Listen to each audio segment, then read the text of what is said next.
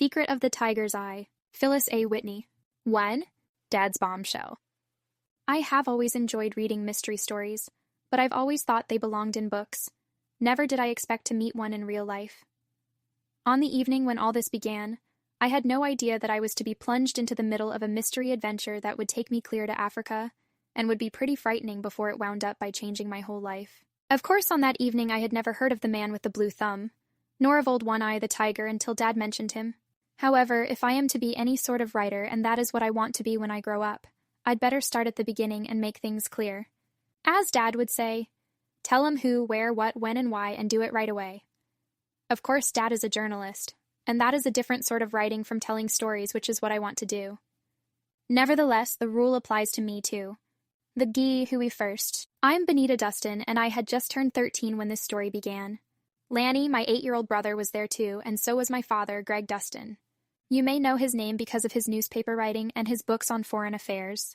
Mother died about 5 years ago, when Lanny was 3, so he doesn't remember her very well. But I do, and I still miss her. We had company for dinner the night this all began. Not very welcome company as far as I was concerned. I had no special objection to Mrs. Karen Monroe, the editor who had published several of Dad's books, but I couldn't stand her son, Joel. I had met him a few times before, and we always managed to get off on the wrong foot with each other. Joel Monroe is good-looking, with dark hair and eyes. Grown-ups always think he is very smart and pay a lot of attention to him. So I decided from the beginning that I wouldn't, which surprised him a little, I think. I'm on the plain side myself, with straight brown hair tied back in a short ponytail, brown eyes, and the family mouth, which means wide. I also have a front tooth that is chipped because I fell on it when I was 10. While I'm on the subject of me, I might as well add that there are some regrettable aspects to my actor. I don't mean to list them all, as I'd like to keep a few things to myself. But I know I get mad too fast, and I'm impatient and like to do things in a hurry. Sometimes I find it very hard to keep my attention on everyday matters, because I am busy making up stories in my mind. On the good side, I have a strong interest in words, and Dad says this is important for anyone. Dad had laughed like anything in the right places when I had read it to him. Now the funny spots fell flat, and I could see Joel wriggling in his chair. Mrs. Monroe had a frozen look on her face, which meant she was trying hard against terrible odds. The whole awful thing ended finally. How had I ever written so many pages? Mrs. Monroe opened her mouth to say something polite when Joel started talking. It couldn't happen like that, he said flatly. I've been reading about fireflies. Nobody knows how their light works, but it couldn't happen that way. Joel, dear, Karen Monroe said gently, I don't think you quite understand. I had had enough. I could feel myself turning the color of the red sun that was about to disappear over the ridge of hills. He's right, I said. It's a terrible story. I ripped the manuscript in two dramatically and shoved the pieces under my chair. That's another of my faults. Sometimes I do things in a big, splashy way that certainly gets attention, but may also result in something I don't want. I had loved that story, and it cost me something to tear it up. But at that moment, holding on to my pride and proving my nonchalance seemed more important. Lanny, the darling, wailed that it was a good story and I shouldn't have torn it up. Dad sighed in the long, exasperated way he has when he's not pleased about the behavior of his offspring. But at least I'd stopped Joel.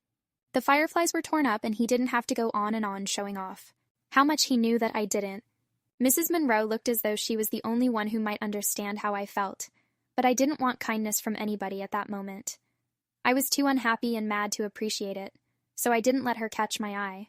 Right then and there, Dad dropped his bombshell news and rearranged our lives with a few words. Dad is a fairly large man with thick dark hair, the wide Dustin mouth, and a sort of tingling excitement about him when he's interested in something. He was plenty interested now.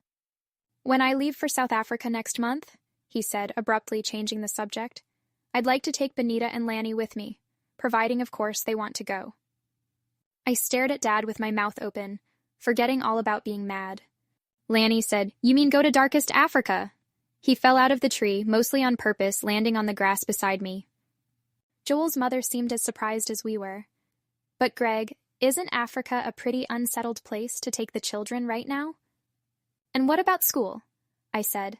Though I'm always glad when school is out, I look forward to having it start again, and I didn't want to get behind my class. Besides, I couldn't take to Africa as quickly as all this. I needed a little time to digest an awfully big new idea.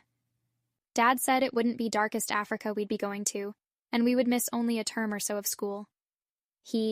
Thought we were smart enough to catch up with some extra work outside. This is pretty important, he told us. Every young person needs a cause to grow up with. I don't know of any bigger cause in the world today than the understanding of people who are different from ourselves. American youngsters need to be not only citizens of the United States, but also citizens of the world. Africa has a big role to play in the future, and most Americans don't know enough about it. This was Dad's favorite subject, and I was all for being a world citizen and seeing as many countries as possible. I took a couple of deep breaths and began to get used to the idea of Africa as a part of my life. But Greg, Mrs. Monroe said, still sounding a bit doubtful, South Africa? He nodded. I know what you mean, Karen. But while the situation there is potentially explosive, things are quiet now, and there are several reasons for going. As you know, I grew up in Cape Town as a boy, and I'm going to write about this ghastly experiment of apartheid in the next book I do for you. Besides, he paused and an affectionate smile lifted one corner of his mouth. Besides, I'm looking forward to seeing Persis again. I want Benita and Lanny to know her too. I had a letter from her this morning, urging me to bring them along. That's what gave me the idea. They can stay with her while I run around the country. I had heard stories about Persis Ware all my life. She was Dad's aunt and great-aunt to Lanny and me. Dad went on to explain about her to Joel and his mother. Aunt Persis must be in her 70s by now, but I doubt that she'll have changed a great deal. She was my mother's older sister, and she was always the adventurous one in the family. When she was in her early 20s, she went off by herself on a cruise around the world. When she arrived in India, she happened to meet Collard Atwood Florian Ware of the British Army. Woody, as she always called him, was 20 years older than Persis, and he had a house full of growing children, recently orphaned by the death of their mother. Persis fell in love with Woody and all his children. So that was the end of the cruise. She knew there would never be another man for her, and there never was. She settled down happily to life in India, and gave those kids the love they needed. She sounds wonderful, Mrs. Monroe said. How did she get to South Africa? When Woody retired from the service, he wanted to move to Cape Town, where they had spent some of their holidays. So he built Persis a perfect monstrosity of a house on a high point overlooking the town, and they settled there. Woody's kids had grown up by then, but she had adopted the son of old friends, a boy named Malcolm, who took the Ware name. When my mother died, she took me on besides. That's how I happened to spend some of my growing up years in that weird house in Cape Town. South Africa is a beautiful, tragic country. Someday, Benita is going to be a writer. I want her to see it.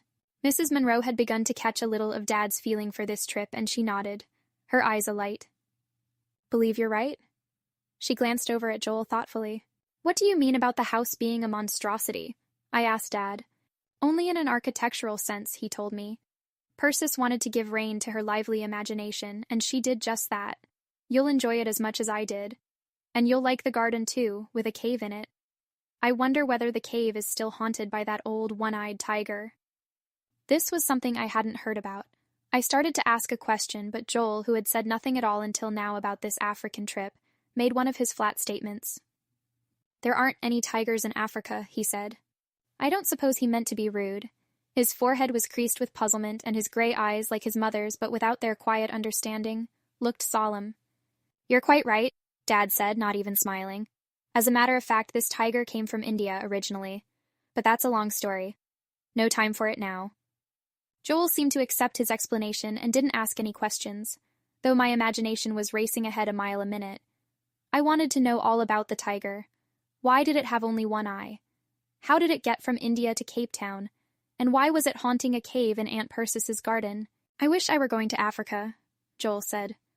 There was so much yearning in his voice that I looked at him in surprise. Why do you wish that? Mrs. Monroe asked quietly. Joel didn't seem able to tell her. As I was beginning to learn, he often had trouble putting his feelings and thoughts into words unless he was quoting a string of facts. He sat there looking as though there was a burning inside him that was too big to be put into words. For a moment I had a flash of sympathy for him. That was the way I felt sometimes when a perfectly wonderful story idea was coming to life in my mind, and I knew I would never be able to capture all its lovely excitement and color on paper. Karen Monroe's eyes grew soft as she looked at him. I suppose that's the way with mothers when their children want something terribly. I could still remember when I was as young as Lanny and had had a mother of my own to look at me in that way. Greg, Mrs. Monroe said, how would it be if you took Joel with you? Now that I understand your purpose, I think Africa would be a most wonderful experience for him too. He has never been out of this country. I gulped and looked quickly at Dad. He was already nodding at Mrs. Monroe, and I knew the cause was lost as far as I was concerned. Joel jumped up and let out a war whoop that made me put my hands over my ears. I told myself that I mustn't be selfish, and that if Dad wanted to take Joel and his mother wanted to send him, I mustn't let them see how I felt. But I didn't feel good. I was only beginning to grasp the fact that I, Benita Dustin, was going off on a trip to Africa. Now I must also get used to the fact that Joel Monroe, whom I didn't like at all and who didn't seem to like me, was going to be my companion on this whole unexpected adventure. I wanted to say, "Dad, how could you?" But of course I didn't. Joel whooped his way around the terrace with Lanny joining in the parade. Lanny always liked everyone. He had no discrimination at all. Then Joel came back and sat down quietly. "Tomorrow," he said, "I'll go to the library. I'll get everything I can find on South Africa, and any of the other places where we'll be." "Good for you," Dad approved. "I hope you'll follow his example, Benita." That at once made me feel contrary, and I decided I wouldn't. It was going to be bad enough to have Joel along, dripping information about how many grains of sand there were in the Sahara, without my helping him along. I tried to look airy and superior and grown up. "What happened to the boy Persis adopted?" I said, ignoring Joel. "What was his name, Malcolm?" There was a little pause before Dad answered. "He died," Dad said, and changed the subject so quickly that I couldn't ask any more questions. Maybe I understand more of what lies behind words than people are willing to tell me. I had a queer feeling concerning Dad's statement about Malcolm Ware. The way his jaw tightened a little, the flat tone of the words, the suddenness with which he changed the subject, plus what I like to regard as my own intuition told me there, was more here than met the eye. I made a mental note to find out more about Malcolm. After that, talk turned on immediate preparations for the trip, passport problems, shots we would have to take, what sort of clothes we would need for spring in South Africa. It came home to me that what I had learned in school about the seasons being reversed below the equator was true and real.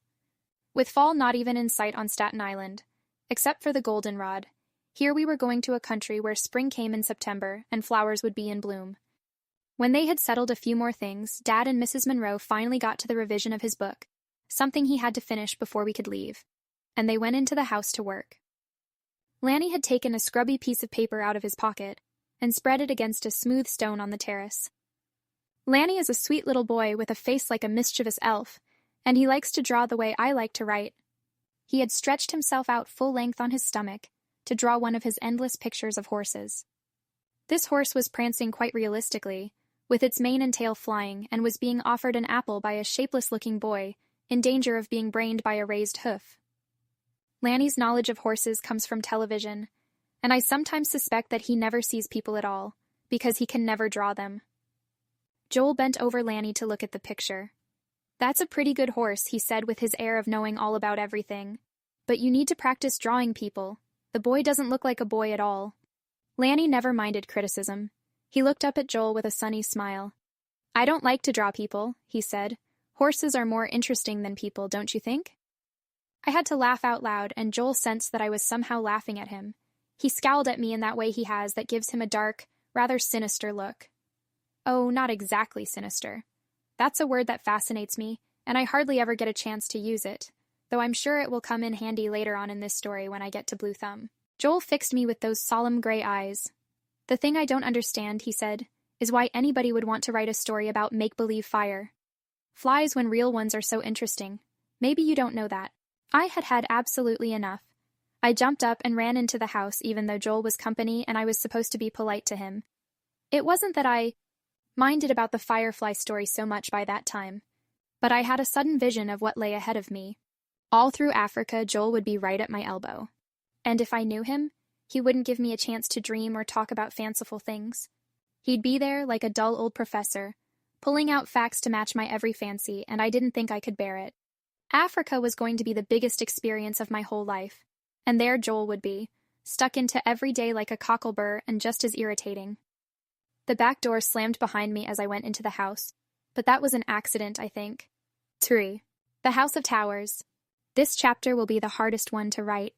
I've never thought before about the trouble an author must have in getting his characters from one place to another. If I give all the details about what happened before we left, and tell the entire story of our plane trip to South Africa, the reader will be bored. And so will I, probably. I know that the real adventure is waiting for us after we get to Cape Town. I'll skip the dull part about getting ready for our trip, and the painful details about the shots we had to have. In fact, there is only one thing I need to cover concerning the time while we were still at home. I don't like to write about it, but it has a bearing on what happened later. It is the talk Dad had with me over what he called my attitude toward Joel. "Benny, old dear," he began, and I started to melt a little inside, the way I always do when he calls me Benny in that voice. I know it means that he loves me a lot and wants terribly to be proud of me. But then he brought in Joel, and I began to resist him. "Benny, old dear," he said again, "I do hope you and Joel will get along well together. Traveling can be very hard on one's disposition, so you'll have to make a real effort. You two have a lot in common. You both like to read. You're both intelligent and able to use your minds. You are exactly the same age. And you know, don't you, that Joel's father died about 8 years ago?" I did know. 8 from 13 leaves 5, which meant that Joel probably couldn't remember his father the way I remembered Mother. That didn't give us much in common there, I thought. I knew Dad wouldn't let me off until I promised to make an effort with Joel, so I said reluctantly that I'd do my best, providing Joel tried too. His behavior was the big question mark in my mind, and it continued to be after we were on our way. Our plane left from New York International Airport at Idlewild, and flying was partly fun. I liked the takeoffs and landings and the meals in flight, served on those little trays. But it was partly dull too, with nothing for hours but an empty blue sky outside and an even layer of clouds that hid the ocean far below. Of course I had a book along and did some reading and some sleeping too. By the time we were over the Mediterranean, the clouds had cleared away, and I could see Spain on one side and Africa on the other. Our first glimpse of Africa made me tingle, and I was glad I had a window seat, with Lanny sound asleep beside me. I could imagine all I liked while Joel and Dad talked to each other across the aisle. I was beginning to realize something about Africa that had never really reached me before, even though I had looked at the map so many times in school. It was something grown-ups didn't seem to understand very well either. Before we left, neighbors would often say, "One know you're going to Africa," and then they'd give me articles cut from the paper about Liberia or Algeria or any one of dozens of places we were to be nowhere near. Africa is bits and pieces. It is east and west and north and south and central, and all different. The people in these bits and pieces speak different languages and have different customs and wear different clothes. They have different religions, too. They don't even understand one another, let alone the rest of the world, and some of them hate one another, even people in small areas who belong to neighboring tribes. We stopped in Accra, the capital of the new nation of Ghana, on the way down. We were there only 3 days, but I'll always remember the beautiful bright colors of the robes the people wore, and the proud way they carried themselves, perhaps because they were independent and their country was growing. Then we spent another 3 days in Brazzaville, right on the Congo River. I stood on the balcony of our hotel room, while a million mosquitoes attacked me and the Congo swept by right at my feet. It was very wide and rather muddy-looking. Across on the opposite bank was the city of Leopoldville, where so much trouble had been going on. There was supposed to be freedom there too, but some of the people were quarreling among themselves, Dad said, and not yet ready to handle a concept like democracy, which means honest voting instead of settlement by force. I stood there and thought, I am in Africa. That is the Congo River. But somehow I couldn't really believe it. Planes go so fast that they leave part of you behind to catch up more slowly with your body. All I could feel was thankfulness that I was full of malaria pills to keep me safe from those mosquitoes. From Brazzaville we flew over jungles and mountains, and at last the Veld country and into Johannesburg. The trip was nearly over, and we were in South Africa at the other end of the world. In the airport, where we waited for the plane that would take us to Cape Town, I saw those upsetting signs for the first time. In South Africa there are 2 languages, English and Afrikaans. Afrikaans was developed by the Dutch settlers. They landed in Cape Town about the same time the Dutch were settling Manhattan. When they moved out into the veld to escape the English, they called themselves Boers, which simply means farmers. It is pronounced Boer, by the way, as I had to learn. Now the descendants of those people are called Afrikaners, and the language they speak is Afrikaans. So these signs in the airport read, Slegs vir blanks, and underneath Europeans only. Dad has always said that prejudice against another person's color or religion is a vicious thing, and should be fought wherever we find it, whether in our own country or abroad. I nudged him to make him look at the signs, but he had already seen them. After all, he Had lived in this country as a boy, and he looked at my face instead. "They make you angry, don't they?" he said. "Aye, that's fine. Stay angry with intolerance, Benny, but don't go trying to fight it in a foolish way. Other people have their viewpoints too, and sometimes they have problems so big they don't know how to lick them problems that have been handed them by their ancestors. Understanding is the important key, remember that. Getting people together. That unlocks everything." Joel didn't hear what we were talking about because the loudspeaker was announcing our flight, first in Afrikaans, then in English. The trip to Cape Town took only a few hours. It was late afternoon when we left and evening when we arrived. Aunt Persis sent a car to meet us. The night was dark and mists had come down over the mountains. As we drove into town, we could see the lights of Cape Town spread out in a great patterned carpet below us, stretching to the edge of Table Bay. I was sorry I couldn't glimpse Table Mountain, because Dad had been telling me about it ever since I was little, and I was eager to see whether it was as tremendous a sight as he claimed. The air was briskly cold, and we knew how far behind we had left the warm New York September. We could see Warehouse by the light of street lamps when we drove up, and I fell in love with it on sight. It was mostly brick, painted white, and the entrance section wore a peaked cap, decorated in cocoa-brown beams and curlicues, like those I had seen in Swiss chalets. But nothing else about that house was Swiss. There were 2 towers, one rising on each side of the entrance. The left-hand tower had a steeply slanted roof, with a crowing cock weather vane at the pointed top. The other tower came straight out of King Arthur's times and was square, with a battlement of crenellated walls running around the top, and a tiny sentry box in one corner. I could have stood there for a while just staring at Warehouse, but a maid in a white head covering opened the door and was inviting us in. Aunt Persis awaited us in a drawing room that ran along all one side of the house and had windows overlooking Cape Town. We saw right away why she had not come to meet us. She sat in a big armchair with a cane beside her and one foot extended on a green velvet cushion. Dad went straight across the huge oriental rug that covered the floor and bent over Aunt Persis to give her a bear hug and a kiss. She clung to him, laughing and crying a little at the same time, and I didn't have a good look at her until Dad let her go and turned around to introduce the 3 of us. We were standing near the door feeling a bit awkward and uncertain. At least I was, and Lanny was acting shy. Joel was already looking around at all the interesting things the room contained. "This is Benita," Dad said, "and here's Lanny, and this is Joel Monroe, who has come along with us as I wrote you." The woman in the chair was dressed in a flowing silver-gray gown made of soft, filmy material. Around her shoulders was a knitted capelet of a deep gentian blue. Her hair matched the silver shade of her dress, and she wore it swept up all around and held in place with little jade-studded combs. There were wrinkles around her eyes and deep grooves at each side of her mouth.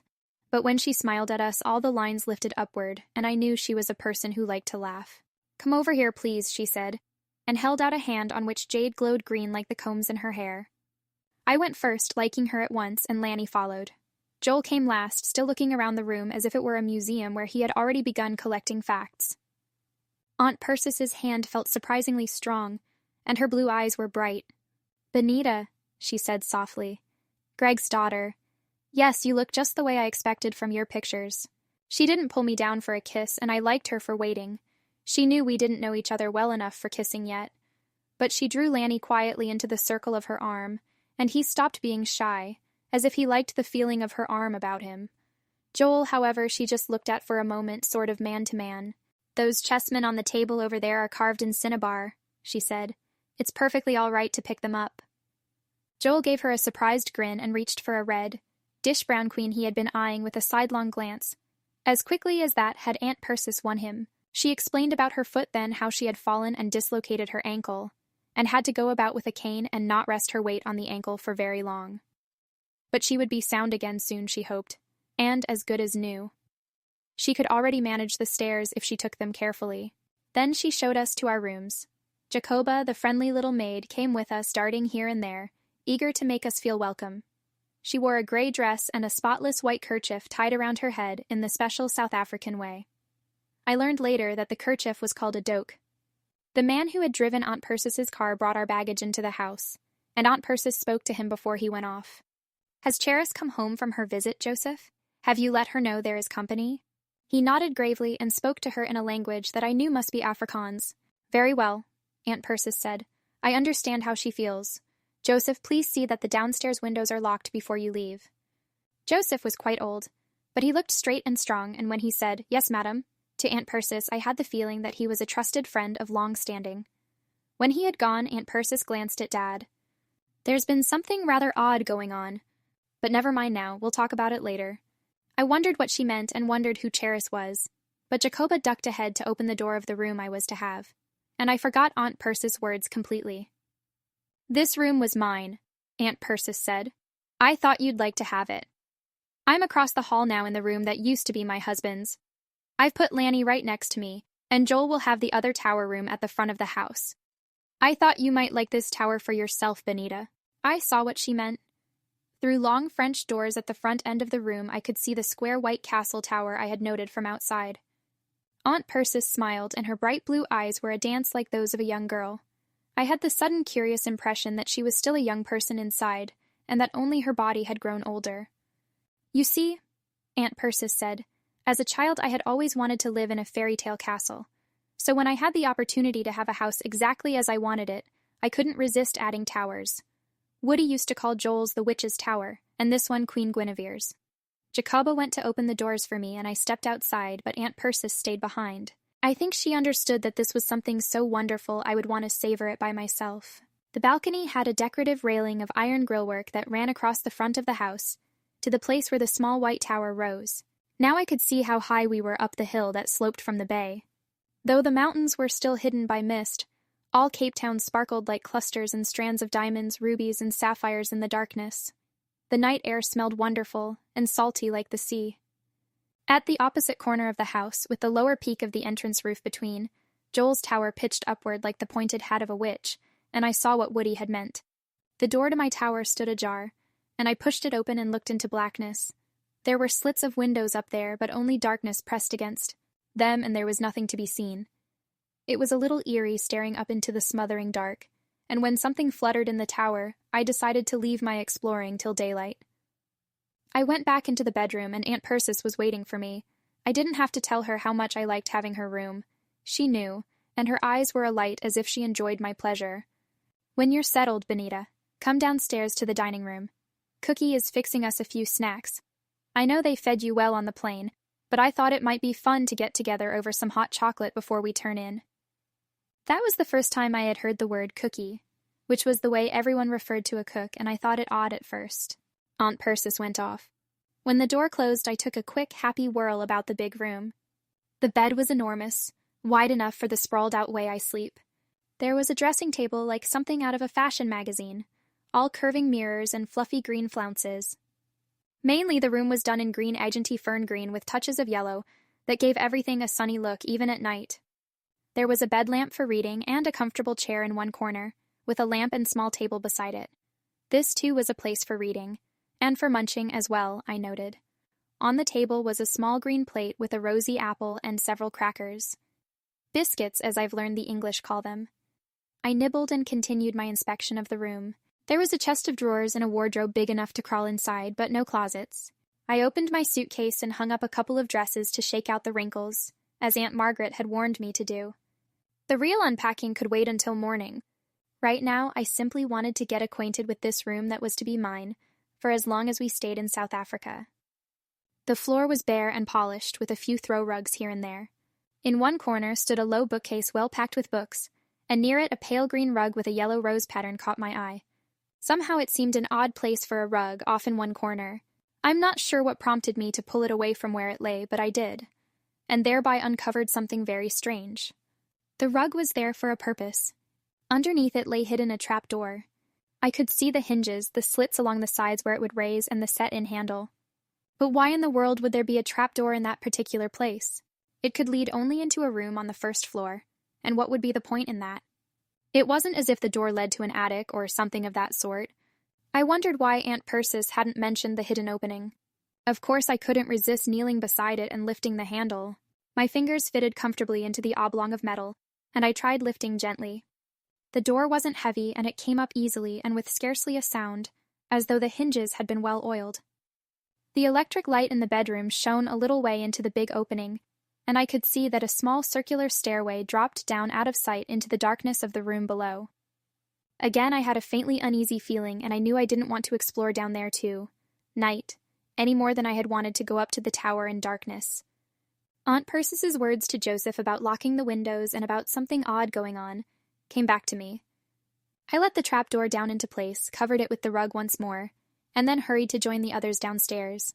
When I went into the wide hall that ran from the front to the rear of the upper floor, I saw Joel coming out of his own tower room. He saw me, but he didn't wait.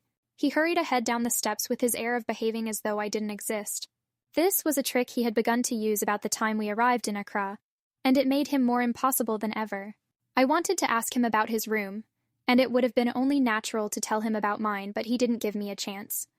The stairs were wide, with a graceful turn to them that seemed to fit the curve of the hallway below, and the steps were so softly carpeted you could scarcely hear a footfall. I noticed the directions the steps turned, and when I reached the foot I glanced at several closed doors that followed the line of the hall. There, I thought, that door must open into the room with the stairs leading down from my bedroom. But the door was closed, and this was no time to investigate. Tomorrow I would certainly have to ask Aunt Persis about the mystery of the trapdoor, and more about the circular stairs. Them, and there was nothing to be seen. It was a little eerie staring up into the smothering dark, and when something fluttered in the tower, I decided to leave my exploring till daylight. I went back into the bedroom, and Aunt Persis was waiting for me. I didn't have to tell her how much I liked having her room. She knew, and her eyes were alight as if she enjoyed my pleasure. "When you're settled, Benita, come downstairs to the dining room. Cookie is fixing us a few snacks. I know they fed you well on the plane, but I thought it might be fun to get together over some hot chocolate before we turn in." That was the first time I had heard the word cookie, which was the way everyone referred to a cook, and I thought it odd at first. Aunt Persis went off. When the door closed, I took a quick, happy whirl about the big room. The bed was enormous, wide enough for the sprawled-out way I sleep. There was a dressing table like something out of a fashion magazine, all curving mirrors and fluffy green flounces. Mainly the room was done in green, a genty fern green with touches of yellow that gave everything a sunny look, even at night. There was a bed lamp for reading and a comfortable chair in one corner, with a lamp and small table beside it. This, too, was a place for reading, and for munching as well, I noted. On the table was a small green plate with a rosy apple and several crackers. Biscuits, as I've learned the English call them. I nibbled and continued my inspection of the room. 3. Out of the darkness. I went on toward the dining room into which Joel had vanished. Here in the hallway the air was chill, but when I stepped through the door Joel had left open for me, I found myself in a warm, comfortable, lived-in room, where a bright coal fire burned in a small grate. Lanny was already at the table, sipping a cup of hot chocolate in which a big marshmallow floated. The elegant drawing room had awed me a little, but this room looked somewhat shabby and thoroughly comfortable. I joined Dad and the boys at the table, where no one was waiting for anyone else, since this was an informal snack, and Aunt Persis greeted me with a smile from her place in a chair near the fire. "Not a stick has been changed in this room, has it?" Dad asked, stirring his tea and looking affectionately at a massive sideboard with a lot of carving down its front, and at the huge silver coffee service upon it. Aunt Persis seemed pleased that he had remembered. "We always use this as a sitting room more than we did the drawing room. It's more comfortable to heat with a grate fire, and if it's scarred as to furniture, well, some of that's a bit of your fault, Greg dear." Aunt Persis was an American, of course, but she had lived among the English for so long that her accent was often a bit mixed, and some of her terms were English. Dad smiled at her and nodded. I remember the time I made an ugly dent in this very table by dropping a metal wrench on it, but Malcolm did his share too. That chip off the corner of the mantel, for instance. My efforts at home to find out more about Aunt Pear, Sis' adopted son, had got me nowhere. Dad always slid away from the subject in an odd way. He said that Malcolm had died tragically, and he didn't want to talk about him. But now he had brought up Malcolm's name without checking himself, and there was a brief silence in which Aunt Persis bent over to poke at the fire, and we couldn't see her face. Dad cleared his throat in a self-conscious way and changed the subject abruptly. "Tell me," he said, "is that old cave in the garden still open?" Aunt Percy finished with the fire and sat back in her chair, easing her foot on a small leather hassock. "Of course," she said, smiling, though something of the sparkle had gone out of her eyes. After all, that cave was one of the attractions this place had for me from the start. Not that I've been in it for years. The entrance is too difficult for me now, but it's there, and I'm sure the children will enjoy it. "What about old One-Eye?" Dad went on. "Do you still have a tiger haunting the premises?" Aunt Persis raised a finger to hush him, and I suspected she was only half making believe. He's been asleep for ages. Let's not wake him up. Joel stared at her over his cup of chocolate, and I knew what was coming. What is this about a tiger haunting that cave? He asked. Mr. Dustin mentioned it back home on Staten Island, and I don't see... Aunt Persis smiled at his solemn expression. Our tiger ghost began when we had a Malay cook many years ago. There are a lot of Malays in Cape Town, and some of the less well-educated believe in magic and all that sort of thing. This woman was sure the cave was haunted, and she knew it was Old One-Eye coming around.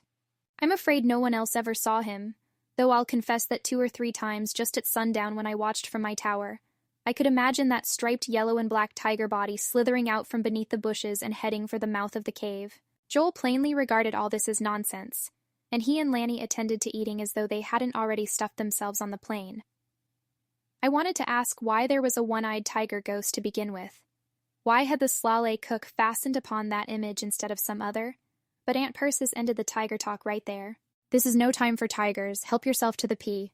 Nut butter, Benita. If you'd like more tea, Greg, the teapot is right in front of you under the cozy. Dad lifted the knitted cover that kept the teapot. Warm. My hot chocolate was wonderfully sweet and warming. It gave me a comfortable, beginning-to-be-sleepy feeling as it went down. In spite of the meal on the plane, I found there were still corners that would hold bread and peanut butter. While we were eating and talking, Jacoba came to the door and said a few words in Afrikaans to Aunt Persis. Benita, Aunt Persis said, Cookie has gone and Jacoba is about to leave. I've told her not to wait for these dishes. Since you're closest, will you save my foot and run out to lock the door after her? I followed Jacoba out to the kitchen. She gave a last look all around to make sure things were right, then opened the back door on misty darkness. I said goodnight and closed the door behind her, shooting the bolt across. Before returning to the dining room, I too stood for a moment looking around the big, cheerful room that made our Staten Island kitchen look tiny. Should I turn off the light? I wondered. The switch was near a back window, and I went over and put my finger on it. That was when something very odd happened. In the fraction of a second before the light went out, I was looking right at the closed window, its glass reflecting the room against black night outside. In that instant, it seemed to me that a face appeared beyond, showing through the reflection, staring at me. Then the light was out, and I stood for a few seconds in complete darkness, startled and a little frightened. My glimpse of the face had been so brief that I couldn't describe it, even to myself. I didn't know whether it was man, woman, or child. My light-dazzled eyes could see nothing out. Side the window, I flipped the light on again to check what I had seen, but the face was gone. A tree branch swayed gently in a breeze and scraped against the glass, and that was all. Perhaps it was only the branch I had seen in the first place. But no, there had been eyes staring. I had had a distinct sensation of eyes watching me that I couldn't easily forget. I went back to the bright dining room, feeling very queer. Lanny saw me first. You look as though you'd seen the tiger ghost, he said. If it hadn't been for Joel, I might have tried to tell them what I had seen, or thought I had seen. Already the experience was fading, and I was becoming unsure. I knew Joel would be impatient over imaginary notions, so I merely said I was cold, and sat down to finish my hot chocolate.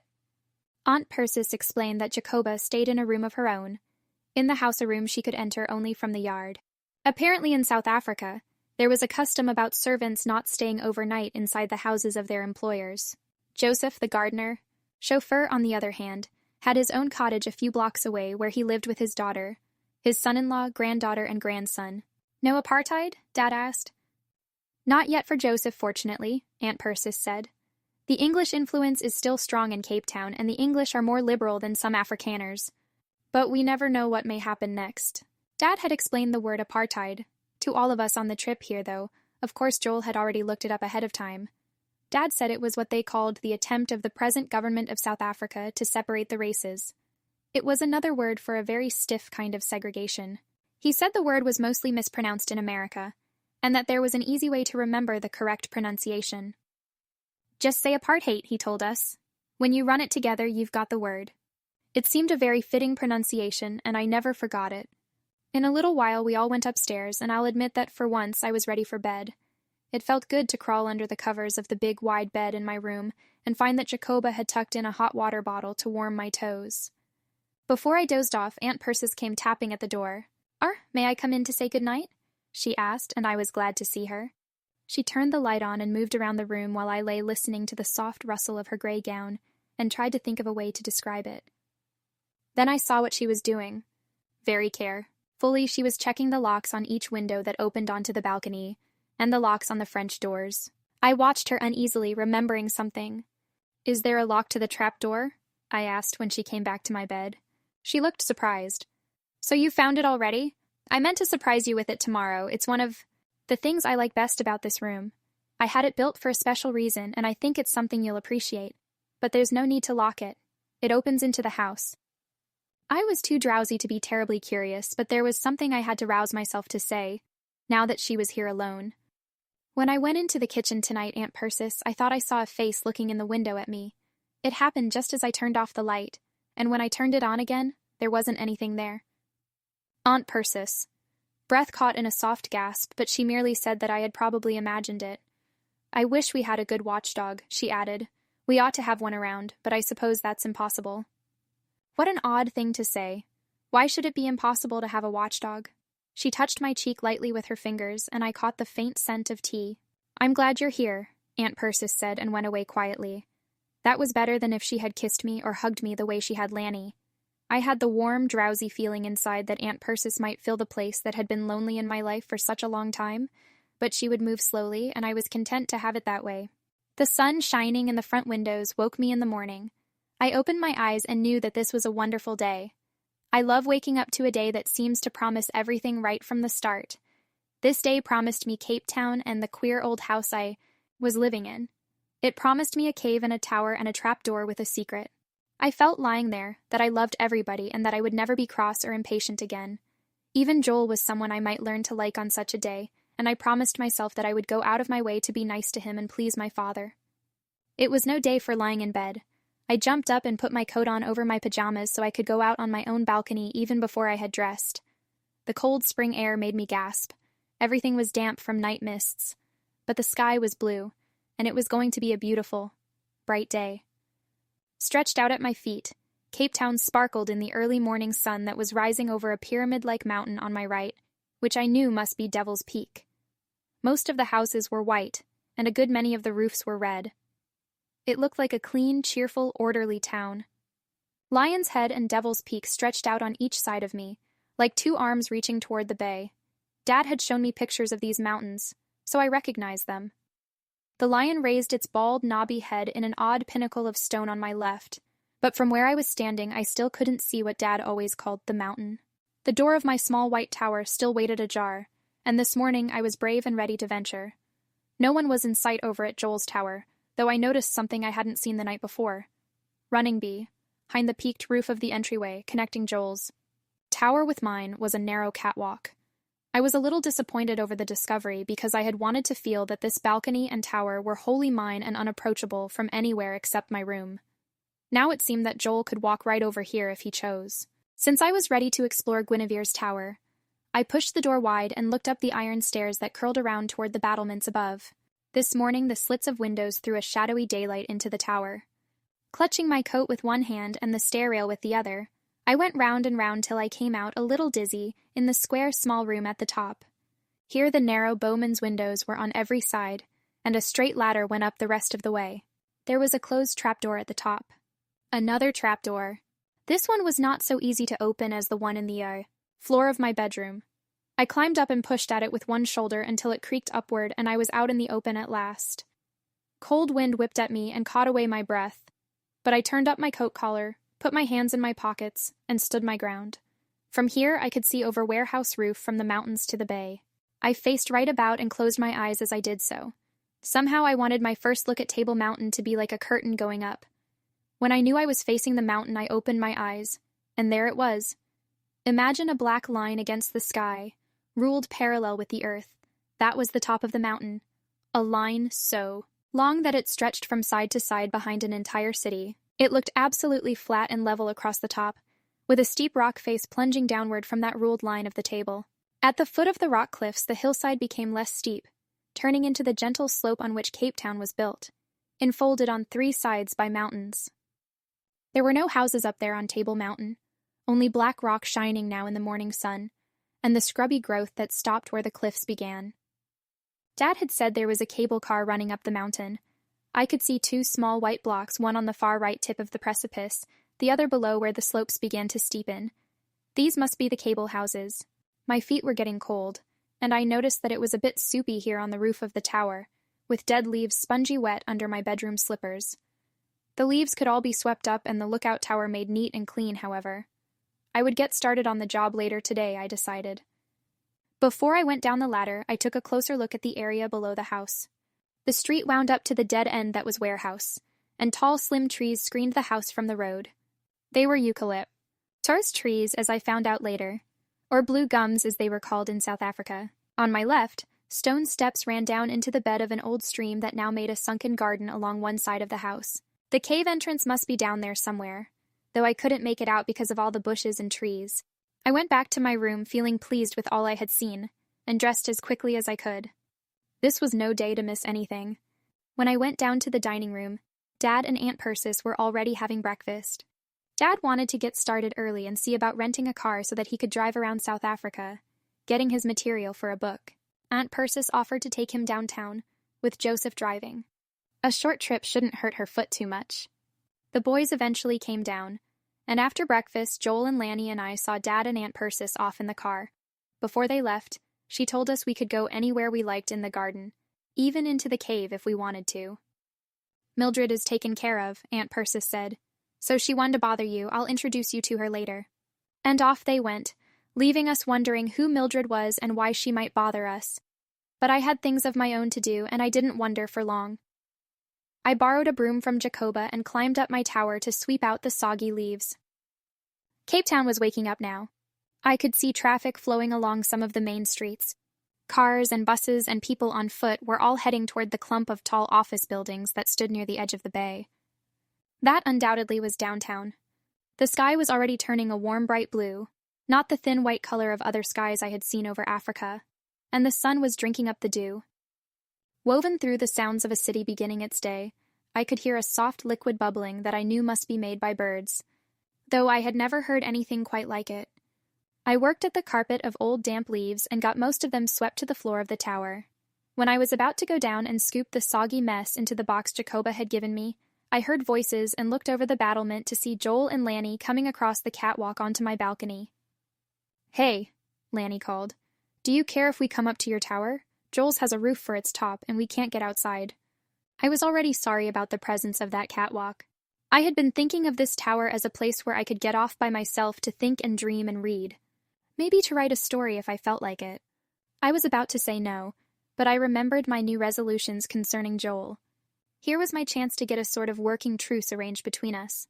So I smiled at them cheerfully and said, "Sure, come on up. Fire, the attack in the cave." Joel came up first in that energetic way he has, and Lanny trailed eagerly after him. The very first day of the trip, Lanny had attached himself to Joel, which was natural enough, I suppose, since they were both boys, but sometimes I felt as though I had lost the teal brother who used to follow me around. The tower wasn't very big on top, and the space seemed crowded with 3 of us there. Joel didn't spend much time on the view. He leaned over the side where the garden dropped down into what had once been a stream bed far below. "Where do you suppose the cave is?" he asked. The 3 of us studied the sunken garden. I thought the entrance might be where a low-lying shadow showed beside some rocks, half hidden by crowding bushes. "It could be," Joel said as I pointed it out. "Let's go down and find out." He raised his head, listening to the bird sounds that came to us from the city below. "Doves," he said. "I've read about the Cape Town doves." As I turned to listen to the dove sounds, my eye caught a flash of some movement down in the garden.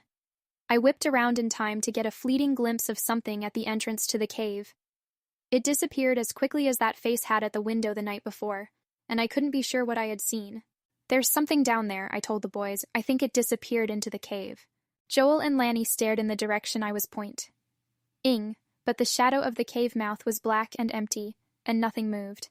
"The one-eyed tiger, I suppose," Joel said. "Maybe it was," I told him, feeling cross again. I had seen something and I didn't want to be teased about it. "Well, let's find out," Joel said reasonably. He started down the ladder and the turning stairs, and Lanny ducked after him.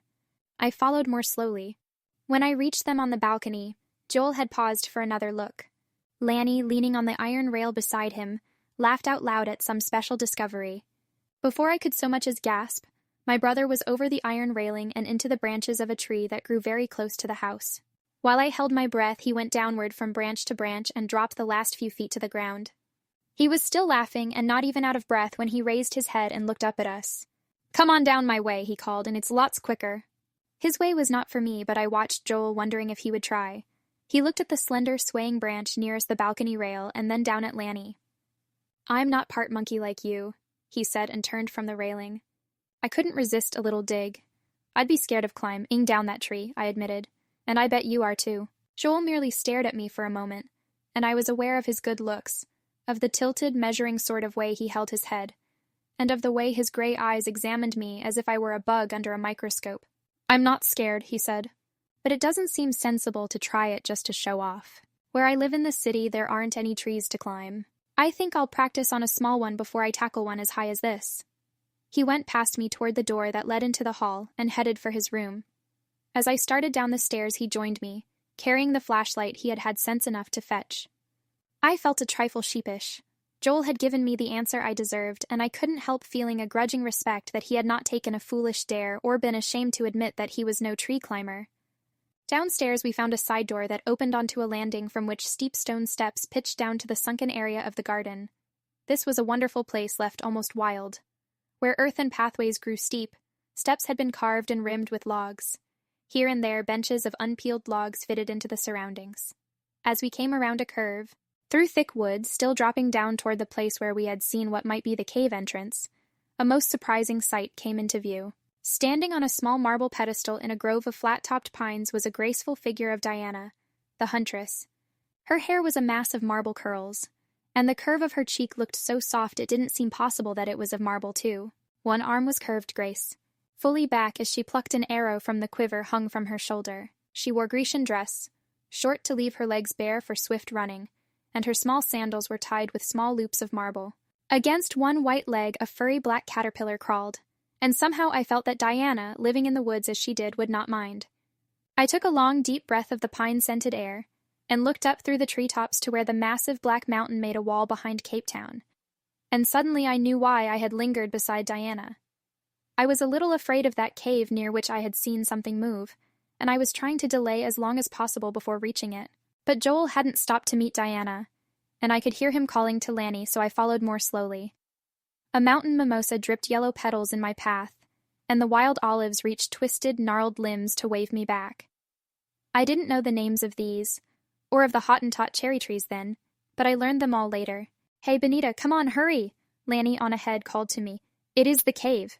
That jarred me out of my hesitation. If anything was wrong in that cave, I couldn't let Lanny rush into some unknown danger. But I was too late now, and I reached the cave in time to see Lanny crawl sideways like a crab and disappear into the shadowy mouth. "Don't let him go in alone," I shouted to Joel. "He hasn't any sense about dangerous places. He may get hurt." Joel was already shining his flashlight through the opening, and in another moment he too had disappeared. There were no yells to show they had run into trouble, so I got down on my hands and knees to look through the rather narrow mouth of the opening.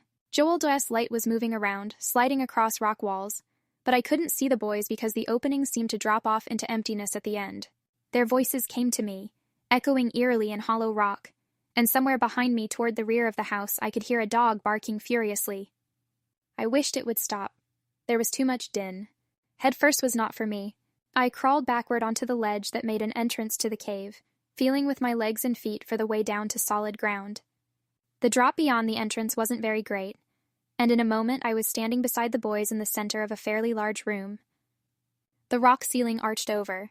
Head, brown and ridged and irregular, and the walls seemed porous with shadowy hollows. Slowly Joel moved his flashbeam around, but there was only the one entrance and no rear exit from it. Had I been mistaken about that flash of movement I had seen, or had whatever it was heard us coming in time to escape through the front entrance before we caught him? "That's funny," Joel said, searching the walls carefully with the light. "This whole garden was a stream bed once, and the water flowing down from the mountain must have hollowed out this cave. But water wouldn't make one neat little room and then back out. It had to wear its way through someplace, even if it dammed up for a time here in the cave. It would go underground or up to the surface, but there isn't any way out." Lanny began to caper about noisily. His yells sounded as though a wild Indian were loose in the cave, and I wished he would stop, because his shouting made me uneasy. As he capered, his foot struck some thing that went clattering away across the floor of the cave, and he cut off his yells as though somebody had pushed a button. There's something here," he said. Joel, put your light on the floor so we can see what I just kicked. Joel obliged, and for a moment we saw nothing but the damp, dark floor of rock under us, worn smoother than the walls by the rushing water that had once poured over it. Then the beam moved on and caught something long and white and knobby at each end. I stared in dismay, and as the light made a circle around us, I saw that the outer edges of the floor were strewn with similar objects. It was a cave filled with bones dry and white and picked very clean. The sight unnerved me completely. Let's get out. Of here's, I cried. Wait, there's nothing down here but bones. The awful fear that the next thing I might see would be a skull made me stumble blindly toward the place where a little daylight had filtered through the entrance, and where, strangely, there was no daylight. Now. Wait, Joel said, and there was a command in his voice that halted me in my headlong dash. I looked up at the cave entrance where daylight should have been, and my heart came right up in my mouth. There, blocking our only way out, stood a huge animal as big as a tiger. I could see its yellow eyes shining in the light of Joel's flash. Even as I watched, it gave a horrible, echoing roar, and leaped through the entrance and down upon us. Upon me, since I was the nearest one. The huge tiger paws struck me in the chest and knocked me backward to the floor. I would have given my head a good bang on the rock, except that Lanny was behind me and Joel behind him, so we all went down like a pack of cards. The creature snarled ferociously, holding me down with its heavy weight. I could feel a hot breath on my face and the wetness of saliva from its tongue. I couldn't even scream, though I knew now what had left the bones in the cave and knew I was about to be eaten alive. I'll have to give Joel plenty of credit for saving me in the face of danger. He might be reluctant to climb down a tall tree, but he didn't hesitate now. He had lost his flashlight when the creature had leaped at us, but he started pummeling it around the head and ears with his fists and pushing and pulling at its fur. I could feel him struggling above me, and once the animal shifted its weight from me in order to make a snarling snap at Joel. In the meantime, Lanny had picked himself up and gone wriggling out through the entrance, yelling to good effect, now yelling for help. Joel gave the creature a great blow on the ear with his fist, and to my surprise, it suddenly gave up. It took its huge paws off my chest and rolled off me completely, making a whimpering sound as though it had been hurt. Joel fumbled around for the flashlight and turned the beam full in the creature's eyes. It blinked and whined, regarding us with a hangdog expression. I found myself looking at the biggest, saddest, most cowardly St. Bernard dog I had ever seen in my life. I like dogs, and I sat up and began to laugh a little hysterically. This silly creature wasn't going to eat me, even though it had roared and leaped at me with paws as big as hams. Lanny came back with Jacoba, and we heard her calling from the cave entrance, speaking to the dog in Afrikaans. I didn't understand the words, but I knew she was scolding it, and she seemed to be calling it Mildred. The big dog slathered her tongue around her jowls, looked at us mournfully, and jumped back to the entrance ledge and went into the garden. Joel reached out a hand and pulled me up. "You all right?" he asked. "I'm all right," I said shakily. "Thanks to you." I followed him into the sunlight, still laughing because I couldn't stop. I had been so badly frightened, and now I was so relieved that I couldn't do anything else but laugh, especially at the sight of that huge, sad old dog named Mildred, whom I had thought was going to eat me up. Jacoba pointed to the frayed cord attached to the creature's collar to show us that she had got loose. I heard the sound of a car stopping on the driveway that curved above the sunken garden and looked up to see Joseph helping Aunt Persis out. She walked to the edge of the drive, leaning on her cane, and looked down at us, standing in the open space outside the cave. "What is it?" she asked. "Has something It was Joel who told her, and he didn't spare my feelings. He explained how I had been sure I'd seen the tiger go into the cave, how I had thought the bones down there left by a man-eating beast, and how Mildred had attacked me. "You should have seen her." Joel was laughing himself now, but I was not. Benita thought that old tiger had her for sure, and that she was going to be eaten up. This was perfectly true, but I didn't like my foolishness being exposed for Aunt Persis's amusement. The momentary friendliness I had felt for Joel when he came to my rescue before he knew what the creature was faded away. "That Mildred," Aunt Persis said. If they ever gave her a rescue job in the Alps, she'd botch it up somehow. I'm sure burglars could walk off with everything in this house, and she would never so much as growl. Yet she won't have another dog on the premises. She sets up such jealous, yowling objections that we can't stand it. The only place she ever defends is that cave, where she hides her old bones instead of burying them outside as any proper dog would. Aren't you ashamed, Mildred? Such a bad dog. These children are friends." The big St. Bernard looked so unhappy that I felt sorry for her. After all, how could she know we weren't going to steal her bones when she had never been introduced to us? She rolled big brown eyes. They weren't yellow, after all, as they had looked in the flashlight's glare. Her jowls drooped still more. In fact, she drooped all over. I went over and knelt beside her. "I forgive you," I said, patting her. "You didn't hurt me and everything's all right now, don't you worry." Maybe she didn't understand exactly what I was saying, but I think she knew what I meant by the tone of my voice. She thumped her tail in a frenzy of pleasure and lolled out her tongue, panting noisily. A hopeful look came into her eyes, as though someone had told her she needn't be shot at sunrise after all. I put my arms around her neck to give her a good hug, and she snuggled up to me like a puppy. "You'd better watch out," Aunt Persis said. "The big tragedy in Mildred's life is that she wasn't born a lapdog. If you encourage her, you'll have her trying to sit on your shoulder or curl up in your pocket." I disengaged myself with a final pat and went back through the garden to join Aunt Persis. The boys had decided to return to the cave. But I had had enough of caves for one morning. Besides, I was still smarting from the fun Joel had made of me. "Your father has his car," Aunt Persis told me. "He'll drive it around a bit and then come back here to pick up his things before he heads for Durban." For a moment I wished I were going with him, wished I were going anywhere to escape Joel. Then I remembered what a fascinating house this was, and that there were still so many questions I wanted answered. No matter what Joel did, I mustn't let him spoil my stay in Cape Town. "Suppose I show you what's under the trap door while the boys are busy," Aunt Persis said, as though she understood what I was feeling. She took my arm to steady herself, and we walked slowly into the house. She leaned heavily on her cane as well, and seemed to hate the handicap of her injured ankle. I could imagine that Persis Ware had moved on the lightest of feet, and that she resented any sort of physical hindrance now. Before the entrance to the room over which I knew the trapdoor must lie, she paused and nodded to me. "You may go in, Benita. I think you'll like what you find inside." Fight. The story of Old One-Eye. I opened the door eagerly. The room was dark, and I felt for the light switch on the wall. An old-fashioned chandelier sprang alight, banishing shadows, and I saw that this was a room given over to books. It was the sort of room I had read about in stories. A real library such as few modern houses have space for. Aunt Persis smiled at my delighted gasp. We're both bookworms, I know. When Woody, my husband, was building this house, I told him I wanted a library that I could get into easily in the middle of the night. Often I don't sleep well, and I want books to read. But how can I know at the time I go to bed what book will be exactly the one I may want at 2 a.m? So this is what we worked out. She nodded toward one corner, and I saw the circular stairs I had glimpsed last night, curling steeply down from the bedroom, open on all sides except for a handrail, and ending in this room full of books. I looked about the room with my sense of delight increasing. Into the outside wall was built a small fireplace with coals ready laid for a cozy fire.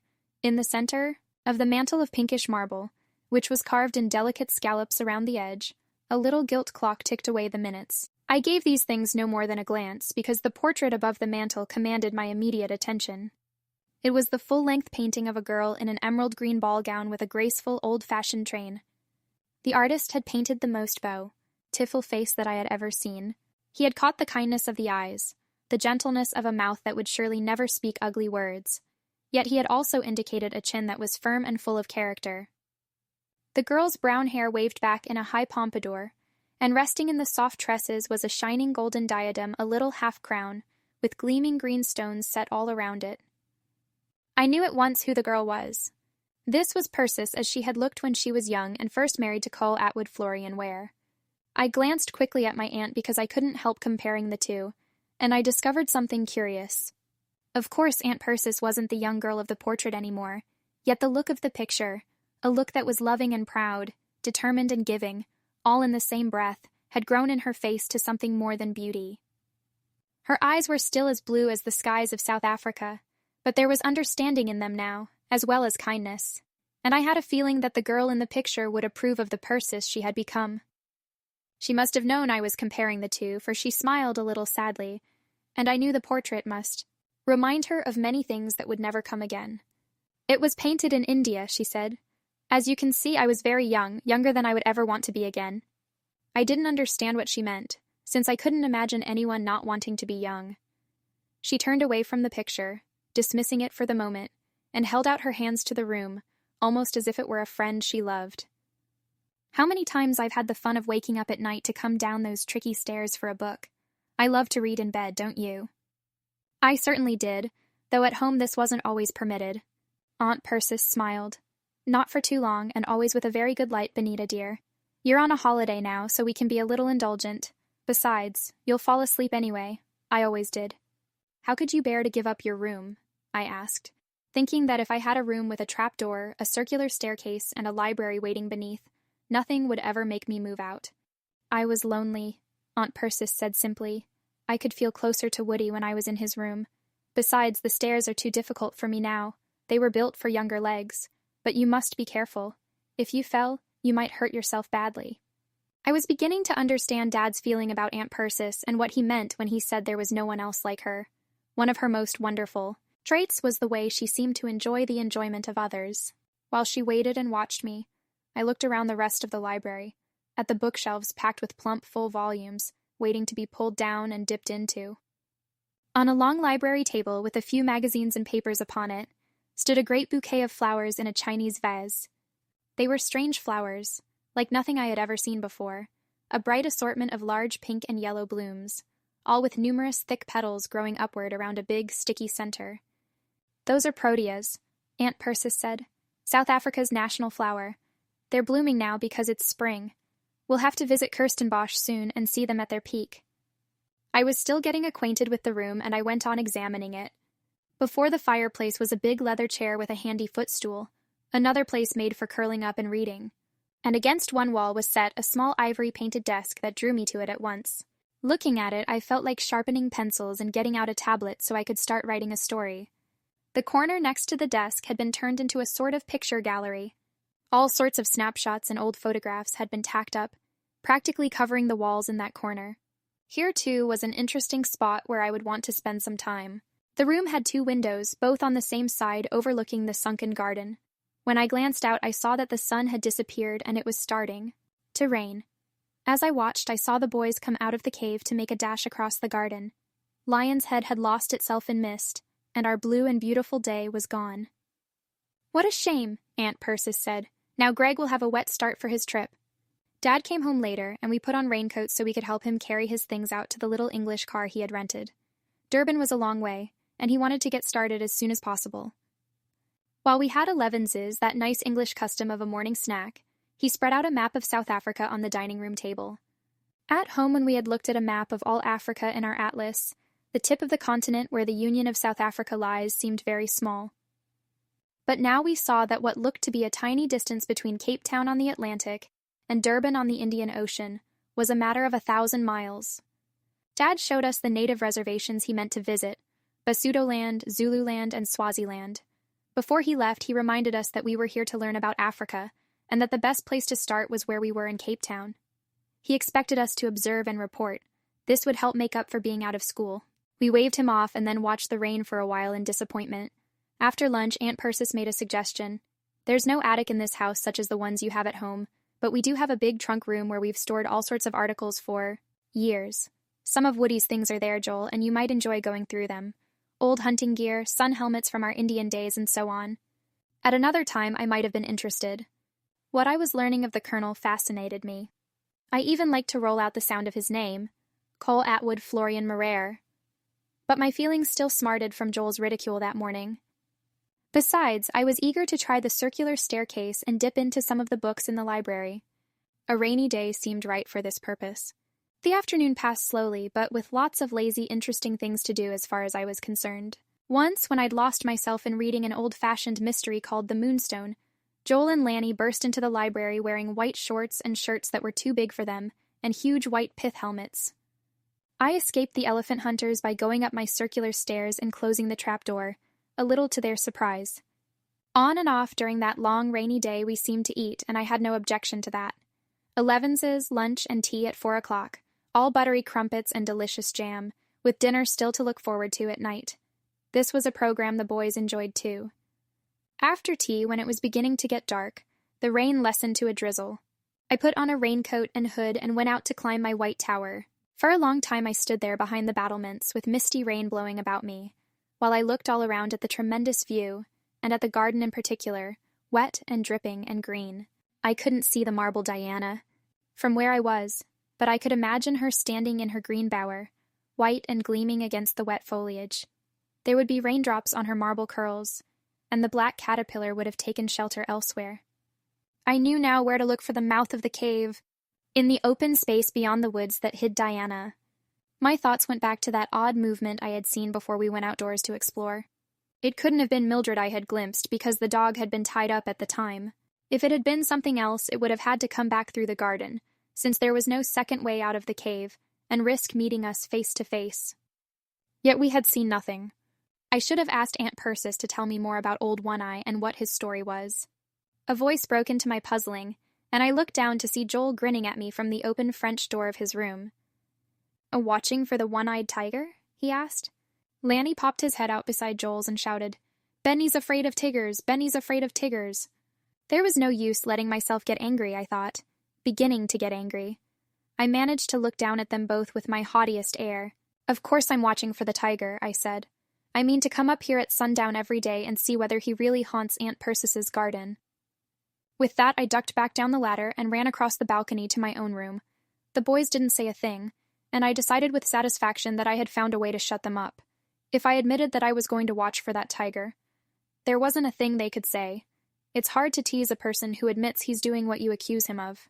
I took off my rain things and went purposefully downstairs to look for Aunt Persis. I found her sitting alone in the big drawing room.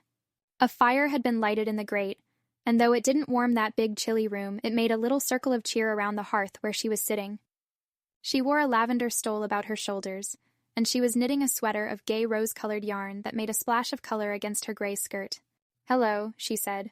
"How jolly to have someone to keep me company." I must have looked puzzled as I glanced around the big room, because she answered my question before I asked it. "I hate houses that have rooms that are shut up and kept for special occasions. This used to be a room for holding parties, but I don't do that sort of thing anymore. And since it's not a very comfortable room, it would stand neglected if I didn't put it to use some of the time. I like a house to feel lived in." A fat green hassock sat invitingly before the fire, and I dropped down on it and put my chin on my hands, watching the changing spears and flowers of fire in the grate. What is it about flames that makes them so endlessly fascinating? We have a fireplace in our house on Staten Island, and I've never grown tired of watching flames lick up the wood we give them to eat. A coal fire is interesting in a different way because of the black caves of coal, haunted by flickering blue light, and the crunch of red coals falling, and the spit and sparkle as ash drops through the bars of the grate. But I hadn't come here to dream over a fire. "Aunt Persis," I said, "tell me about the one-eyed tiger. Why did your Malay cook think a tiger from India was haunting your garden?" Aunt Persis's blue eyes took on a remembering look, and she watched the fire too, paying no attention to the rhythmic movement of her fingers with the needles and rosy yarn. "He was a wicked old beast," she said, "a real man-eater and dangerous to the villages near where we were stationed. Yet I always felt a little sorry for him. He had been badly hurt when he was young. There was a big scar over his left eye socket, they said, and the sight was gone from that eye. The wound had brought him pain, but it must have given him courage and wisdom too. Oh, he was a brave one, make no mistake about that. He was middle-aged and right at the peak of his cunning, so that he was feared more than beasts that were younger. Woody knew the tiger would have to be killed, though killing wasn't something my husband enjoyed. He never went hunting for fun. For meat at times, yes, or because the villages had to be protected from such marauders as Old One-Eye. She paused, losing herself in memories for a moment, and I waited, not wanting to break in on her private thoughts. After a little while, she continued. There was a fabulously wealthy and important Rajah living in our district at that time, and he and Woody became good friends. One day they went out on an expedition with their bearers to track down the tiger. But Old One-Eye was clever, and he circled around to approach from the rear. He nearly killed the Rajah, but Woody was always cool in a crisis.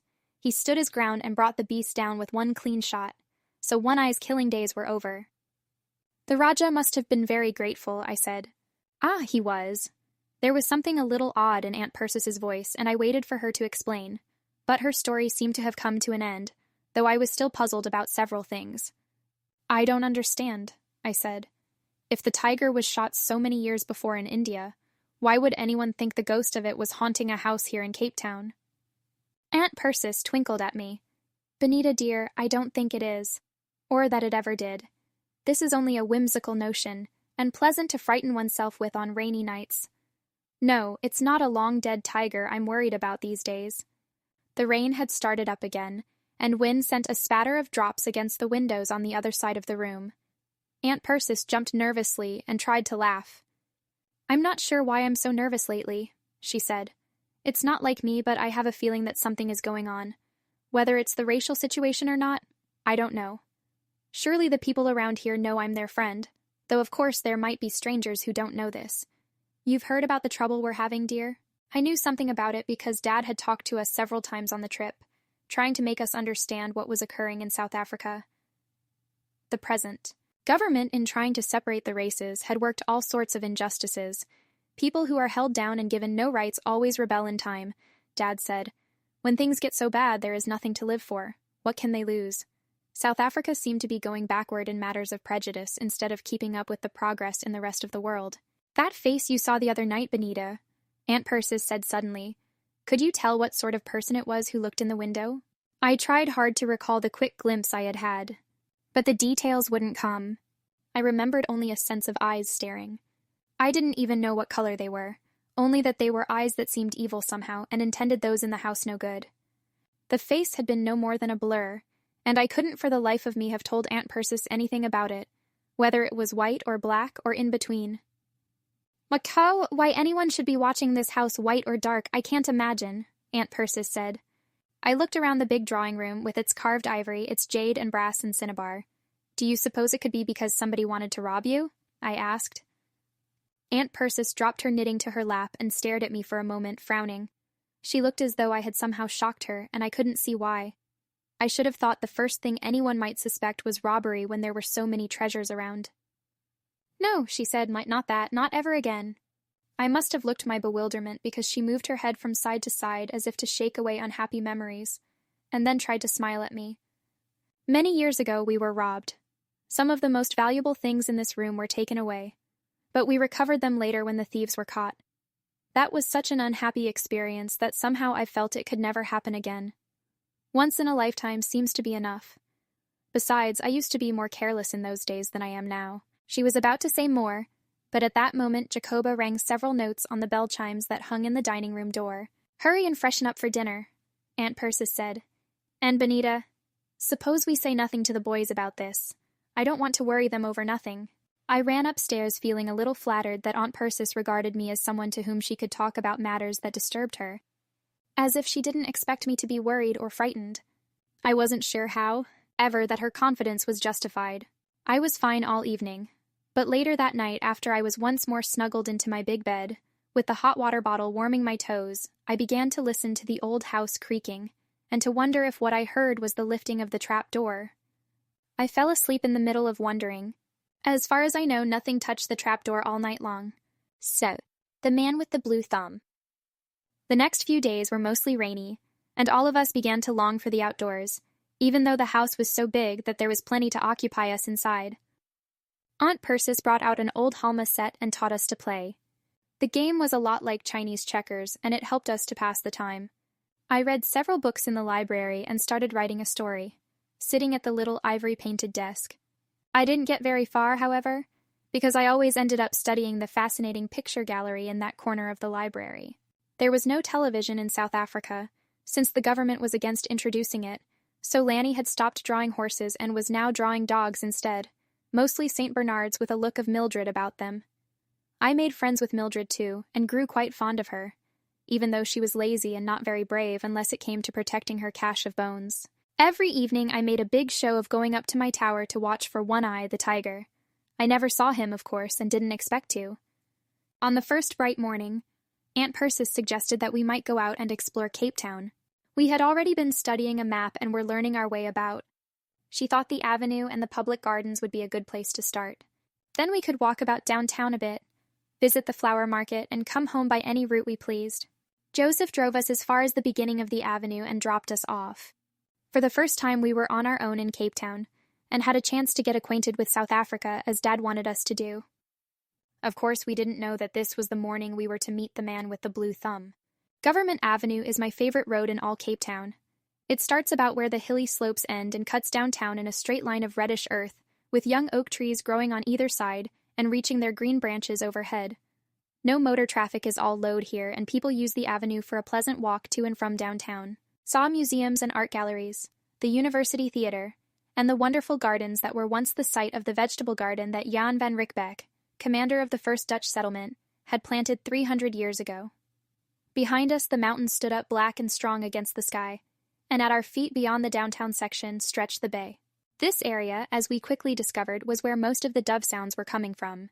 Strutting and pecking all around us were little ring-necked doves, doves with iridescent feathers, modest gray doves with pink feet, all cooing and bubbling in their soft liquid way. There were pigeons too, but the doves were really in charge in Cape Town, so tame they would come right up and take peanuts out of your hand, as tame as the squirrels small children were feeding. The gardens looked spanking clean, with never a paper thrown down carelessly. Everywhere workmen were tending the flower beds and sweeping the dirt paths. We found a path opening into the gardens on our left and turned idly into it, wandering beneath the old trees, admiring the bright flowers. We paused before the aviary, where birds flew about and made a loud twittering behind the wire of their big cage. Around us, children were cutting through the gardens on their way to school, the boys in blue school jackets and short blue pants with caps on their heads, while the girls were dressed mostly in sweaters and blue skirts. Whether they were white or dark, all wore school uniforms in the English manner, but the two groups paid no attention to each other. Lanny spied a tree with huge twisting limbs, labeled a balambra-boom, and he dashed ahead and was up into its branches before I could stop him. I wasn't sure that tree climbing was permitted here, but he paid no attention when I called to him to come down. Joel, still studying the birds in the aviary, was too far away to help, and I wasn't within yanking distance. Perhaps the tree was such an easy one to climb that Lanny was careless, or perhaps he was showing off a little for some school children who had stopped to watch him from across a path. Anyway, he reached for a branch, launched himself into the air, and went somersaulting down to land with the breath knocked out of him at the foot of the tree. The children laughed and hurried on as I began to run in his direction. At that moment, a man appeared on the path. He had evidently seen what had happened, and he reached out a hand to Lanny. "I got a bit of the breath knocked out of you, matey, but you'll be right enough in a minute," he said. "Come, pull yourself up." Lanny was blinking, trying not to cry. After a moment's hesitation, he reached for the stranger's hand and allowed himself to be pulled to his feet. By the time I got there, the man was dusting Lanny off cheerfully and murmuring encouraging words. I had a good view of Lanny's rescuer as I walked up, and I can put down exactly what he looked like. Not that I will ever forget him. To begin with, he was tall and thin and rather swarthy, though he was a white man. His nose had a beaked look, almost like a parrot's, and his eyes, when he glanced around at me, were very dark, with a gleam like shiny coal. He wore a cap pulled down over his forehead, but a lock of rather greasy black hair had escaped from under it. His trousers were the cut of a sailor's, and over his gray turtleneck sweater, he wore a shabby double-breasted pea jacket. I had a feeling that he wasn't very clean. He seemed to know that I was with Lanny even before I spoke, and he grinned at me, touching a finger to his cap. "Morning, miss," he said. "Looks like the lads had a bit of a spill, but they're no bones broken, I fancy." I said, "Thank you very much," and hoped he would go away. For some reason, I felt uneasy about him, though I couldn't put my finger on what it was that bothered me. Oddly enough, his grin was rather engaging, so that it almost made one forget the sharp gleam in his eyes and the thin set of his lips when he wasn't smiling. Joel came up just then, and the stranger turned the grin on him. "Come along, Lanny," I said. "You had no business climbing trees in these gardens. It's probably not all load. You're lucky you didn't break something either on yourself or the tree." Lanny stared up at the branches overhead resentfully. "I don't know what happened. That was an easy tree, and—" "Easy tree, hard fall," the dark man said and winked at me. "Better mind your sister like a good lad after this." "Come on," I urged Lanny. My uneasiness was growing. This man reminded me of someone or something, and whatever it was, I didn't feel it was good. But Joel was still holding us up. He didn't seem to get my hint about leaving, or if he did, he decided to pay no attention. He looked Lanny's rescuer over with his usual interest in anything new. "Are you a sailor?" he asked. "A quick eye you've got there, matey," the stranger said. "Could be I've done a bit of sailin' in my time." He stood there with his hands thrust into the slanted pockets of his jacket, rocking on his heels slightly, and grinning at Joel. It looked as though he and Joel were about to get into a long conversation, and I tried to break it up by walking away. I took a turn in the path and stopped to watch a fountain in which a little marble boy was hugging a dolphin. When I glanced back, Joel and Lanny were still there, talking to the sailor as if he were their best friend. It was no use hoping they'd follow me, so I went back to them. Joel was clearly pleased with his new acquaintance. He's sailed all around the world, he told me, all the 7 seas. He was a cabin boy by the time he was 12 years old. The man nodded, smiling his agreement, the dark gleam in his eyes brighter than ever. A seafaring man, I thought to myself, and wondered why that particular phrase had popped into my mind. If we're going to visit the flower market and walk around downtown, we'd better get started, I said impatiently. The sailor caught up my words at once. So you're visiting the flower market, are you? A pretty sight it is, I must say. Tell you what, kiddos, when you get there, you ask for an old friend of mine, name of Trudy. She'll treat you right, I promise you. Tell her Tom Kettle is back in town. She'll like to know that, she will. Tom Kettle, Joel said. I'll remember. I would too. It wasn't a name to forget any more than his was a face to forget. What was it he reminded me of? Joel took our map from his pocket and opened it up. Let's see now. The avenue opens right into Adderley Street, and the flower market is in a sort of alley off Adderley. Is that right? Right as rain, boy, Tom Kettle said. Here now, give us a look and I'll show you on the map. He took his right hand out of his pocket and pointed a forefinger at the map, tracing our road. I noticed that he kept his thumb curled under the rest of his hand in a rather odd way. Then, as he got interested in the directions he was giving, he forgot and let the thumb escape from the shelter of his palm. I couldn't help staring because his entire thumb was completely blue. Lanny saw it too. What's the matter with your thumb? Why is it blue like that? Tom Kettle's grin faltered for a moment, and then it was back in place. He waggled the blue thumb at Lanny reproachfully. Now then, my lad, it's not always good manners to ask personal questions, is it now? The grin disarmed Lanny, who wasn't easily discouraged anyway. But it is blue, he said, and stared at his own thumbs as if to see why they were different. It's tattooed, Joel explained shortly. And Mr. Kettle's right about not asking personal questions. That's okay, the sailor said. He's only a tyke, he is. And don't go calling me Mr. Kettle, or I won't take it as friendly. Torn's the name to all my friends. 'Ow about tellin' me yours? Joel introduced us, running through our names in a hurry. Tom Kettle gave each of us a bob in acknowledgement. It's grand to meet such fine young Americans as yourselves, he said. Maybe I'll be runnin' into you again one of these times if I'm still around town. An impulse seized Joel. Look, Tom, why don't you come to see us sometime?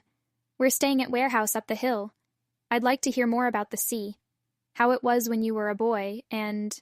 Tom Kettle began to sidle away from us. Sidle is exactly the right word. He moved sideways with a furtive sort of movement, as if he were trying to inch out of our company without turning and walking away. No, he told Joel. That wouldn't be fittin' at all. I'd be uncomfortable with nabobs like this young lady's auntie, and she might not think a sailin' man like me the right company for yourselves, though I've ways liked young'uns, I must say. He was trying, I thought in surprise, to look wistful, but I didn't think his effort convincing. We do want to see you again, Joel insisted, and Tom Kettle stopped his crab-like movement and dug thoughtfully at the path with the square toe of one shoe. Tell you what, matey, he said. Time comes you'd like to see me again, and you find you're going to be someplace I'd know about, you leave word with old Trudy in the flower market. She'll tip me off, and I'll be there quick as you can say Kettle. Never lets his friends down, does old Tom. He gave us a wave of his hand even while Joel was agreeing to his plan, and in a moment he was gone, walking away with a rolling gait that soon took him out of sight, a tall seafaring man with a swarthy, weather-beaten complexion. Long Tom Kettle, I said out loud without in the least knowing why. What are you talking about? Joel asked, staring at me. I don't like him, I said. I don't think he's very clean. And who would be named Tom Kettle? It doesn't sound real. Besides, why would anybody tattoo only one thumb? Joel regarded me in disgust. Girls, they never know what's interesting even when it bites them. He's interesting, all right, I admitted.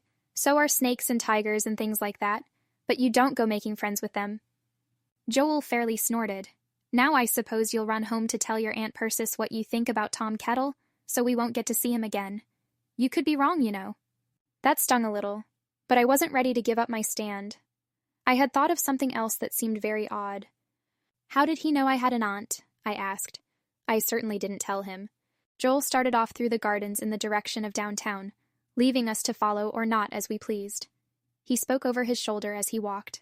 You're building up make-believe stories with that imagination of yours, Benita, the way you did about fireflies. We mentioned Warehouse and lots of people. Around town know Mrs. Ware. It wouldn't be hard to guess that she might be your aunt. I knew I would get nowhere arguing with Joel. Besides, a curious thought had come into my mind, and I wanted to be quiet and explore it. I let Joel and Lanny walk ahead while I fell behind, dawdling so I could think without interruption. I knew now what it was that Tom Kettle reminded me of. He was exactly like a pirate right out of Treasure Island. Dress him up in old-fashioned clothes, put gold loops in his ears and perhaps a black patch over one eye, and Jim Hawkins or Long John Silver would have been right at home with him in Stevenson's story. That was why the old-fashioned term seafaring man had come into my mind. That was why I had said Long Tom Kettle out loud. Yet there weren't any pirates in this part of the world today. And he didn't wear old-fashioned clothes or earrings. Nevertheless, I knew by the prickling of my scalp and the chill at the back of my neck that Tom Kettle was up to no good, and I was pretty sure we would see him again. Cape Town was a fairly small place, and a man with a blue thumb would stand out in the community the way 3 American children did. He might well have known about us and followed us on purpose to strike up an acquaintance, though why he should do such a thing I couldn't imagine. 7. Tiger, tiger. Arsene didn't try to explain my feelings to Joel.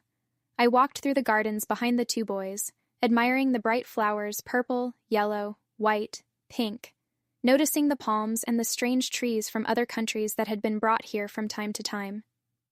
At what Tom Kettle had called the bottom of the road, where the avenue ended and Adderley Street began, there was a stand from which an old man was selling peanuts, monkey nuts, he called them. They were intended to feed the squirrels and doves and pigeons, but Joel liked peanuts and he bought a sack to feed himself. He wasn't greedy and he passed some to me and to Lanny, but Lanny comes out in bumps when he eats peanuts, so I didn't let him have any. We started down Adderley Street, eating as we went and putting the shells in our pockets to dispose of later. Cape Town looked so neat and clean that we didn't want to give Americans a bad name by throwing shells around. This was the main business street, very wide, with green things growing down its center, separating the 2 lanes of traffic. In the English manner, motor traffic kept to the left, and that meant we had to look carefully when we crossed streets, since things were apt to turn into us from unexpected directions. We must have spent an hour or so wandering around, looking at the shops, studying the books in the window of a bookwinkle, following the arcaded sidewalks, moving up and down side streets among many pedestrians who were white. But there were dark people, too. Some of these were native Africans with black skins and with bright blankets wrapped around them. A few of them carried loads on their heads. There were Malay women wearing veils across their foreheads and under their chins, some Orientals, and of course many of the Cape-colored, that mixed race which I was to learn more about later. When it was nearly time to start home, we visited the flower market. Aunt Persis had asked us to bring home bouquets of our own choosing, and we had left that till last. We came to the alley opening off Adderley Street and saw the flowers at once. For a full block there stretched a double line of massed color. Tubs and pails and vases had been set up on cartons and stands. Each flower woman had her own wares, and each was either busy selling to a customer or trying to get a customer to see that her flowers were fresher, more beautiful, larger than those of her neighbor. It was a busy place with the scent of all those blossoms in the air, the bright splashes of crimson and blue and yellow all about us, and the sound of the women's voices blended in a cheerful chatter. Some of the flowers I knew: irises, jonquils, poppies, marigolds, gladioli. But there were others that had strange shapes and vivid colors, flowers I had never seen before. Long ago, Dad had told me that if I wanted to be a writer, I must always be collecting impressions. Sensory details, he called them, and he meant not only what I saw, but also what I heard, smelled, tasted, touched. I've found that this is fun, and I try to do it wherever I go. So as I walked along, I breathed the scented air deeply, and thought about the textures of different flowers, even though I didn't touch them. I noted the bright house dresses of the women and all the sounds of the flower market.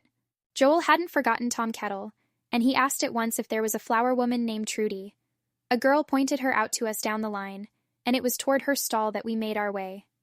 Tom's friend was an enormously fat woman, with tight gold bracelets on her arms and fingers that had been touched with nail polish. Tom Kettle said to come to you to buy our flowers, Joel said. He said you'd take care of us. The woman stared at us for a minute without smiling. So he's back in Cape Town, is he? She asked, and it didn't seem to me that she was especially pleased. What flowers are you looking for? Even Joel seemed taken aback by the curt way in which she spoke. I suppose he had expected that Tom Kettle's friend would welcome him and set herself to pleasing us. I could see she wasn't going to bother, and I was just as glad. Perhaps this would cool off Joel's interest in Tom.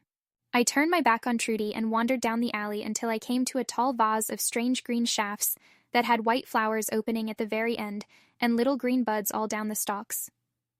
What are they? I asked the girl who was selling them. She tried to tell me, but when I couldn't understand the word, she said to call them chinks. I thought they were lovely and bought a whole armload of them with my share of the flower money. Then I went back to Trudy's stand and I saw that Joel had bought a perfectly ordinary bunch of red roses, while Lanny had picked out a little of everything in sight.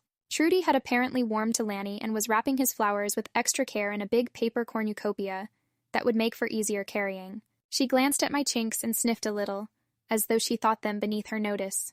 After Joel had paid her and she had made change, he was quite good with the English money. She stood back against her tubs of flowers and looked at the three of us, her fat arms akimbo, the bracelets creasing her flesh. "So Tom Kettle's back in Cape Town?" she said. "He's a friend of yours?" Joel nodded, but I said hurriedly, "We met him by accident this morning in the gardens. Do you know him well, Miss Trudy?" She gave me a look out of brown eyes that seemed a little kinder than the sour expression her mouth was wearing. "I know him," she said, and turned away to wait on a new customer. It was perfectly clear that we had been dismissed, and we went back to Adderley Street and started the long climb toward home. Aunt Persis seemed pleased with our flowers, and she found a place for everything we had brought, but I think she liked my chinks best. She said they would last a long time, and that she loved them herself. She could remember gathering them in the fields when she first came to Cape Town. "Chink crochets they are," she said, and I rolled the word on my tongue. By now I was struggling with my conscience, however. I wanted to tell Aunt Persis about the meeting with Tom Kettle, to tell her how uneasy I felt about him, and even about my imagining that he looked like a pirate out of Treasure Island. I thought she might understand these things. But Joel was watching me suspiciously, and I could almost feel him willing me not to tell. In the end, I compromised. "We met a sailor in the public gardens today," I told her right in front of Joel. "Lanny fell out of a tree, and the sailor came along and pulled him up." "That was kind of him," Aunt Persis said absently. She was busy clipping stems and fitting the chinks into a vase. "He was awfully interesting," Joel said, already on the defensive. "He said he had sailed all around the world, and he has had all sorts of adventures." Aunt Persis's smile was vague as she stood back to admire the vase. I suspected she wasn't really listening. Then she gave us a sudden look and seemed to realize that we were waiting for her to say something. "Perhaps it's wise not to be too friendly with strangers," she said mildly. How can we learn if we never talk to new people?" Joel demanded. Aunt Persis didn't seem to notice his tone. "You must be polite, of course, and probably talking won't do any harm. But it's wise to make a rule never to go anywhere with anyone you don't know." I wondered if that would stop Joel from his idea of seeing Torn Kettle again. Anyway, I had eased my conscience by mentioning the meeting to Aunt Persis, but I hadn't given her the details that might make Joel still more annoyed with me. A few days later, we had a letter from Dad mailed in Durban. One afternoon, we went in Aunt Persis's car to see the Kirstenbosch Gardens, a wonderful place around on the other side of Devil's Peak, where native wildflowers grew in great masses, and where there were strange trees and shrubs. In our efforts to learn about Africa, we also visited a museum that had figures of Bushmen modeled from real life. In the same place, I noticed something that made what we found a few days later seem pretty important. In the glass cases around the walls of one room were samples of native cave paintings from ancient times. The colors were soft and beautiful, and the leaping human figures, often chasing wild animals with upraised spears, seemed wonderfully alive. As Lanny remarked, they were like the matchstick figures children draw, except that these were far more skillfully done. Joel and I both wanted to go up Table Mountain in the cable car, but Aunt Persis said wistfully that she hoped to go with us, and her foot wasn't quite up to the trip as yet. So of course we waited. Then one evening when we had been in Cape Town a couple of weeks, and I was getting a bit bored with my performance of going up to my tower every evening at dusk to watch for the tiger ghost, something happened to give me a good fright. The whole thing had begun to seem silly, but I decided to follow through till the end of the week and then stop. The day had been warm and bright, but the sun was dropping now behind Lion's Head in a lovely sunset, and Table Mountain had a rosy gold tinge, instead of being as black as it usually seemed. Way below my tower the garden was fading into shadow, but I could still see the dusky mouth of the cave. By this time some of the odd things that had happened when we had first arrived were fading in my mind. I was no longer sure about that face at the window, or that I had seen something near the entrance to the cave. Perhaps in these new surroundings my imagination had run away with me, as Joel had suggested. Then, while I was thinking about this very thing, something moved again down in the clearing, something that seemed to be yellow-orange in color, with black stripes down its coat. In the soft, greenish haze of dusk, I could just make out the shape of a tiger. The creature had crept out of the undergrowth and was moving stealthily toward the cave. I didn't believe in ghosts, I told myself, and closed my eyes to clear my vision. When I opened them again, The animal with the yellow and black stripes had disappeared, and the glen lay quiet in the darkening haze. Quiet and empty and innocent. Had I really seen something down there? Or had my vivid imagination once more fooled me? The wind was blowing in my direction from the garden, and I sniffed it, catching something strange. Surely I couldn't be imagining that queer, pungent odor. What it reminded me of, I didn't know. The scent of tiger, perhaps, as I had smelled it in a zoo. My hands were perspiring, but the rest of me was icy cold. Even stronger than fear was my wanting to know, one way or another, what was going on down there. There was no real tiger in the garden. I assured myself that wasn't possible. So there was no real danger. If I called for Joel to come with me, he would laugh. And if I summoned Lanny, he would tell Joel. I hurried downstairs, slipped through the house, and let myself out the side door without anyone's noticing me. Mildred lay stretched at the foot of the stone steps, sound asleep. Why hadn't she been up and barking at this intruder in her beloved cave?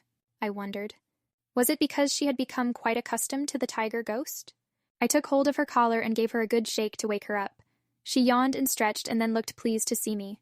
I kept her from leaping up to put her big paws on my shoulders and pulled her along toward the cave. When we reached the clearing, the smell was still there, penetrating and disturbing. Mildred seemed to notice it too.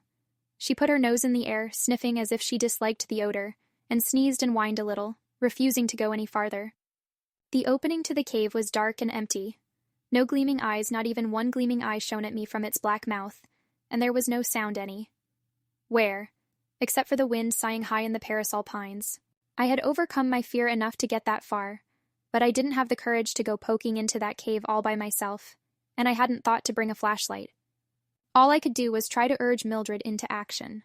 "Go get him," I said. "Go get that old tiger." She looked at me mournfully, as if she thought I'd gone out of my mind. When my grip on her collar let up, she went scooting back to the house, and I have to admit that when she forsook me, I stayed around no longer. I flew back across the clearing and went up to my room to try to get myself in hand before dinner. I didn't want to be laughed at this time. I wasn't going to tell a soul that I had seen Old One-Eye with my own eyes. Not even Aunt Persis. But tomorrow morning in bright daylight I was going to get reinforcements and explore that cave. At dinner I upset my glass of milk and missed what Aunt Persis said to me a couple of times. Joel began to watch me as if he suspected something. But I didn't tell. After dinner I went into the library and wrote down in my Cape Town notebook a full account of my eerie experience. That seemed to help, and at least the memory didn't keep me awake all night. In the morning, right after breakfast, I tackled Joel and Lanny. "Let's have another look at that cave," I said. "Joel, you told us that the water which carved it had to find some way out. So let's take along a lantern and really explore." He was staring at me. "What's happened to you?" he asked. And I knew I hadn't hid my feelings very well last night. "I'm still curious about the cave, and I don't think we've given it a good search," I said, trying to sound airy and casual. "There's nothing to be curious about," he told me. "Lanny and I have gone back inside several times, and there's no way out and nothing there." Nevertheless, he didn't oppose me. We got a lantern from Jacoba, Cookie gave us some old candle stubs, and Joel brought his flashlight again. Of course Lanny came with us, there was no leaving him behind. I would have gone rushing right into the cave when we reached it, feeling a lot braver in morning sunlight, and with someone besides Mildred to help me. But Joel made a slower approach and got in my way. He stopped a little to one side of the cave, pointing to something in the earth. Lanny dropped to his knees to look and began to squeal excitedly. I bent over the mark in the dirt and couldn't help shivering. There, embedded in a muddy patch of earth under a bush, was the imprint of a huge claw. Cave dwellers. For a moment the three of us stood staring at the mark in the muddy earth. "Spoor," Joel said breathlessly. "The track of a wild animal. Benita, tell us what happened last night. You were acting sort of funny at dinner." With that huge paw print to back me up, I was more willing to tell him. Since he had found the mark, he couldn't very well laugh at me. I told him what I had seen last night, of the way it had looked black and yellow like a tiger. He studied the print again, and this time he didn't laugh at my words. Lanny, hopping around us in great excitement, made the next discovery. "Look!" he shouted. "Something has dragged itself across the ground here, right at the mouth of the cave." Sure enough, there were long scrape marks in the earth, as if some large animal body had crouched low in getting into the cave. "Maybe it was Mildred," I said doubtfully, but neither Joel nor Lanny seemed to accept that, and I couldn't either. The marks were too big even for Mildred. Joel handed the flashlight to Lanny and picked up the lantern that Jacoba had lighted for us. He looked at my candle stubs, which were stuck to an old saucer. "Light them as soon as we get inside," he said. You've got the match packet, haven't you? Come on, we're going in. Suddenly, I changed my mind. I wanted no more of this. Let's not, I quavered in a voice that cracked disgustingly. If some animal crawled into the cave, then maybe it's still there. That mark in the dirt looks like a wounded animal dragging its body into a hiding place. It's probably waiting for us inside. As always, Joel was logical.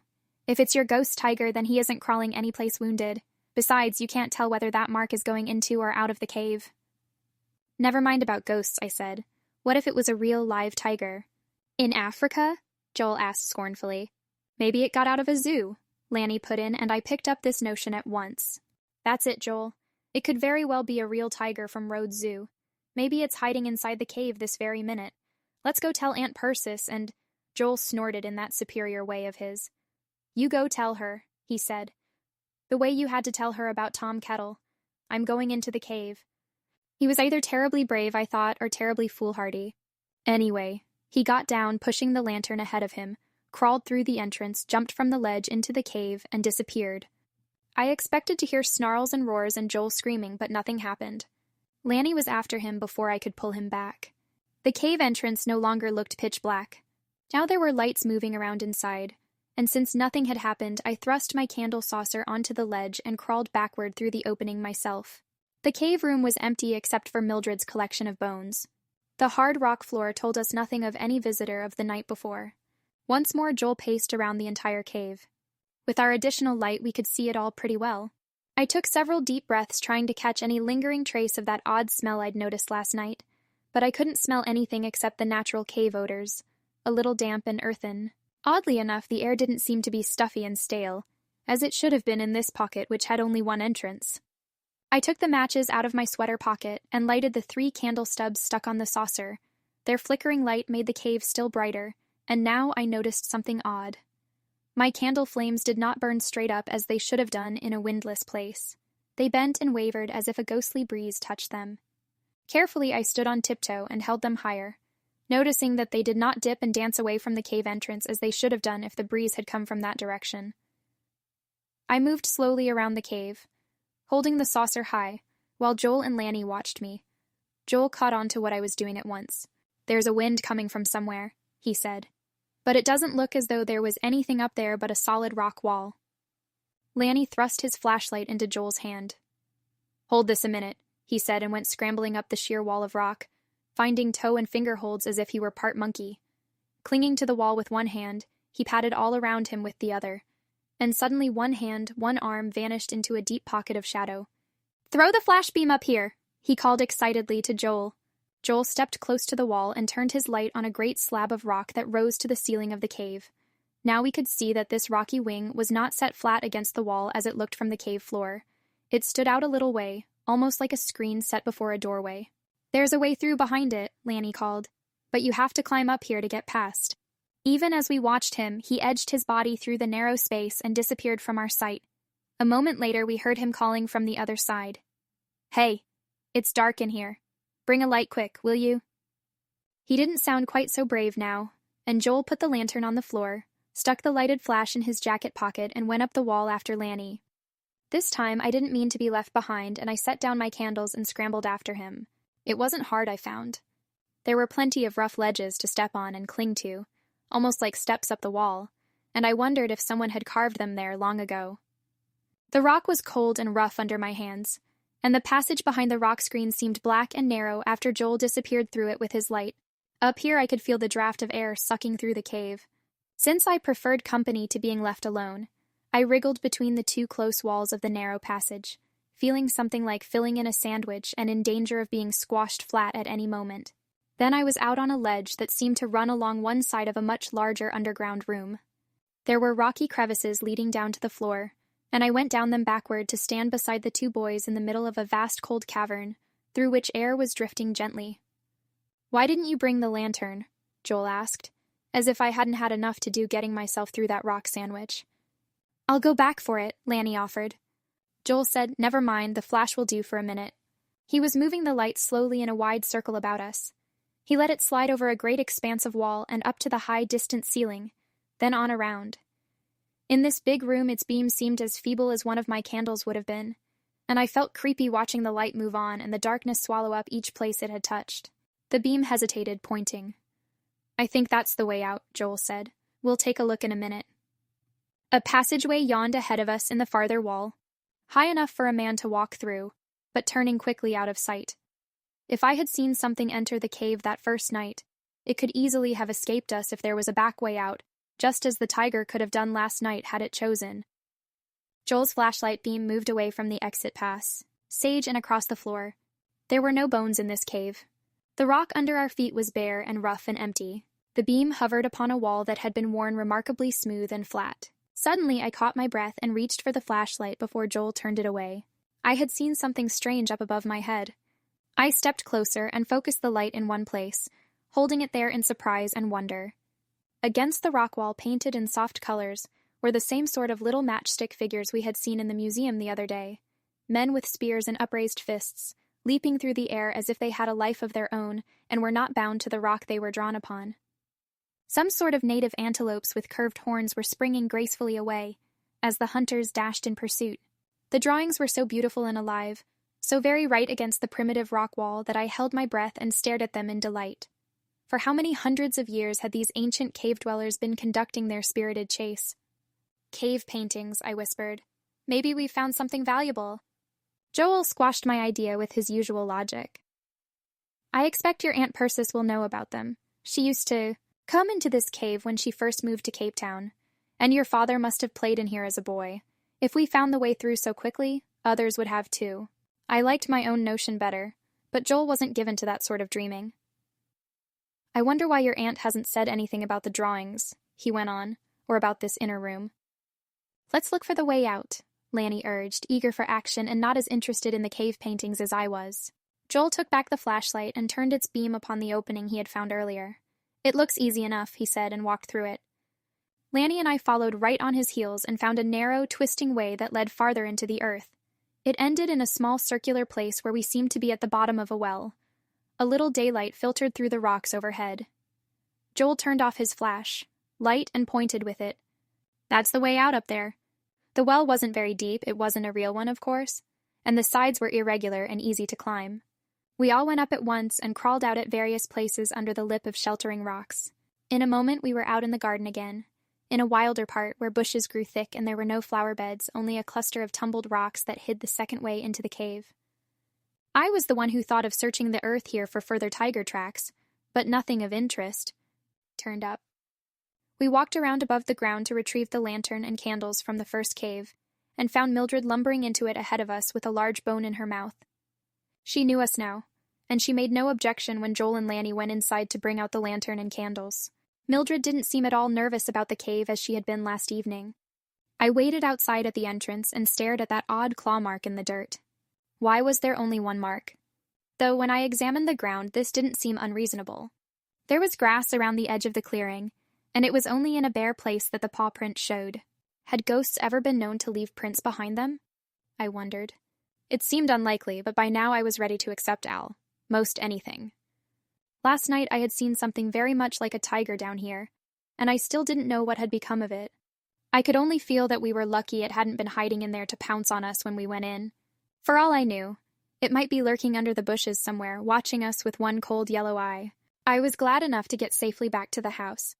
Aunt Persis had been invited to visit friends since her ankle was getting better, and she was gone for most of the day. Light didn't have her to ourselves until tea time. Unlike Eleven's and our other meals, tea was not served in the shabby, comfortable dining room, but quite elegantly in the drawing room. Sometimes friends would drop in, and we were supposed to be there properly dressed and on our best behavior. That afternoon, however, no one dropped in, and we told Aunt Persis about our adventure in discovering the inner cave. I did most of the talking, with Joel speaking only when he wanted to correct my facts or supply some definite information, such as how high the passage was from the first to the second caves. I didn't mention the paw mark, or what I had seen last night, and Joel didn't either. Lanny was busy stuffing himself with pink frosted cakes from the silver cake rack, and for once said nothing at all. Aunt Persis had put on another of her floaty gowns, of soft moss green this time instead of gray. Her jade combs twinkled in the firelight, and the jade ring on her hand shone as she poured our cups of tea and filled them liberally with hot milk. She heard our story through with her air of listening, as though to the most fascinating speaker in the world. This was not one of the rare days when she seemed to be absent-mindedly thinking of other matters. "I knew you were clever, all three of you," she said when I had finished. "But you've surprised me. I certainly didn't expect you to find the way through so quickly." "Then you knew about the inner room?" I said, feeling disappointed. Joel said, "Why didn't you tell us about it?" "Of course I knew," she admitted. "But don't you think it was more fun to find the room for yourselves?" That was perfectly true, and I could see why she hadn't told us. "You're cleverer about it than I was," she went on. "I loved the outer room and went into that quite often. But I never knew a thing about the way through until Malcolm discovered it the summer before your father came to live with us. I remember that it was a terribly hot January afternoon, and he went into the cave to cool off. Then he found his way into the big room. So you see you've been much quicker about it than I expected." "Oh, were the cave paintings there too?" I asked. Aunt Persis blinked at me. "Cave paintings, dear?" "Yes, like the ones in the museum. Pictures of little men with spears, chasing wild animals. They're so beautiful in those soft colors. They must be very valuable." Aunt Persis took a sip of tea and crumbled a seed cake on her plate. "Ah, yes," she said, "the cave paintings." I had a feeling that she hadn't known one thing about them, but she didn't seem curious, and I didn't say anything more because right then Lanny, having stuffed to his content, choked on a swallow of milky tea and had to be pounded on the back. When he came up for air, he started to talk. "We found a tiger track too, Aunt Persis," he announced proudly, "right outside the cave." "A tiger track?" Aunt Persis said. "Now fancy that. Do you suppose old One-Eye has been paying us a visit?" Joel shot me a sidelong look. "Benita thinks she saw the tiger last night." "No." The man who did not smile. After dinner, I went up to my room, feeling that I would like to read over the account I had written of seeing the tiger last night. I still felt more fearful and uneasy than I had let Joel know. Something very queer and frightening was going on, and I felt the answer ought to be found. A quick look around my room told me that I must have left my notebook in the library, and I went to the trapdoor and pulled it up. I was about to step down to the top wedge of the circular steps, when a light caught my eye below. A reading lamp was on in the library. It was just out of my range of vision, and I knew I hadn't left it on. I wasn't startled because Aunt Persis often used the downstairs door to the library. Nevertheless, the room below had a queer air about it that seemed to pulse toward me through the warm light. There was a stillness that wasn't natural if Aunt Persis was in the room. She would have heard the trapdoor open and would have called to let me know she was there. No one called and nothing moved, yet there was a feeling as if someone was holding his breath in the room below. "Aunt Persis?" I whispered. There was no answer, and I knelt beside the opening and bent so that I could look into the room below. For an instant I thought it was empty. Then I saw that the big wing chair near the fireplace had been turned to get the best light. Its back prevented my seeing whoever might be sitting in it.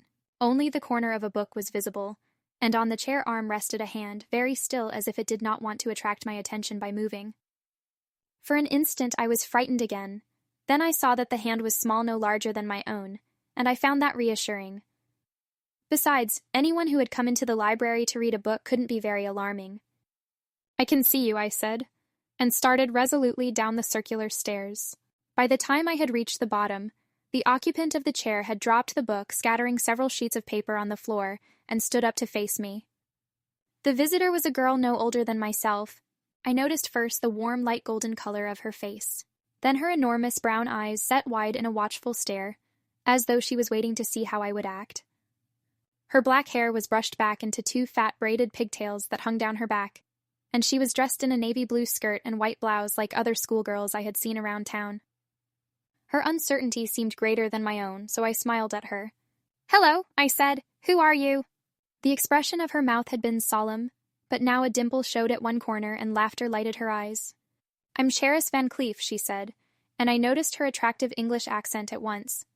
"Joseph, who works for your aunt, is my grandfather. Mrs. Ware lets me borrow books from her library, and I meant to get what I wanted tonight and leave. Then I started to read a page or two and got interested. So, of course," I said, understanding very well.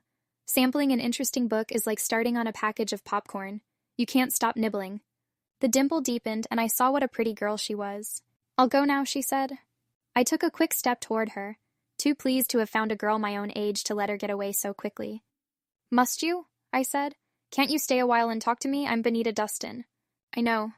She glanced hesitantly at the door as if tempted to run through it, and I started to talk in order to hold her there. I've been wishing I could find another girl in the neighborhood, I told her. I don't see why Aunt Persis didn't mention you. I asked her not to, Karis said. I wasn't sure, and Mrs. Ware said it was all right to wait until she knew you better. This made very little sense to me. I sat down at the library table, determined to find out all about this pretty golden-skinned girl. Please don't go away, I said again. Sit down and talk to me. Where do you live? Nearby, I hope. She glanced at her scattered papers on the floor, and then slipped a bit shyly into a chair across the table from me. My grandfather's house is a few blocks away. My mother and I live with him. Mother works in the library downtown, and father is away at sea. She hesitated and then added, Your aunt told us about you before you came. For a minute, I sat and looked at her in a pleased sort of way. Joel had been getting under my skin so much, and Lanny had gone so thoroughly over to his side, that I was tired of boys. It was fun to find a girl to talk to. Are there other girls in the neighborhood? I asked eagerly. I'd love to meet a few Cape Town girls. Charis dropped her eyes and started to finger a scratch on the varnished table. There aren't many girls in this neighborhood. At least I don't know any, she said. My friends are the girls I know in school. That seemed rather odd. Some of the neighborhood girls at home didn't go to my school, but we were friends anyway. There must surely be girls we could get to know somewhere nearby, I began. Charis looked at me then. It was a direct look, with courage behind it, as if she were about to say something she didn't like to say. I've never known any white children, she told me simply. I can still remember how shocked I felt. The meaning of her words came home to me a lot more forcefully than all Dad's talk about apartheid had done. It wasn't that having white friends was such a wonderful or special thing, that I was shocked because she didn't have any. I was remembering the school boys and girls I'd seen around Cape Town, some white, some dark. Skinned? Not looking at one another, as though each group tried to pretend the other didn't exist. In Staten Island, I knew several Negro girls and felt about them the way I did about anyone else. Those I liked came to my parties, and I went to theirs, and we did things at school together. Dad always pointed out how much we'd miss if there were only one sort of person to know. Now what Karis had said made me feel uncomfortable and almost ashamed because of my white skin. I wanted to be prouder of my own race than that. Since I didn't know what to say, I glanced around for a change of subject. My eyes fell on the most arresting object in the room, the portrait of Aunt Persis over the mantel. She must have been very beautiful when she was young, I said a little self-consciously. Charis's first shyness had faded, and she seemed less embarrassed than I. She's beautiful now, she reminded me gently. But I love that picture. She still has that gown, though now the satin has cracked in several places. She showed it to me not long ago. And the beautiful diadem she's wearing, I said. Did she show you that too? Charis shook her head. No, I've never seen the diadem. I believe it was given to her by an Indian Raja when she and her husband lived in India, and the colonel saved the Raja's life. But it caused her a lot of trouble later. I wanted to hear more. What sort of trouble? What do you mean? Charis left her chair to walk over to the corner, which Aunt Persis had filled with dozens of old photographs. There was a small stepladder nearby that was used to reach the higher bookshelves. Karis moved it over and went up a couple of steps to get closer to the pictures. She found the one she wanted and reached out to touch an old snapshot. Look here, she said over her shoulder. I think this is Malcolm Ware, your Aunt Persis' adopted son. There wasn't enough light, and I turned on the over. Head chandelier. Then I stood on tiptoe in the corner and peered at the picture Karis indicated. It was a snapshot of 5 young men posing in rather silly attitudes. Since all but one were making faces, it was rather hard to tell much about them. Are there any other pictures of Malcolm here? I asked. He had been fair-haired and tall and probably quite good-looking. I don't think so, Karis said. My grandfather was working for your aunt at the time Malcolm died, and he has told us how ill she was afterward and how upset. All the pictures of him were put away, so she needn't be reminded. I fancy they missed this one, and she has forgotten it is here.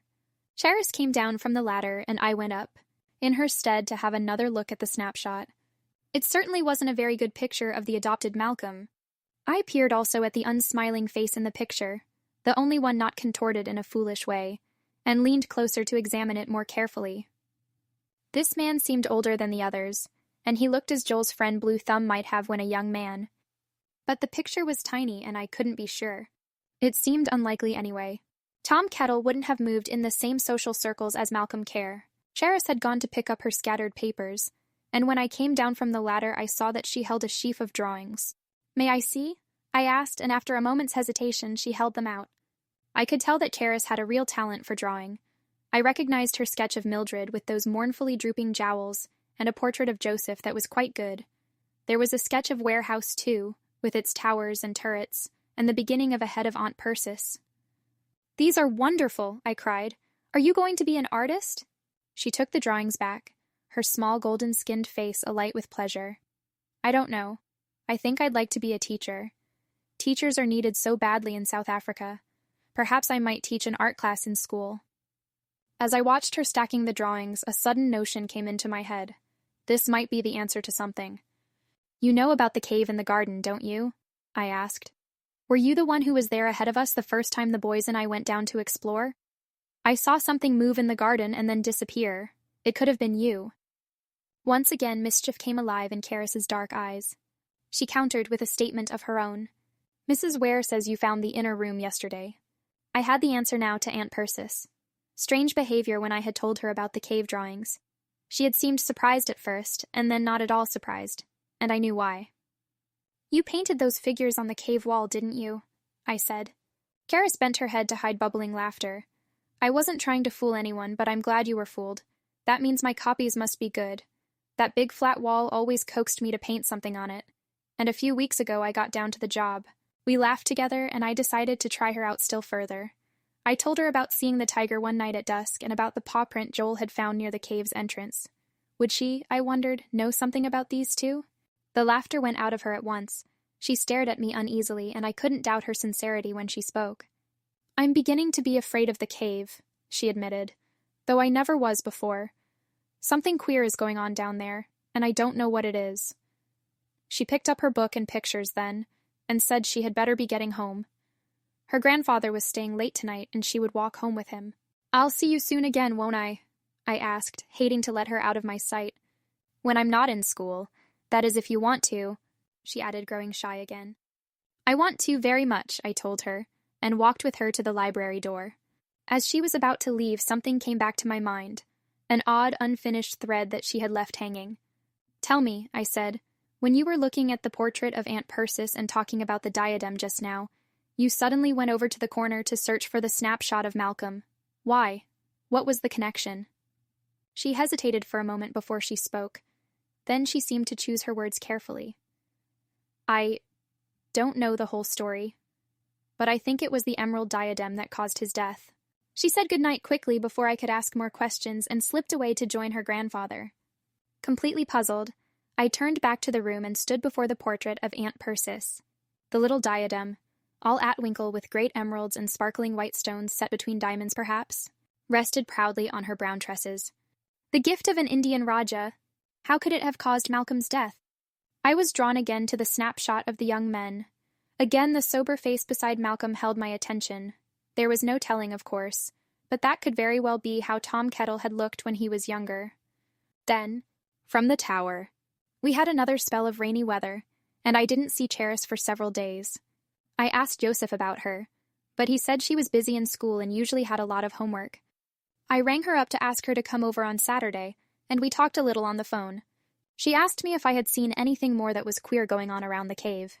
I told her I would probably watch for the tiger ghost again, and the next time I saw it I meant to investigate right away. Talking to her made me feel braver about the cave. The first afternoon the weather cleared. Aunt Persis asked Joseph to drive us all out to the Rhodes Monument. She said we had been cooped up inside long enough and needed fresh air and a change. She would come along because this was a place she liked. By this time Joel and I were on worse terms than ever. Looking back, I can see that some of this was my fault. Now that I knew Charis, I didn't need Joel so much for company, and I must have shown him how I felt. Since I knew he hadn't much sense of humor, I began to tease him in sly, small ways. He was clumsier, about teasing me back, but I'm not sure I was ahead because I think he could hurt more. I had given up any idea of trying to please Dad and put matters on a better footing between us. After all, what did it matter? Joel didn't live near us at home, and once we were back on Staten Island, I would have to see him only once or twice a year, when Dad invited Mrs. Monroe over for dinner. The thing that hurt most of all about this was that Joel was turning Lanny against me.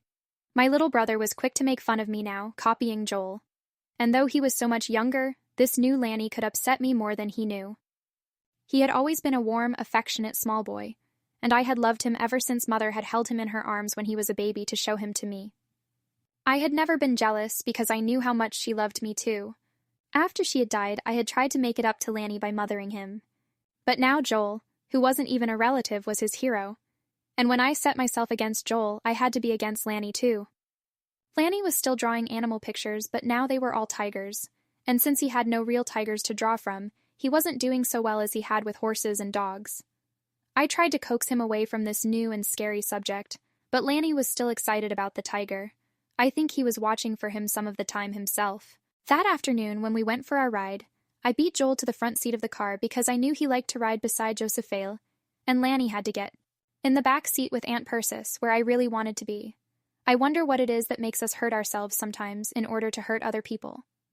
When we reached the parking place, we left the car and walked toward the open, cobbled expanse at the foot of the monument. Aunt Persis.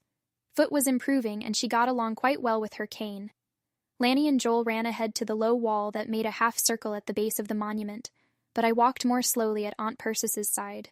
It was a beautiful, dramatic sort of place, and I wanted to drink it in slowly, a little at a time. First, the tremendous view, with all Cape Town and some of its suburbs fanned out far below us around the curve of Table Bay. In the distance on our right was a row of hazy peaks jagged as a dragon's back, that Aunt Persis said were the Hottentots Holland Mountains.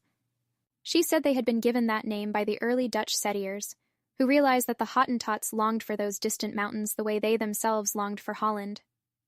When we turned about, we faced the monument itself. Wide stone steps, flanked on each side by 4 bronze lions, marched to the high colonnade at the top roofed columns that enclosed the bust of Rhodes, which was the heart of the monument. At the foot of the steps, on a huge granite block, pranced an enormous horse with a rider on its back and the word Energy engraved below. There were green lawns and terraced gardens around the monument, then pine trees climbing toward the rocky peaks overhead. It was so beautiful that I sat down on the wall beside Aunt Persis and stared at it for a while. Wind whipped at Aunt Persis's hat and veil and tossed my ponytail into a tangle. Breathing was like drinking great draughts of cold, clear water. It made me feel wonderful and chased away some of the petty feelings I had been having about Joel. The boys were already climbing the steps of the monument, and I was content to wait and go up later by myself, without Lanny's shouting and Joel's facts. Aunt Persis said her foot wouldn't take to all those steps and she would stay below. For a short time we sat in silence, and then she spoke to me softly. "Benita, dear, what is wrong between you and Joel?" The sudden question surprised me, and for an instant I stiffened to resist criticism. But I remembered that Aunt Persis wasn't like that, and I relaxed and tried to give her an honest answer. "We don't like each other," I said. "He's not my kind of person, and we don't like anything about each other." Aunt Persis didn't argue with me.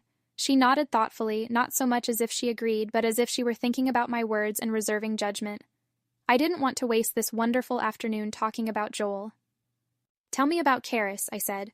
She mentioned such a strange thing the night I met her in the library that she had never known any white children. Aunt Persis explained a little sadly. "Here in South Africa are 3 main racial groups. First, the black race, which is in the majority by many millions. Most of these people still lack education, and I can't help feeling that this lack is to some extent our fault.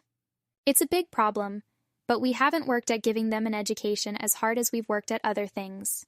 Then there's the white group, in the minority, though they have built nearly everything. They feel with justification that South Africa is their native country, and not Holland or England where their ancestors came from." "The third group?" I asked.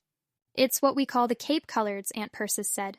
"They are found here in the Cape Peninsula, and they are an extremely mixed race. There's Malay and Indian blood in them, and the blood mixtures of the Far East.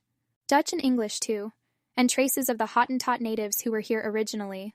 The Cape Coloreds are not black people just off the reservations, but a mixed race descended from all Cape Town's ancestors. They are a gentle people, educated, intelligent, and long civilized. Yet in South Africa today they have very few rights or opportunities." "And Charis is one of them?" I asked. Aunt Persis nodded. If she had grown up on a farm, she might have played with white children as a matter of course. But here in the city, schools are segregated and the races don't mix very much. Though I'm proud to say that the church I belong to has started a teenage club where the 2 groups of young people can get to know each other. The saddest thing, of course, is to see white children growing up in an environment where they take it for granted that they are superior, and thus never discover what they might give and gain through friendship with other races. I began to feel angry, listening to her, the way I did when I saw those signs that pointed to separate N. Trances. The idea of a person as nice as Cheris being treated differently because her skin was not the same color as mine made me impatient and uncomfortable. Yet the only thing I could do was go out of my way to show Cheris that I wanted her for my friend. "I'm pleased that you and Cheris like each other," Aunt Persis said. "She is a fine person and very gifted. You'll both profit from knowing each other." I was glad Aunt Persis thought so, and I sat there recalling how Cheris and I had shared our admiration for Aunt Persis. I remembered what she had said about the emerald diadem, and stole a sidelong look at my aunt, wondering whether she would mind if I mentioned it. I decided to pick up my courage and make a try. "Cheris told me about that diadem you are wearing in the painting in the library," I ventured. I wanted to ask about it more directly, to find out about Malcolm, but I feared the subject might upset Aunt Persis, so I watched Lanny up on the monument and closed my lips over questions. Lanny had found a way to climb onto the back of a huge bronze lion, and he was waving to Joel, who stood below. To my surprise, Aunt Persis didn't drop the subject. "What did Cheris say about the diadem?" she asked. I told her I had learned that it was a gift from the Indian Rajah, and she nodded and smiled, but she seemed to be waiting for something more, and I knew I must go on. "Cheris said the diadem was the cause of Malcolm's death," I continued hesitantly. For a little while she stood looking out over the roofs of Cape Town without answering, and I saw the pain in the tight way she held her mouth. In spite of the passing years, this was clearly something that hurt her very much. "That isn't quite accurate, Benita dear," she said at length. "Malcolm wasn't like Ivody's children or like your father. No matter how much I tried to love and understand him, he grew up in a wild and willful way. I believe he had a real affection for me, but he didn't get on with his foster father at all. In his early 20s, things went from bad to worse, and he began to run around with a dreadful crowd. He had quite a terrible quarrel with his father one night, and Woody told him to leave the house and never come back. They were both furiously angry, and there was nothing I could do to stop them from saying things they would be sorry for later." "Did Malcolm actually leave?" I asked. "Yes." The word was spoken so softly that it was hardly more than a whisper. I never saw him again. A few nights later, he went out on a reckless ride in his car, and it dived off a cliff above the sea, and he was killed. I couldn't see where the emerald diadem fitted in, but she looked so sad that I didn't ask anything more. "If there had been time, I think Malcolm would have come back to us," Aunt Persis said. "I never believed that he would truly hurt me." I thought of the 4 silly young men and of the one sober face in that snapshot in the library, and wondered whether that was the wild crowd Malcolm had gone around with.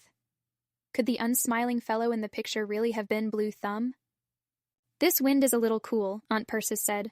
"Run along and climb the monument, Benita. I'll go back to the car to wait." There was no need to urge me. I left her and started up the broad flight of steps broken by several wide landings in between the levels. Joel had climbed to the colonnade, and Lanny was still riding astride his lion, making shrill cowboy sounds. At the top, Joel stood before a bronze bust set on a pedestal, and I went to join him.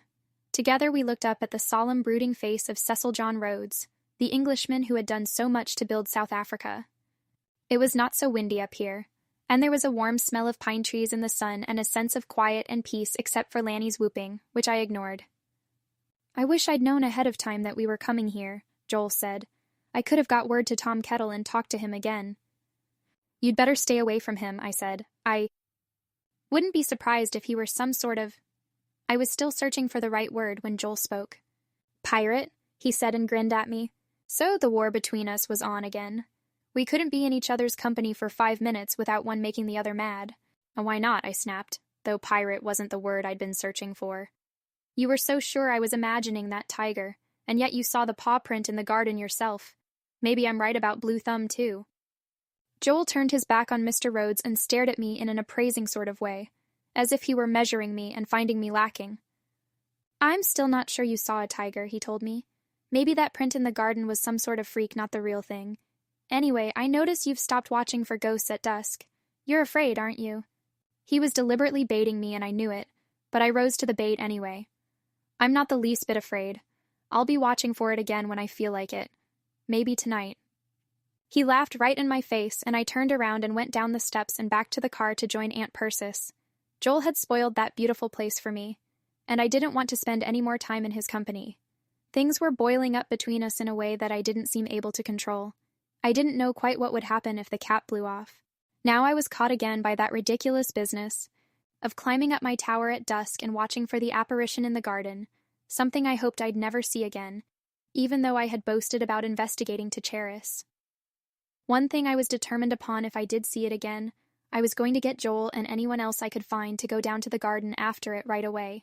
That's how it happened that I was in my tower that evening, just as the sun started dipping behind the rocky outcropping of Lion's Head, and the steep cliffs of Table Mountain were falling into folds of shadow, like the rippling of a dark curtain. I watched the garden unblinkingly until my eyes began to ache. Then I saw it again. I saw the tiger creep stealthily and softly into the clearing before the cave, and pause there a moment. As I held my breath, not daring to blink, it turned its head, and I saw the gleaming eyes and wondered if I was hearing a snarling sound. In spite of all my resolutions, I stood frozen in my high lookout, the rough stone of the parapet pressing against my cold palms. Then the creature slithered toward the cave and went into it head first. As the long tail twitched out of sight, I came to life. I screamed at the top of my lungs for Joel and Joseph and Aunt Persis. I dashed through the house yelling, "Tiger, tiger, tiger in the garden!" But this time I wasn't going down to the cave because I realized how dangerous it was. This was no ghost I had seen. It was a living, moving tiger, and there was deadly danger for all of us. Joseph was in the yard staring at me as if I'd taken leave of my senses, and I pleaded with him wildly. "Get a gun, Joseph, or call the police. Do something, there's a tiger in the cave."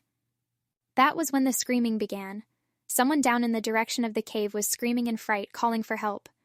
I saw by Joseph's face that he knew the voice, just as I did. It was Cheris screaming. Joseph caught up a pitchfork from the tool shed and ran down the steps toward the sunken garden. The only thing that came to my hand was a watering can, but I picked that up and ran after him. We couldn't abandon Cheris, no matter what the danger might be. Wollevin. The capture. When we reached the garden, Cheris was still wailing for help in a voice that had broken into sobs of fright.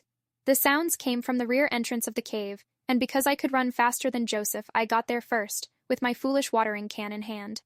Cheris had reached the bottom of the little well beneath the overhanging rocks and was trying frantically to climb up the sides. The tiger wasn't in sight, and she hadn't been clawed so far as I could see. I knelt on the ground and reached my hand down to pull her up with a great heave that sent us both rolling over the ground away from the edge of the pit. "There was a TTT tiger in there!" Cheris wailed between teeth that chattered so she could hardly talk. "It leaped down at me from the high entrance to the second cave. It landed right near me. Grandfather, don't go in there. Please don't go in there." The old man had paused above the well, alarmed and bewildered. He couldn't make head or tail out of the hysterical things Cheris and I were trying to tell him. Then another voice spoke to us quite calmly. I looked around to see that Aunt Persis was approaching slowly, leaning on her cane. Behind her came Lanny, dragging a reluctant Mildred by the collar.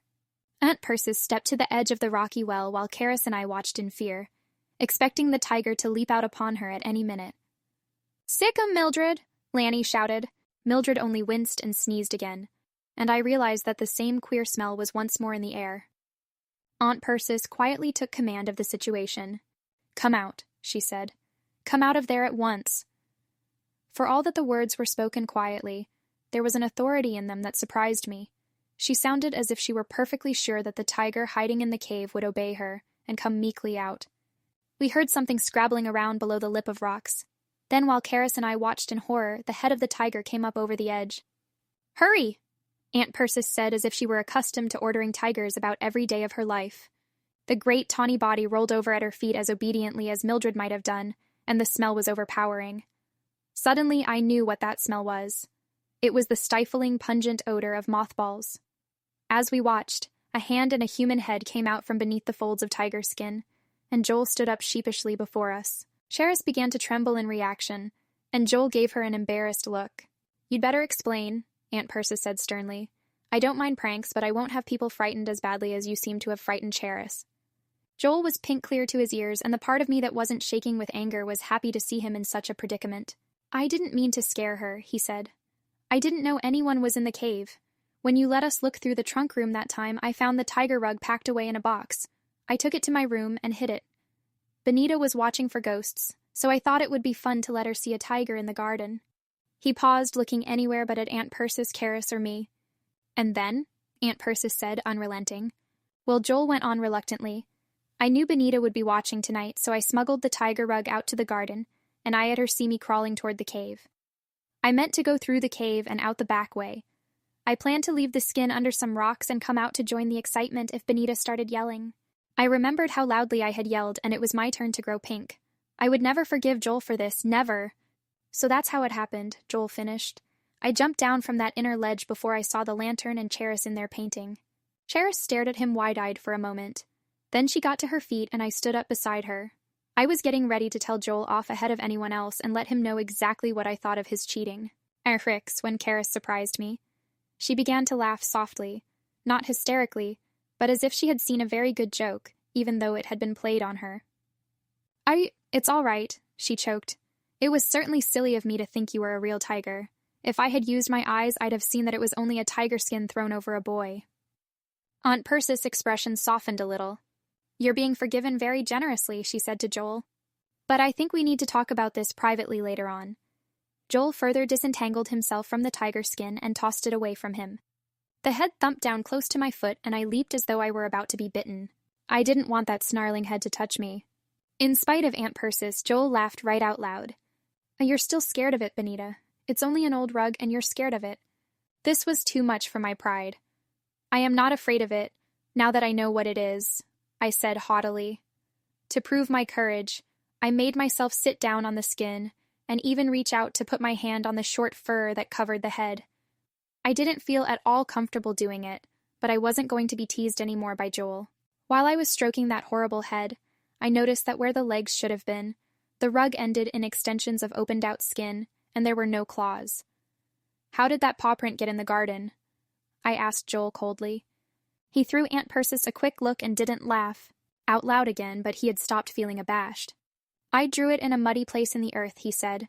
It fooled you, didn't it? I hoped Aunt Persis would speak to him sternly again, but she was regarding the tiger skin dreamily, as though she had forgotten we were there. Poor old One-Eye, she said. You've been banished to a storeroom so long, it's a shame to send you back. Since Benita doesn't mind you, perhaps we could put you in your old place in the library. I looked at her in dismay. For one thing, I had forgotten that of course this must be the skin of that old one-eyed tiger that Col Atwood Florian Ware had shot so long ago in India. It didn't comfort me much to realize this. The idea of having it in the library where it would look at me every time I came down the circular stairs for a book?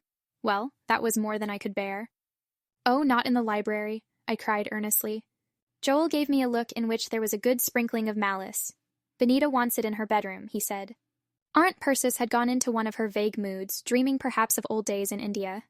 Of course you may have it there if you like, Benita, she said, missing Joel's malice altogether. Joel was watching me, and I knew he was waiting to laugh at my loud objections.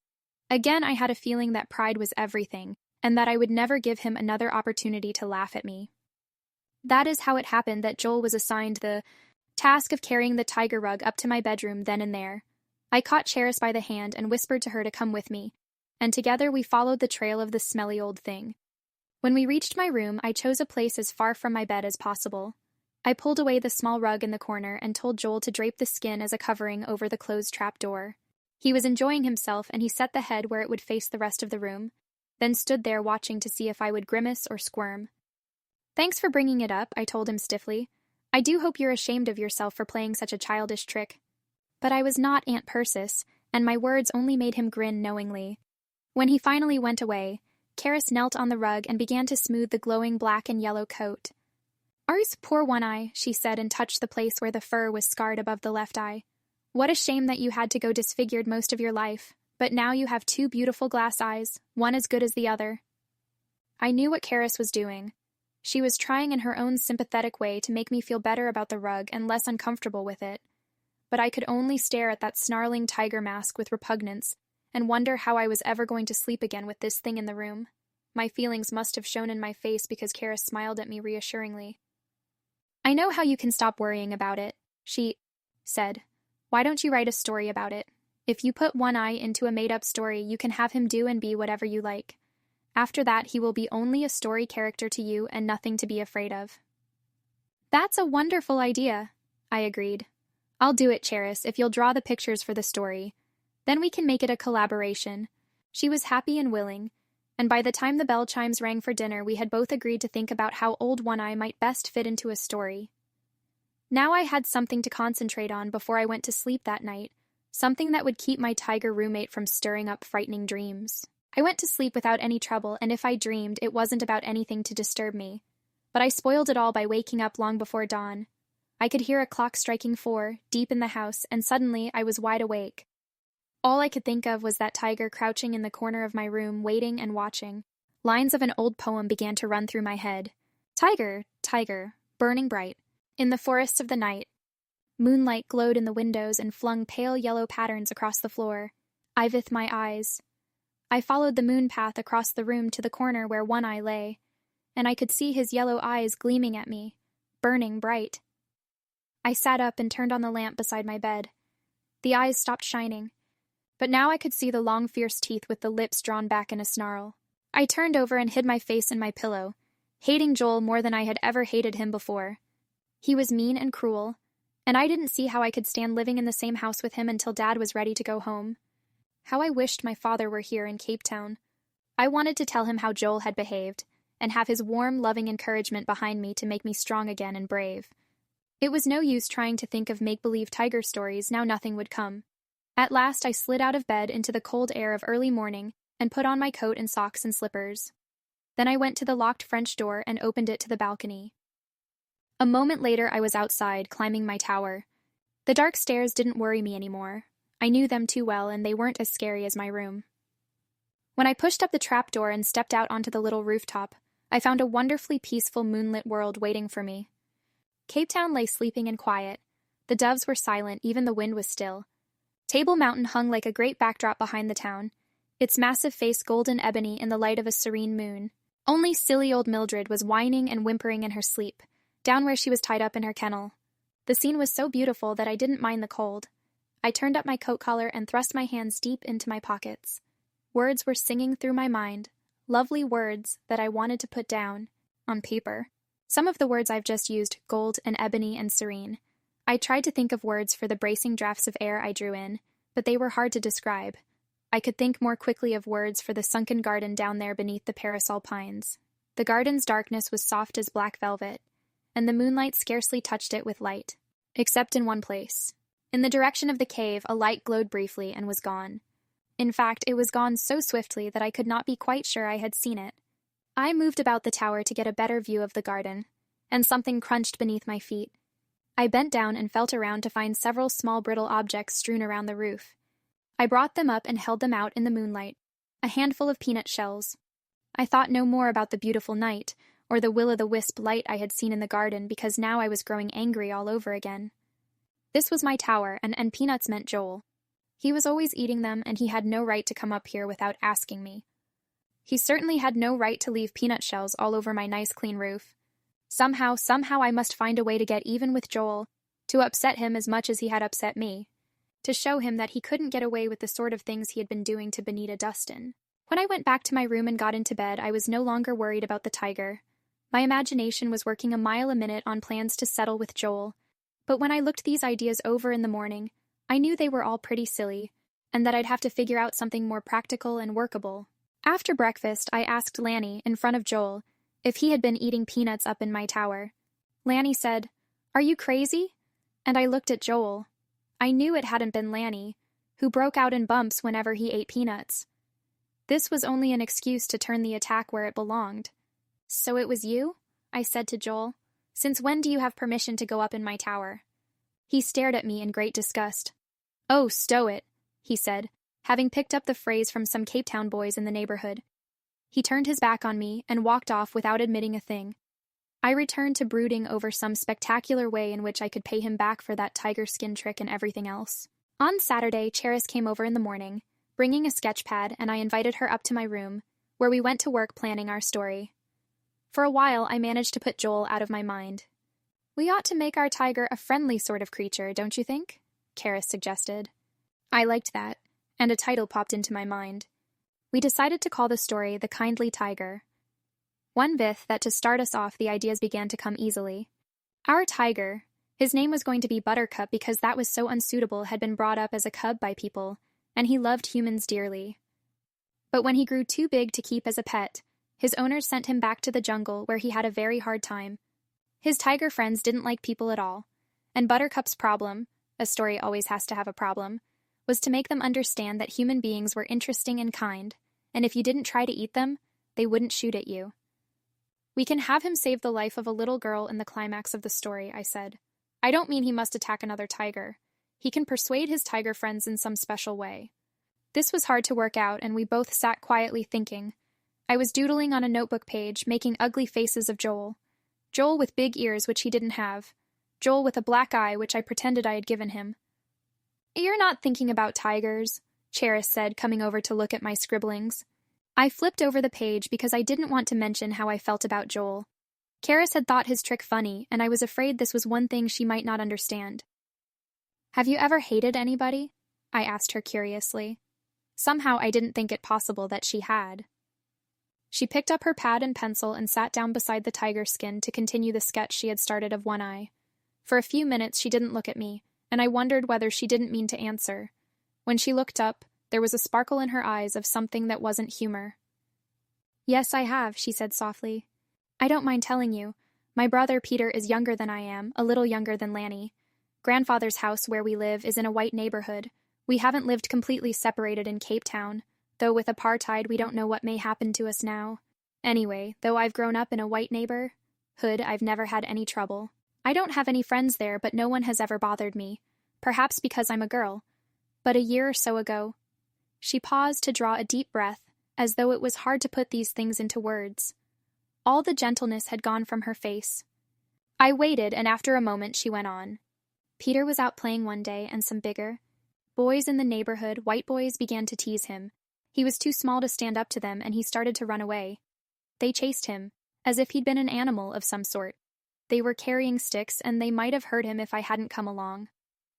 "What could you do against big boys?" I asked, feeling sick over what she was telling me.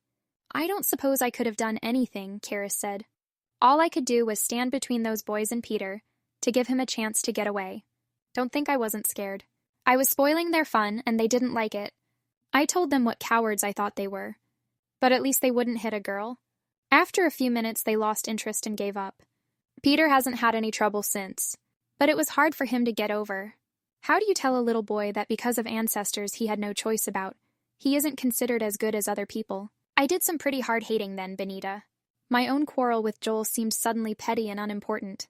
I didn't know what to say to Cheris or how to offer sympathy. She bent toward the tiger head and made a face at it. "Shall we give Buttercup 1 eye or 2? "Let's make it 2, I said. She nodded. "That will be easier to draw."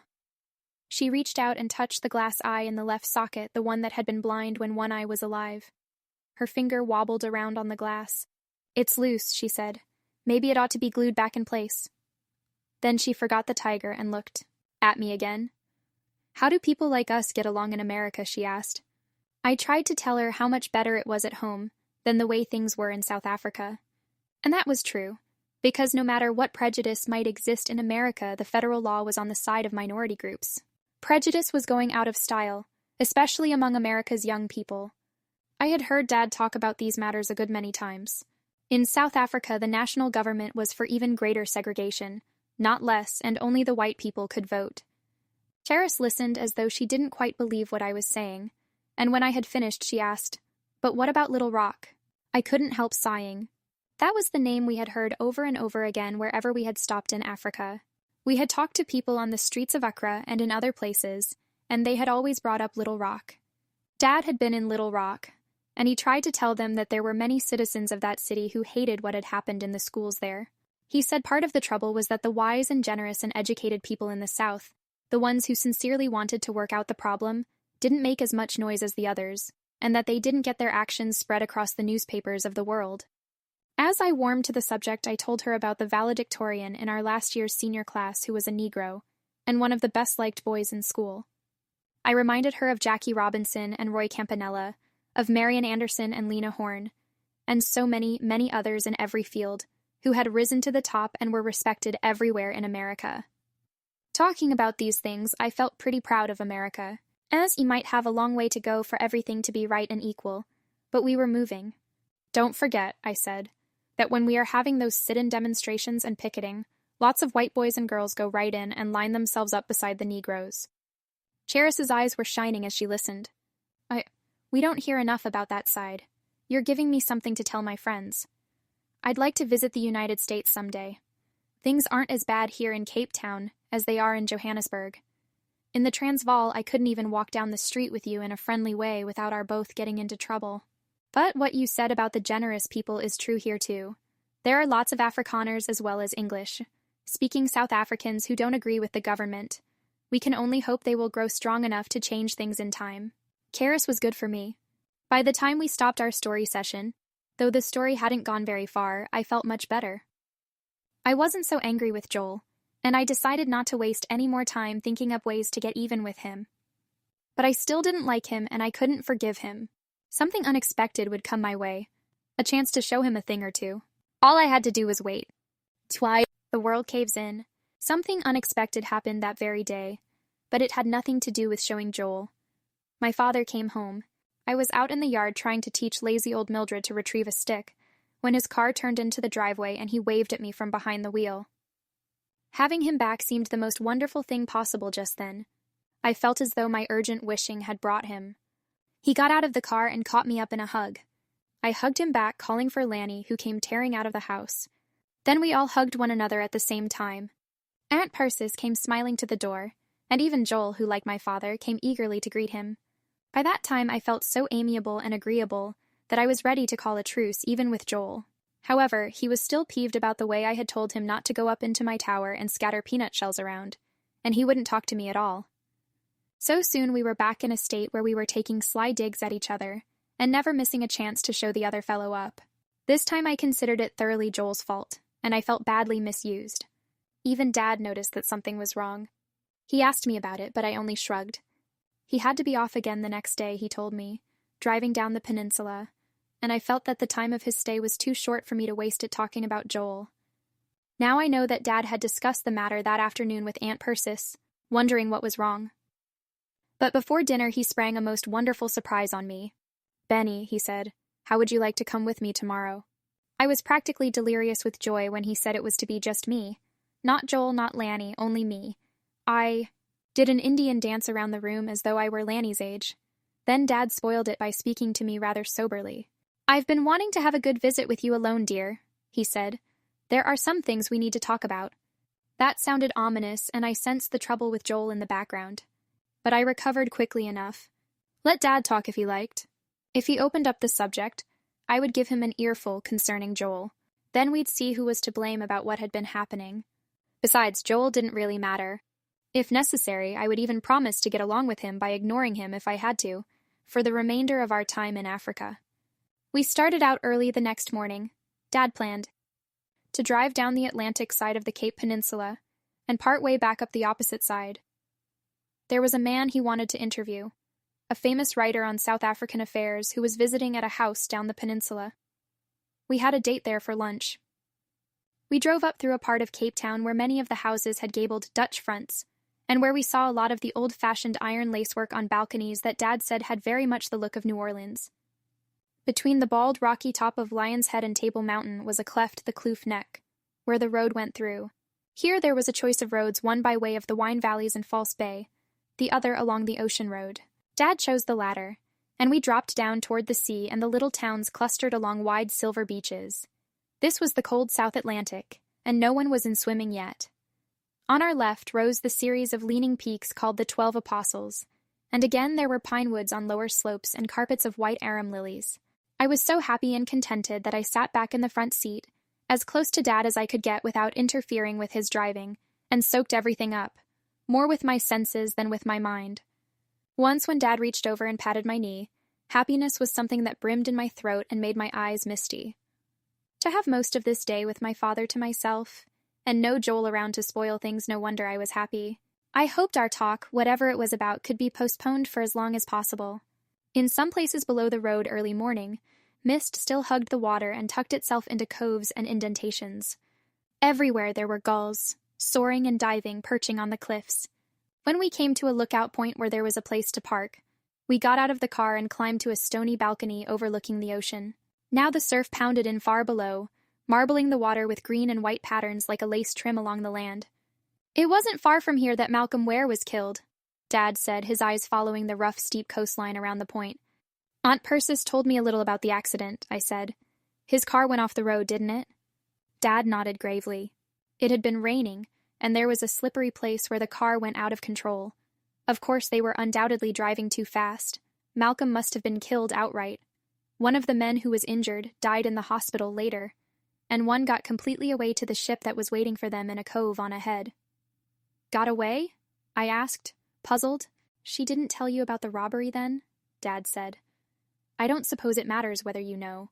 It was all so long ago, though, for a while no one dared to speak of it around Persis. I don't understand, I said, bewildered.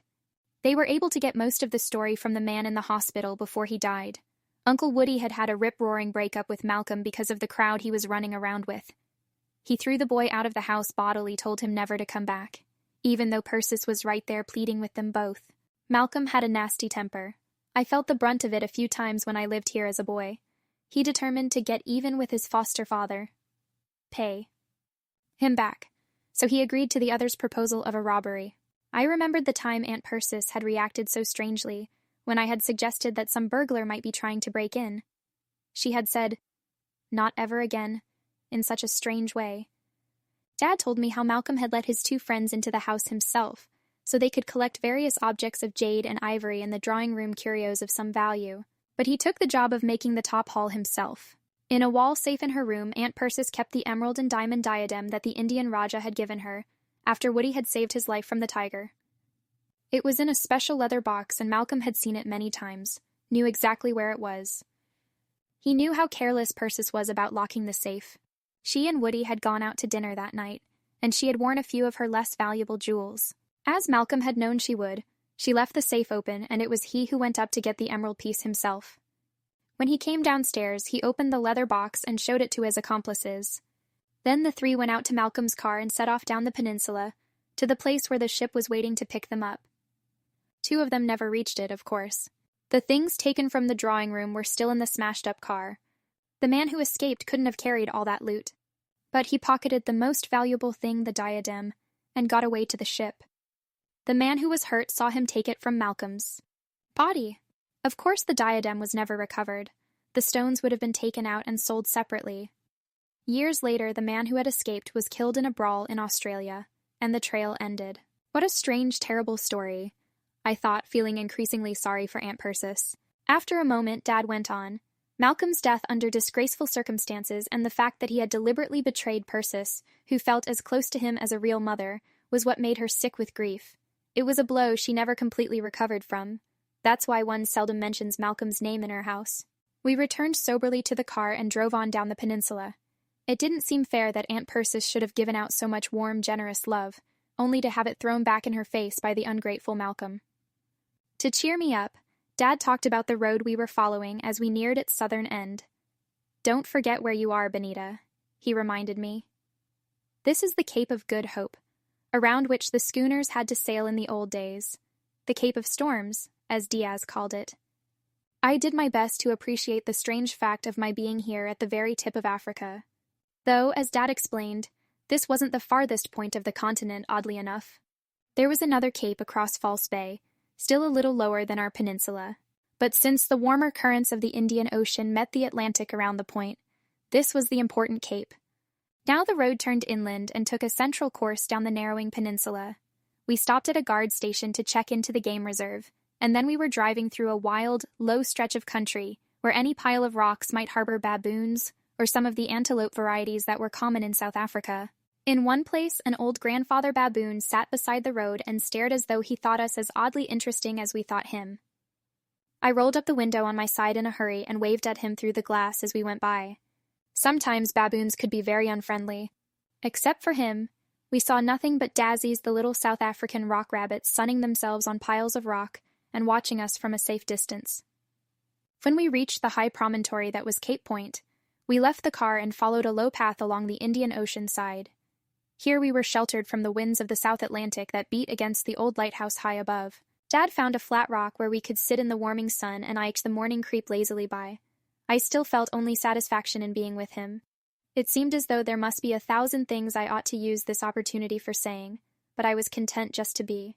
He was the one, finally, who spoiled all the lovely peace of the morning by bringing up the subject of Joel.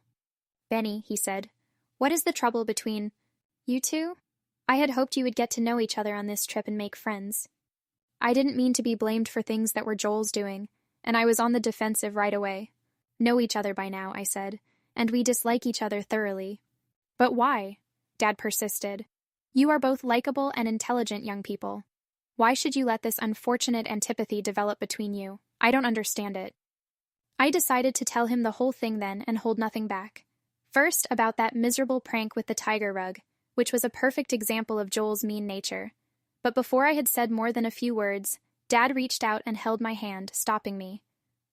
Wait, he said. I'm not asking for an account of what a horrible person you think Joel is. I'm only wondering whether either of you has tried to understand the basic difficulty between you. When Dad talked like that, it always made me feel impatient, because it meant he wasn't understanding. I sighed and put on what he calls my long face. Perhaps I had better tell you something without waiting any longer, Benny, he said. Karen, Joel's mother and I are planning to be married when I return from this trip. My mouth fell open and I looked at him in stunned horror. I couldn't say a word. He eyed at my hand go and began to pluck at a clump of weeds growing between rocks nearby. When he spoke again, he sounded as though he was trying hard to be patient and kind. Karen plans to give up her editorial job, though she may do a bit of freelance work at home to keep her busy. She truly wants to make a real home for us. For you, Benny, and for Lanny, who especially needs a mother. And for Joel, who needs a father. I couldn't understand the full awfulness of the situation at that moment, though I began to have a hint of it. Now I wouldn't be able to drop Joel at the end of this trip. Instead, I would have him for a brother. I would have to live in the same house with him until we were both grown up. Underlying all this was my feeling that I was about to lose my father completely and forever. He couldn't spread himself that thin among so many people and have all I wanted left for me. I felt shut out and terribly alone. Yet all this came to me in something that was a huge swelling of feeling, and not the thoughts that would later engulf me in pain. Right then I couldn't even cry. I could only stare at him in an appalled way. "Oh, Benny," he said sadly. "I've only told you because I felt you were old enough to understand. I thought it might make you try a little harder with Joel. The end of the world hasn't come." Because I felt so hurt and sore, I reached for the first words with which I could hurt him back. "What about Mother? Have you forgotten about Mother so quickly?" He looked at me for a moment, then he said, "No, Benny, I haven't forgotten her." I was suddenly ashamed. Of course he hadn't forgotten her, and I knew he never would. But I still couldn't understand how he could suddenly put someone else in her place. And of all things, Joel's mother. "I won't live in the same house with that boy," I told him, and my voice came out shrill and strange in my own ears. "I will have to talk about that," Dad said a little coolly. He stood up and jumped down to the path. "Let's go back to the car, Benita." His coolness made everything worse. More than anything else, I wanted to be in his arms as if I were a very little girl, clinging to him for reassurance and safety and love. But though I knew my own words and behavior had cut me off from that, I couldn't find my way back, I couldn't withdraw them, and I didn't want to. On the walk back to the car, Dad spoke only once. "Aunt Persis knows about this, but I'll have to ask you to say nothing to Joel or Lanny, Benita. Joel's mother wants to tell him herself, and there's no point in telling Lanny now. He'll understand better when we get home. He likes Karen a lot anyway." He glanced at me and added almost wistfully, "Don't you like her?" "She's all right," I said, and hated myself because it wasn't what he wanted, and I knew it. I had nothing against Karen except that she was Joel's mother, and that she wasn't mine. On the ride up the eastern side of the Cape, we drove past little towns on warmer Indian Ocean beaches, and then away from the coast and through sunny wine valleys cupped by mountains. Eventually, we cut back to the marine drive on the Atlantic, and stopped on a palm-lined road above the white sands of a beach. A pleasant luncheon was waiting for us, but I couldn't enjoy it. It was hard to swallow food feeling the way I did. Afterward, while Dad interviewed the man he had come to see, I walked along the beach near the house. There were some huge flat rocks that tended out into the sea, and I climbed upon them and sat there in the sun and the wind, listening to the surf foaming into hollows beneath my feet. Salt spray touched my face and arms as waves struck the farther rocks and shot high into the air. With my mind, I wanted to bring some sort of order out of this horrible jumble into which my life had fallen, but my feelings were too much for me. I felt like screaming with the gulls and pounding things in frustration with the tireless waves, fighting what I loved most, my father. I was behaving badly and I knew it, but I couldn't stop. When Dad whistled from the house for me, I went back to the car with him. We were whole continents apart by now, and we could find no bridge to bring us together. Didn't hold to complete silence on the drive home. As we rounded Signal Hill, where the big cannon went off at noon every day and drove back through Cape Town. My father pointed out places of interest in a way that showed me he was making an effort, and I answered politely when he spoke to me. But we weren't Dad and Benny anymore, and I had a feeling that we never would be again. Back at Aunt Perce's house, the rest of the day was hard to get through. I tried to lose myself in reading, but I kept seeing the discouraging future in the pages of my book. I avoided Joel as far as I could, and ignored him the rest of the time. He had a lot of things to tell Dad, and that made everything worse to have Joel beginning to take over the place I ought to hold with my father. The next day was Monday, and Dad had to leave early in the morning. In fact, he was gone by the time I got up, so I didn't even have a chance to say goodbye to him. Perhaps that was just as well, but it made me feel worse than ever. Now I couldn't cross the gulf between us, even if I wanted to. There was a sort of sickness inside me that nothing would heal. No matter how I tried, I couldn't get used to anything about this new idea. More and more questions grew in my mind. About Karen, about losing my father, about hating Joel and having to live in the same house with him. There was too much for me to handle in all this, and I didn't know which way to turn. Even Aunt Persis was no help in the days that followed. One afternoon, when I had been moping around the house and refusing to talk to anyone, she said, "Benita, dear, when you come to your very good senses and stop feeling so terribly sorry for yourself, I'd love to have a talk with you." So I couldn't even turn to Aunt Persis, who clearly wasn't going to understand the trouble I was in, even though she had been very understanding on other matters. Mainly, I suppose, I was disliking myself at this time, and that is a very uncomfortable feeling. 13. The tiger's eye. Because not liking me was so unpleasant, I finally took myself in hand and tried to talk to Joel one day. My heart wasn't in the effort, but I was determined to try anyway. I had to earn approval from someone, and it hurt to have Aunt Persis looking at me in that sad, sorry way. Joel had been out playing tennis with some boys in the neighborhood, and when I saw him come in, I jumped up on impulse from the yard bench where I was sitting and followed him into the house. "Come into the library a minute," I said. "I want to show you something." It was the wrong time for me to pick, as I realized right away. He was hot and sweaty and wanted to go upstairs for a shower. I hadn't spoken to him except as courtesy demanded for so long that he was surprised and perhaps a little curious. I led the way to the corner picture gallery and pointed out the face of the unsmiling young man with Malcolm, who might have been Tom Kettle. "Does that face look familiar?" I asked him. "Why should it?" Joel said. "I wouldn't know any of these people." "What about the man with the blue thumb?" I suggested. Joel stared hard at the picture and then shook his head. "Maybe, but I don't think so. What are you getting at anyway?" I told him about the robbery, how Malcolm had died, and about the theft of the emerald diadem. He grew interested in spite of himself and asked a few questions. At least he had a logical sort of mind that was good at putting two and two together. I thought he might see something in the story that hadn't occurred to me. Sir, what if Tom Kettle was mixed up in that old robbery in some way?" I pointed out. "What if he knows about the things in this house that are valuable and has come back to have another try at getting them?" Joel squelched that idea at once. "You're leaping to conclusions. You said there was only Malcolm and 2 accomplices, and now all 3 are dead. But I tell you what, you can ask Tom Kettle if he got into that picture when we see him next Saturday." "See him next Saturday?" I echoed. Joel grinned at me in a tantalizing way.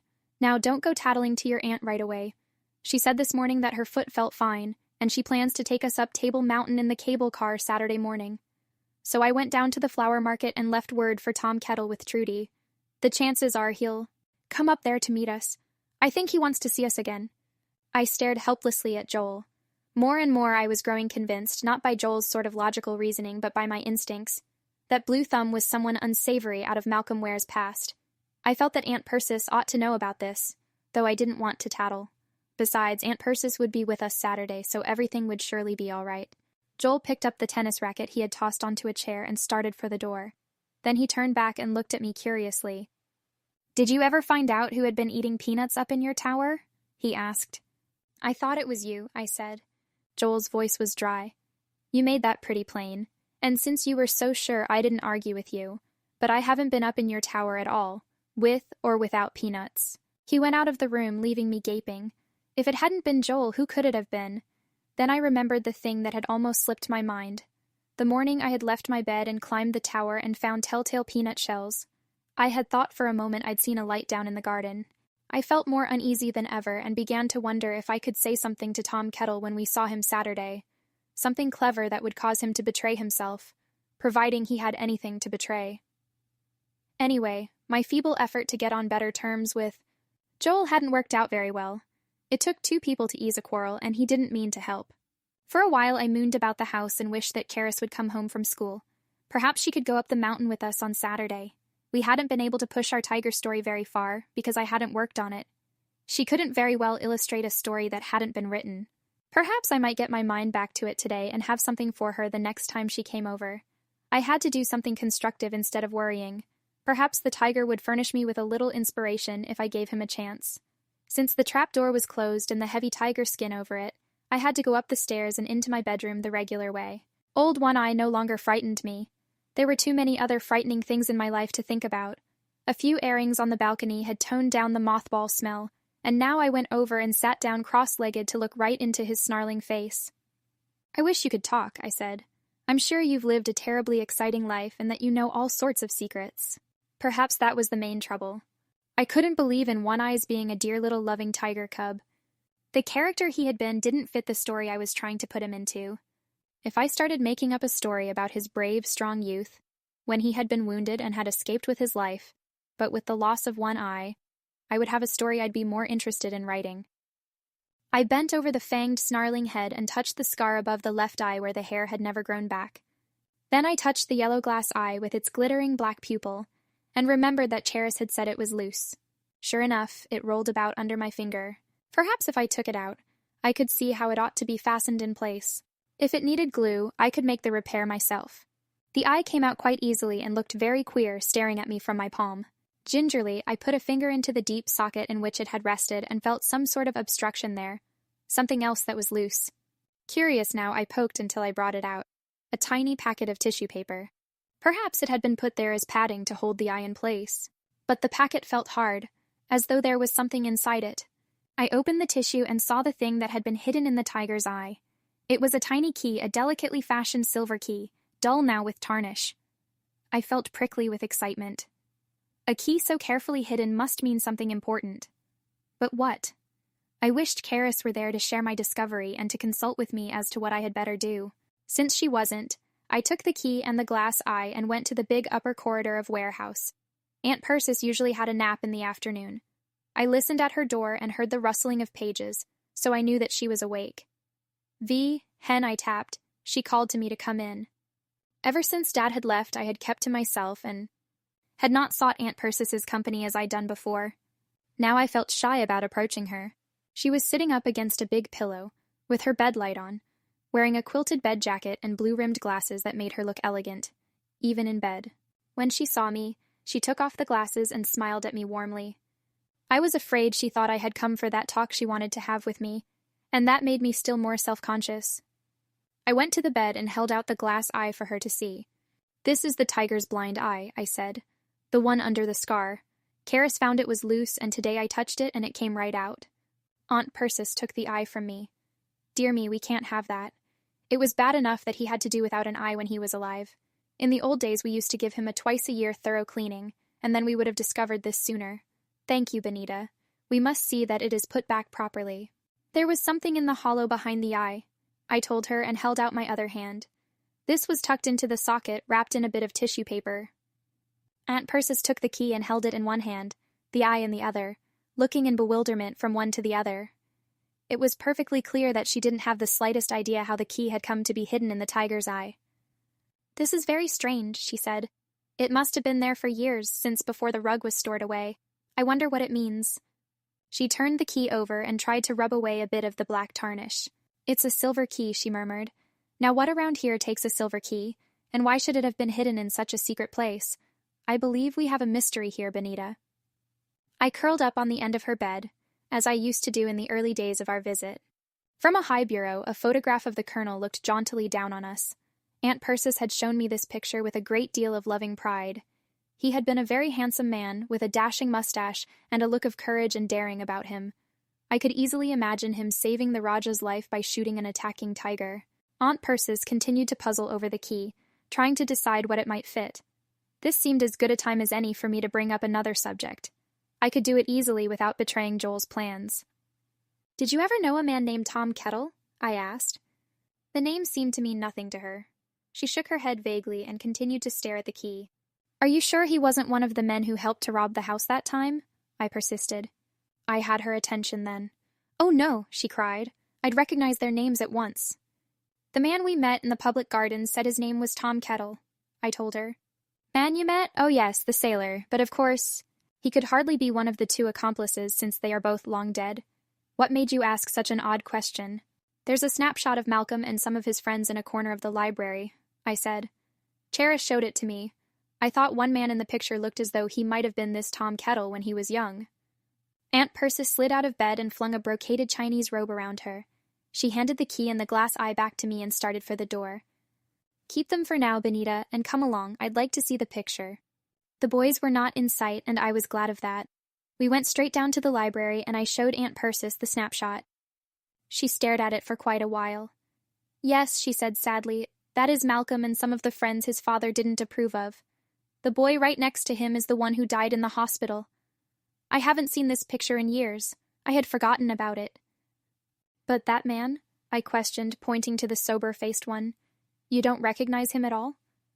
Aunt Persis shook her head. "I don't remember him, but of course Malcolm had a good many friends whom he never brought to the house." "Tom Kettle has a blue thumb," I said. She turned away from the picture and regarded me thoughtfully. "A blue thumb? How very odd. It's tattooed, I suppose. Now what is it that I seem to recall about a blue thumb?" She sat down at the library table and rested her head in her hands. Though she tried her best to remember, she could recall nothing about a blue thumb, any more than she could recall the meaning of that little silver key. Finally, she dismissed both matters with a flick of her hands. "Let it go. It's never possible to force one's memory like that. Sometime when I'm thinking of something else, perhaps I'll find the answer." Then she turned her attention directly to me, and I realized that whether I liked it or not, I was in for that talk she had said we would have. All my worries and troubles swept back to engulf me. For a little while, the finding of the key had let me forget them. Now they took first place, and I waited stiffly for whatever lecture Aunt Persis meant to give me. The first thing she said surprised me. "Do you know, Benita, dear? You puzzle me very much.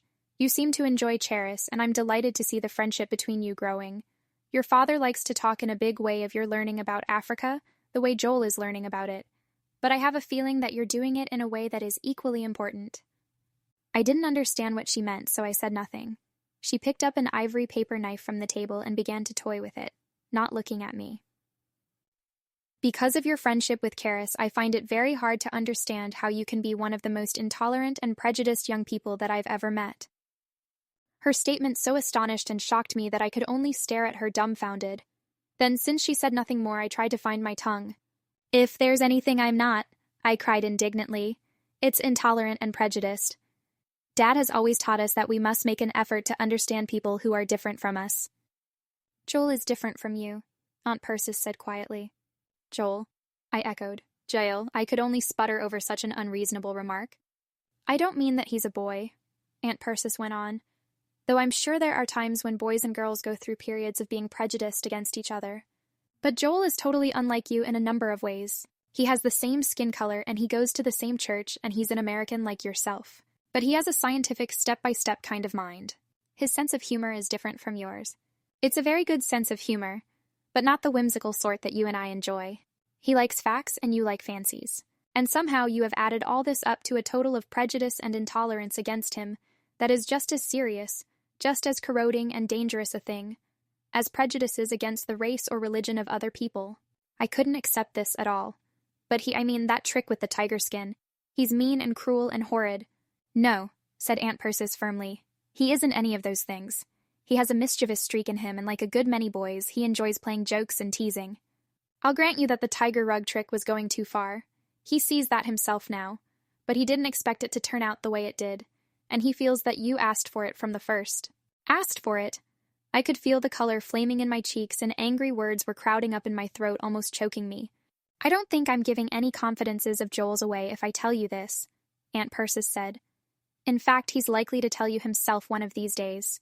He feels that you have set yourself above him ever since the time you first met. You thought you were cleverer than he was, and you looked down on his appetite for all sorts of information that didn't interest you. But it wasn't like that at all, I wailed. The first day I ever saw him, Joel had to show off all he knew, and he sneered at things I cared about. Aunt Persis nodded. I think that's very possible. In that respect, he has been intolerant and prejudiced too. Do you begin to see, Benita dear, how important it is to let those who aren't exactly like us be themselves too? How important it is to let them grow in their own way, and follow their own bent even when it isn't ours. It's quite human to be suspicious of the fellow who isn't like us, but it can also be pretty mistaken. We needn't have such a person for a best friend if our views differ too much. But we can try as hard to understand as we would if the color of his skin were different, or if he had a different religion. It began to seep through my angry excitement that Aunt Persis was talking very good sense. I couldn't acknowledge all that she was saying right away, but in spite of certain reservations I began to cool off a little. I managed a stiff sort of smile, without promising anything, or agreeing. Aunt Persis saw the smile. Darling Benita, she said, and I felt suddenly warm and happy and liked again. I wish we didn't ever have to leave Cape Town, I said impulsively. I wish I could finish growing up right in this house. Though I was too shy to say it, she knew I meant with her, and a misty look came into her eyes. She reached across the table and patted my hand. That's one of the nicest things anyone has said to me in a long while. Once one of Woody's children told me something of the sort, and you can imagine how much pleasure it gave me, especially since I was so very frightened when my husband brought me home to take their mother's place. I wanted with all my heart to have them love me, but it took a little while. We all needed time to adjust. The boy who resented my coming most was the one who was eventually closest to me. Life has a way of working things out if we give it a bit of time and patience, and if we do what we can to help things along. I could see what she was doing and how gently and persuasively she was doing it. Because it was Aunt Persis and because I loved her, I swallowed my resentment at being preached to. She was giving me something to think about. When we left the library, I went back to my room and knelt beside Old One-Eye to put back the silver key in the socket and the glass eye above it. This seemed somehow the logical thing to do for the moment until we could discover what had been intended by the hidden key. Then I sat there a while, stroking the tiger's tawny head and thinking about many things. I wanted to be a writer, I reminded myself, yet I took very little time trying to understand the viewpoints of other people, Dad's viewpoint, for instance, and Karen's. I wondered whether she was scared, as Aunt Persis had been. It was quite possible that she was. I even thought about Joel, who had a real blow coming ahead of him if he disliked me as much as I disliked him. I couldn't have thought up any better way to get even with him if I had tried. Only now I felt sorry for him. In a way, I was ahead of him in this because I knew the worst, and he hadn't as yet been told. I closed my eyes and tried to be Joel, the way a writer has to imagine himself into the mind of another person. It was surprising how very unattractive some of my own words and behavior seemed when I stepped into his viewpoint and looked at myself from the outside.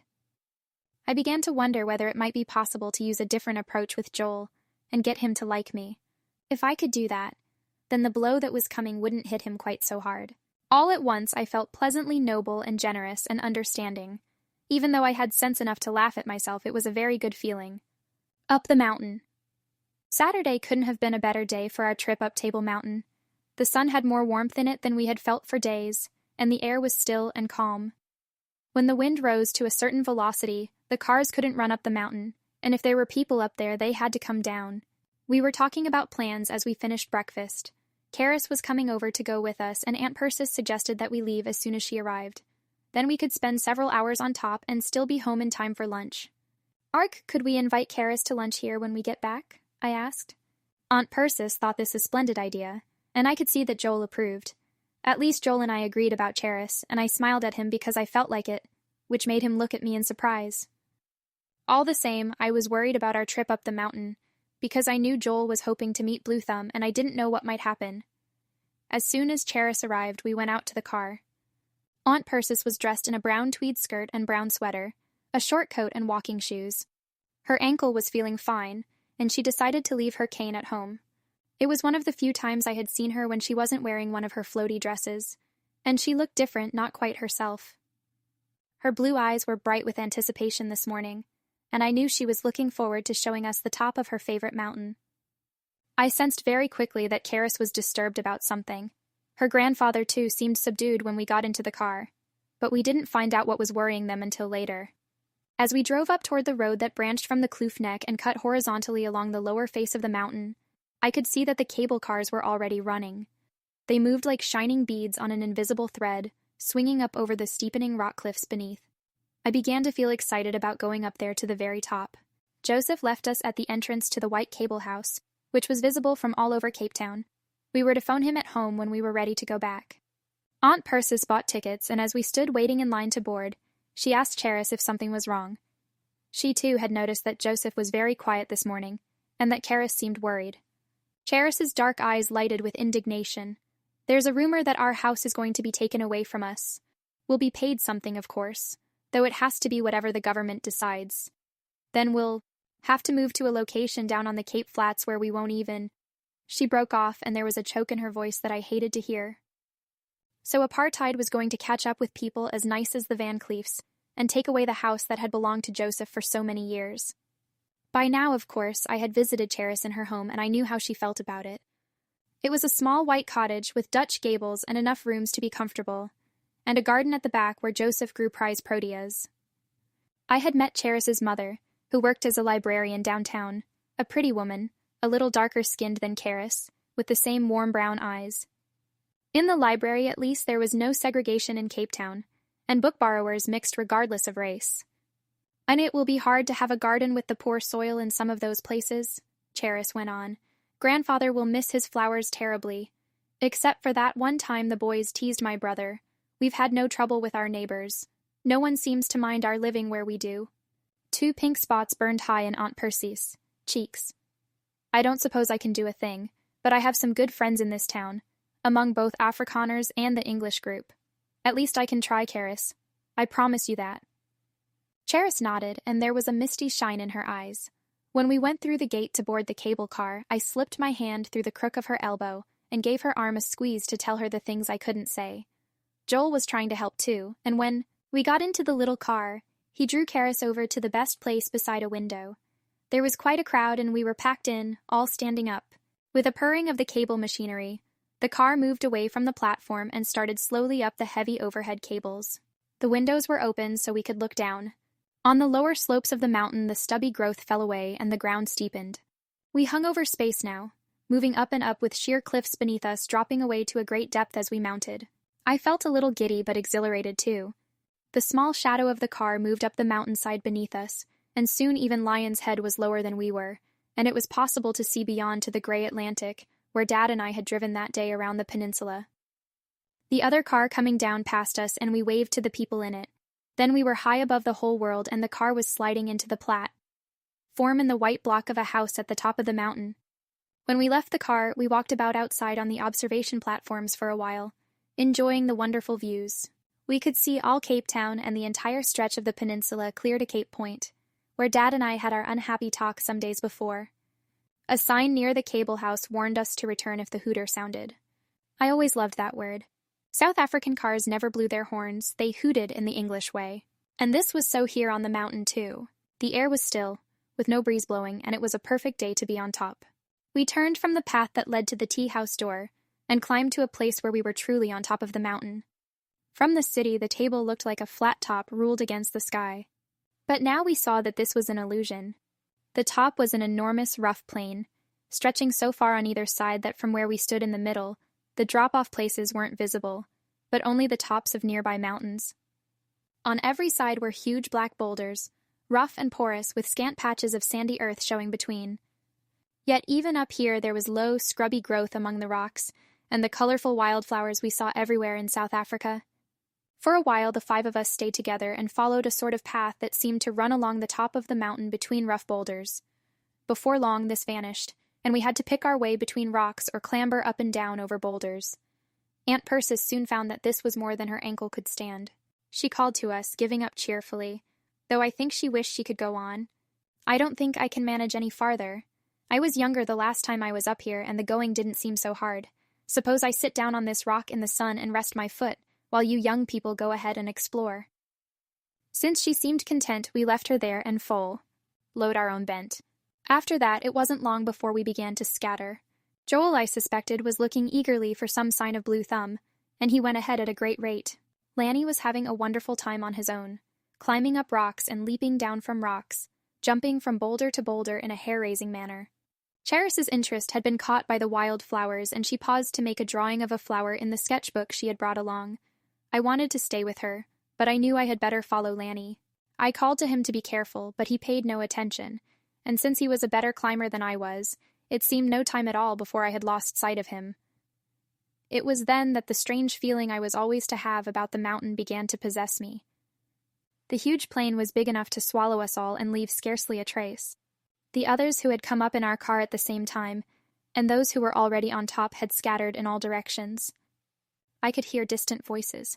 I could hear someone on the far side of the mountain testing echoes, singing snatches of song to have bits of them flung back. But scarcely anyone was in sight, and the emptiness of this mountaintop made me feel that I was queerly alone in the world. A big stone shielded Aunt Persis from view, and I had lost Joel completely. There was something almost wicked-looking about the tumbled black rocks, and I was reminded of some fairy-tale country over which there lay a dark and evil enchantment. It seemed quite likely that a witch would appear in my path at any moment and set a spell upon me, so that I would have to stay here with all the other rock-bound victims of magic. I didn't like the feeling, and I hurried on, calling out to Lanny.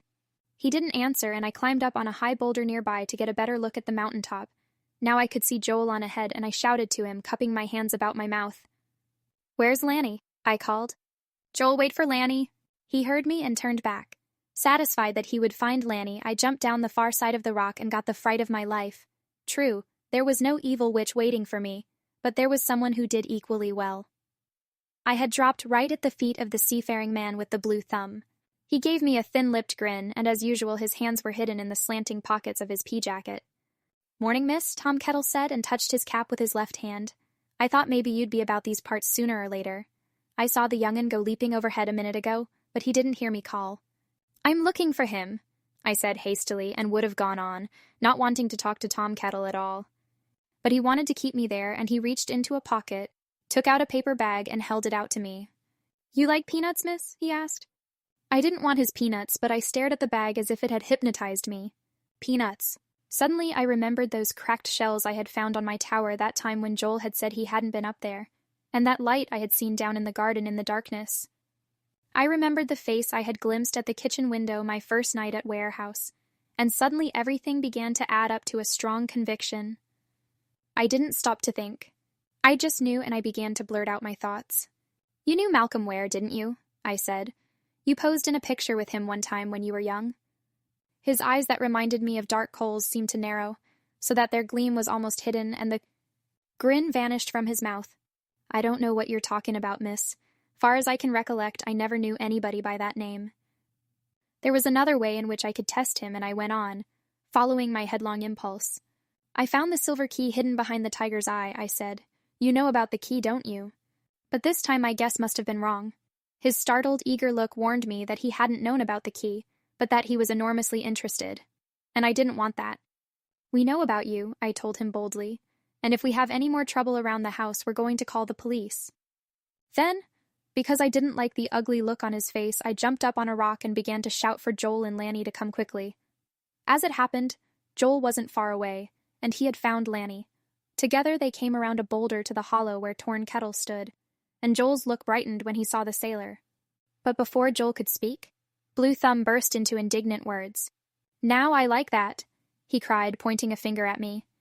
"Ere I come up the mountain right friendly-like, and by invitation, mind you. All said I was to have a nice little chat with you young'uns about the old days at sea. Thought I might even make a date to come visit you sometime where you're stayin'." Joel's eyes began to shine with eagerness. "That's a wonderful idea. When can you come?" I said thought I might, the man told him. "But now I'll do nothin' of the kind. Not after the shockin' accusations this here young lady has been handin' me." "Oh, Benita," Joel said impatiently, "what have you been saying now?" His tone made me feel all the more annoyed. "Only that he was eating peanuts up in my tower and hanging around the garden that night I saw the light," I snapped.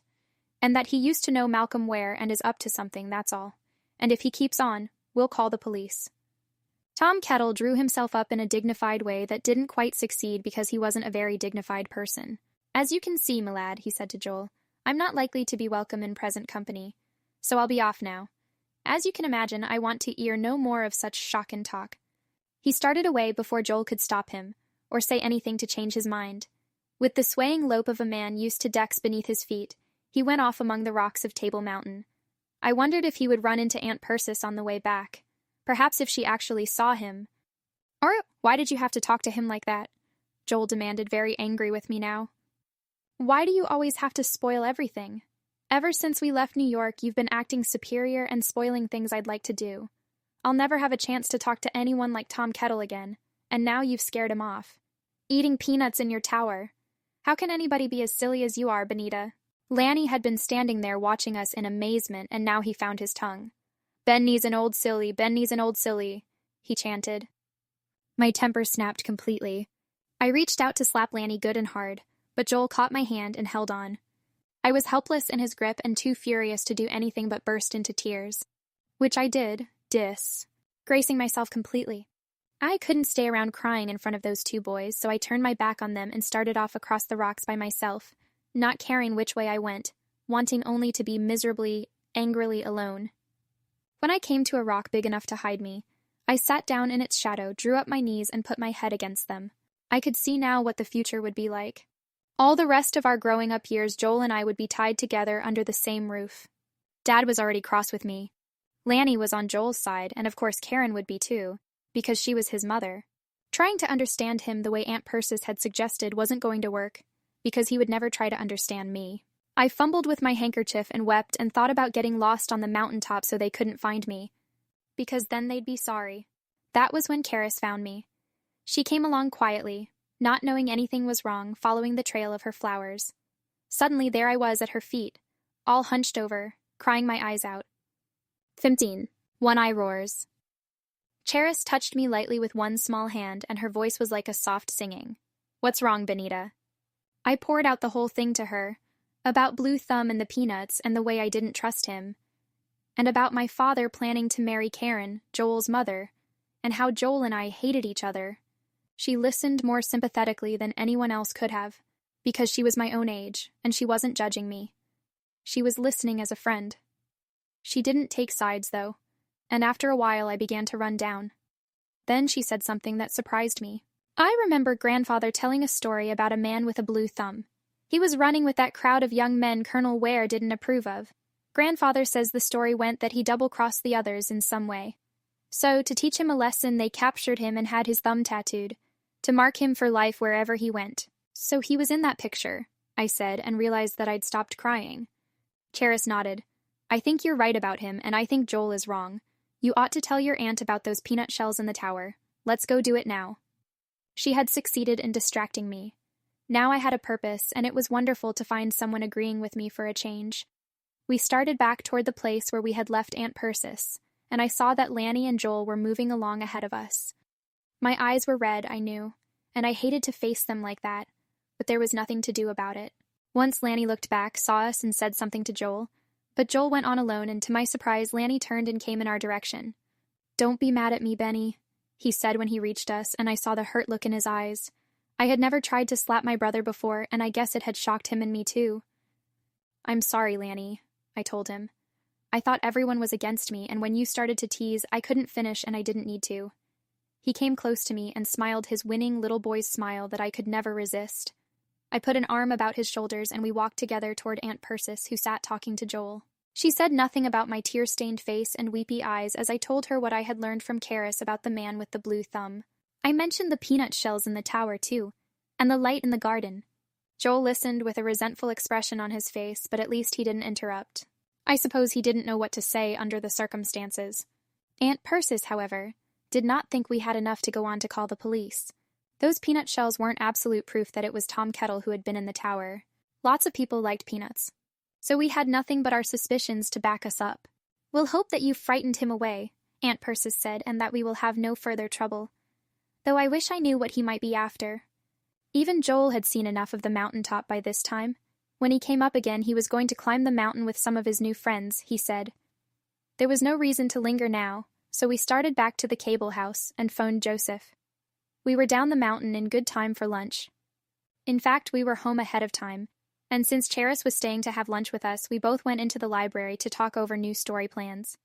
Neither of us wanted to discuss what had happened on the mountain. I explained that I had changed my thinking about the tiger in the story.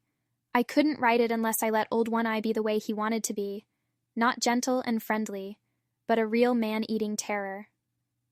Karis agreed that she could probably see him better that way in her drawings too, so we went to work. I had actually written down a new opening paragraph for the story when I heard someone moving around in my bedroom overhead. It wouldn't be Jacoba at this time. She was setting the table in the dining room while Cookie got lunch. I put down my pencil, touched a finger to my lips to warn Charis to hush, and walked over to the foot of the circular stairs. That was when I noticed something odd. The trapdoor should have been closed, but it wasn't, yet something was there covering the opening. Not the wooden underside of the door, but something else that I couldn't identify up there in the shadows. It had a wrong look about it, and I felt suddenly uneasy. I had just tiptoed back to the library table to whisper to Charis when I heard a terrible ringing scream. A figure came plunging down the curving stairs and slid beneath the handrail, to fall with a dreadful crash to the floor beside us. Charis and I jumped to our feet in terror. For an instant we couldn't move as we stood looking down at Aunt Persis.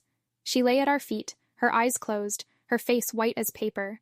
She was frighteningly still. Charis managed to move first. She murmured that she would get her grandfather and ran out of the room. Without knowing that I was doing it, I began to shout for Joel to come. He must have been off in another part of the house, and Lanny with him, for they didn't hear me, and neither did Jacoba, who had the dining room door closed to keep the room warm. I knelt beside Aunt Persis, more frightened than I have ever been in my life, and not knowing what to do. She had not moved at all, and I could well believe that such a fall had killed her. I stared up at the opening to the trapdoor and saw that it was the tiger skin that had covered the open trapdoor. It had come partway down when Aunt Persis had stepped on it, probably thinking the door beneath was closed. Old One-Eye's head hung downward in the opening, his jaws gaping wide, as if he were roaring a dreadful silent roar. Even as I stared, a face appeared in the opening, and I was Star, tied to see Tom Kettle peering down at me. As I knelt there, frozen, he lowered himself past the tiger's head and down the stairs into the room. Here he dropped to his knees beside Aunt Persis and put his head to her chest. "I never meant to hurt the old girl," he said. "'Twas her own fault she popped in and had to go steppin' on that tiger skin. But he heart's beatin' it is. She's only been knocked out by the fall." He seemed to remember where he was, and probably that he had no business to be there. He stood up, looking all around the room in a nervous, eager way, then up at the tiger's jaws yawning open in that mockery of a roar. I was still too stunned and frightened to say anything, and my eyes seemed to move with his. That was how I, too, came to stare up into the open mouth of the tiger, and I saw what Tom Kettle saw. Folded over and stuck way into the back of the mouth was some sort of paper. He wasted no time once he saw it, but was up those stairs in a flash. He reached into the tiger's mouth to pull out the folded paper. While I watched, he opened it and stared at some handwriting that I couldn't see from where I was. The dark, wild gleam was back in his eyes when he looked at me again, and he spoke in a half-threatening, half-wheedling way. "It was all a mistake, little girl. I meant no harm. You tell her so ain hen she comes round. I'll be movin' along now, and if you know what's good for you, little girl, you'll say nothin' whatever about old Tom Kettle bein' here in this house."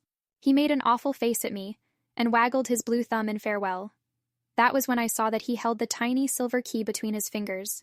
He disappeared up the stairs into my bedroom, taking the sheet of paper and the key with him. I held my breath, listening, and heard him go lightly across the room above toward the French doors, always unlocked in the daytime, and out onto the balcony. I remembered the tree that Lanny had climbed down so easily our first day in Cape Town. That was Tom's way of entry and escape, I was sure. It had been Blue Thumb in my tower, eating peanuts while he watched and waited. If he now had what he had come for, there was nothing I could do about it. The only person who mattered at the moment was Aunt Persis. Charis returned, bringing Jacoba with her, because her grandfather had apparently gone out and she couldn't find him. But Jacoba stood there wringing her hands, not knowing what to do. That was when Joel walked into the room, with Lanny behind him as usual. My brother started to shrill excited questions, but Joel stopped him at once. He took one look at Aunt Persis and another look up the stairway at the tiger rug, and seemed to grasp what had happened. He could see how frightened and helpless we were, and he didn't waste any time but took hold of the situation quite calmly and competently. "If you know Mrs. Ware's doctor," he told Charis, "maybe you'd better phone him right away. We shouldn't move her till he comes." Charis ran into the hall to phone, and Joel pushed me aside, not urgently, and bent over Aunt Persis. He felt her pulse and then told me to get a damp cloth and Lanny to fetch a blanket to cover her until the doctor came. I brought the damp cloth and began to wipe her face with it gently. Her eyelids fluttered and a little color came into her cheeks. She opened her eyes and stared at us in a puzzled way. "You'll be all right, Mrs. Ware," Joel said quietly. "You had a fall down the stairs. You'd better lie quietly now until the doctor comes." She smiled faintly and closed her eyes. I started to tell Joel what had happened, but he shook his head at me. "Not now," he whispered. "Wait, we mustn't disturb her." I thought of Tom Kettle and the paper he had taken from the tiger's mouth, about the silver key I had seen in his hand. But there didn't seem to be anything we could do, even if I told Joel. Karis returned with word that the doctor was coming at once and that he had said to keep her warm and comfortable, and not to move her until he could examine her, all of which we were doing thanks to Joel. Lanny brought the blanket, and Joel sent him off to bring Joseph back if he was home. I found I was looking at Joel as though I had never seen him before. Where I had been fluttery and frightened, he had been calm and sure, and had done the right things, even though I knew by the frown between his eyes that he was as worried as we were. At Aunt Pear, Sis's age, a fall like this was no simple matter. I was about to ask him some whispered question, but what it was went out of my mind forever because at that moment, the most frightful uproar began out in the garden. There was a terrible snarling, as though 12 live tigers had gone wild down there. "Mildred," Charis said. "Someone she doesn't know must be trying to get into the cave." "It's Tom Kettle," I told Joel softly. He stared at me for a moment and then stood up and went to the door. I cast a look at Aunt Persis lying there with her eyes closed, but not looking so deathly still now. "Charis, stay with her," I whispered, and I jumped up to run after Joel in the direction of the garden. I was right behind him as we dashed past the marble Diana and headed for the cave. It was Mildred, all right. A completely astonishing sight awaited us. Tom Kettle lay on his back near the entrance to the cave, and never have I seen a man more terrified. Mildred had both her huge paws on his chest, and she was snarling and yowling, as if she meant to tear him limb from limb at any moment. "Don't let him get away," I shouted to Joel above Mildred's uproar. "I don't understand how, but he caused Aunt Persis's fall, and he took something out of the tiger's mouth. He's a thief, and we've got to hold him for the police." This time Joel didn't argue with me, or come to the defense of Blue Thumb. He said, "Good girl, Mildred, hold him, good girl. If you lie still, Tom, she won't hurt you, but don't try to get away." Then he went tearing back to the house. For a moment I was frightened at being left alone with Tom Kettle, but he was clearly too terrified of Mildred to move a muscle. In a couple of minutes, Joel was back with a coil of laundry line, and Joseph and Lanny were with him.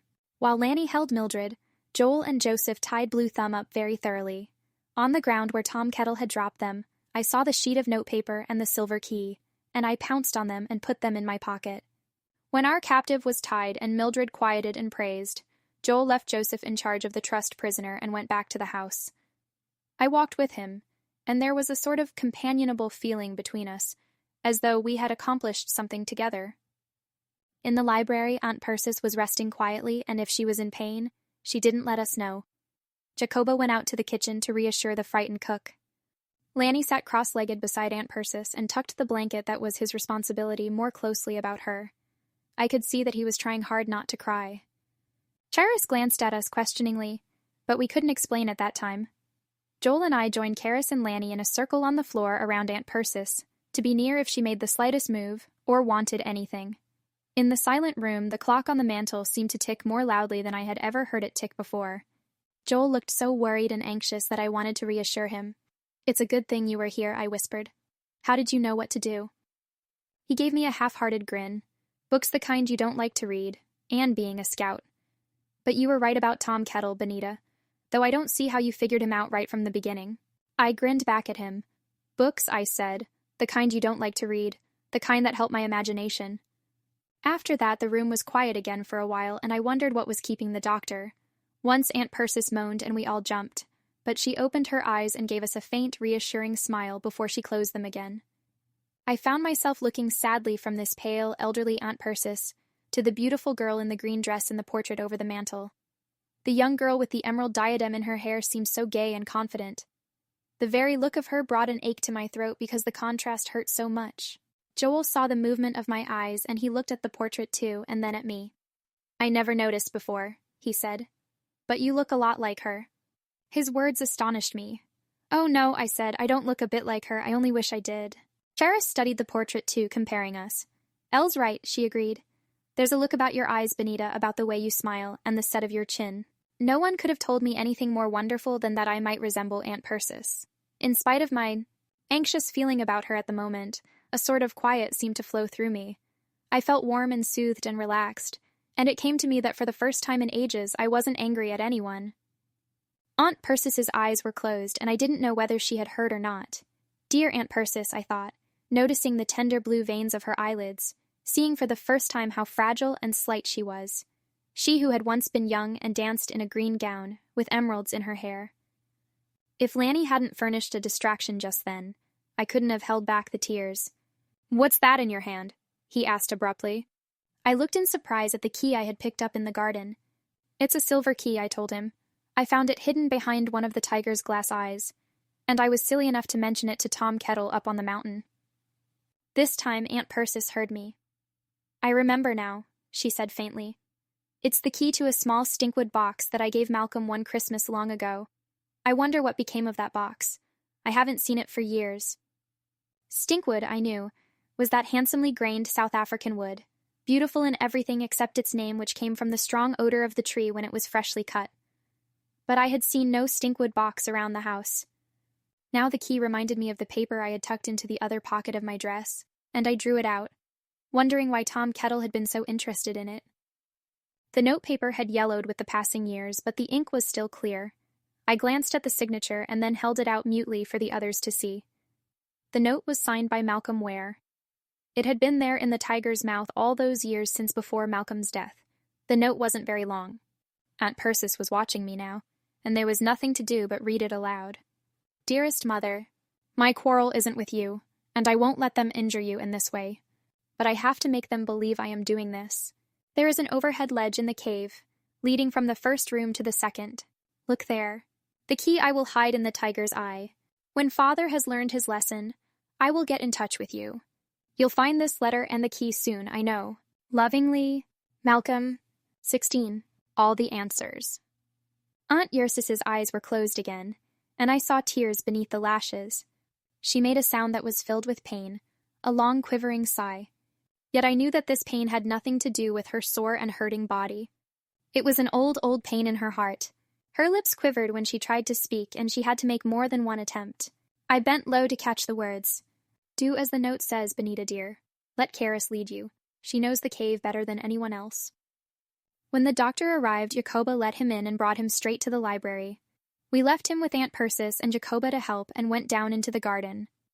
Beside a groaning Tom Kettle sat Joseph. He had telephoned for the police, he told us, and they would be along any minute. Tom groaned again, but we wasted no pity on him.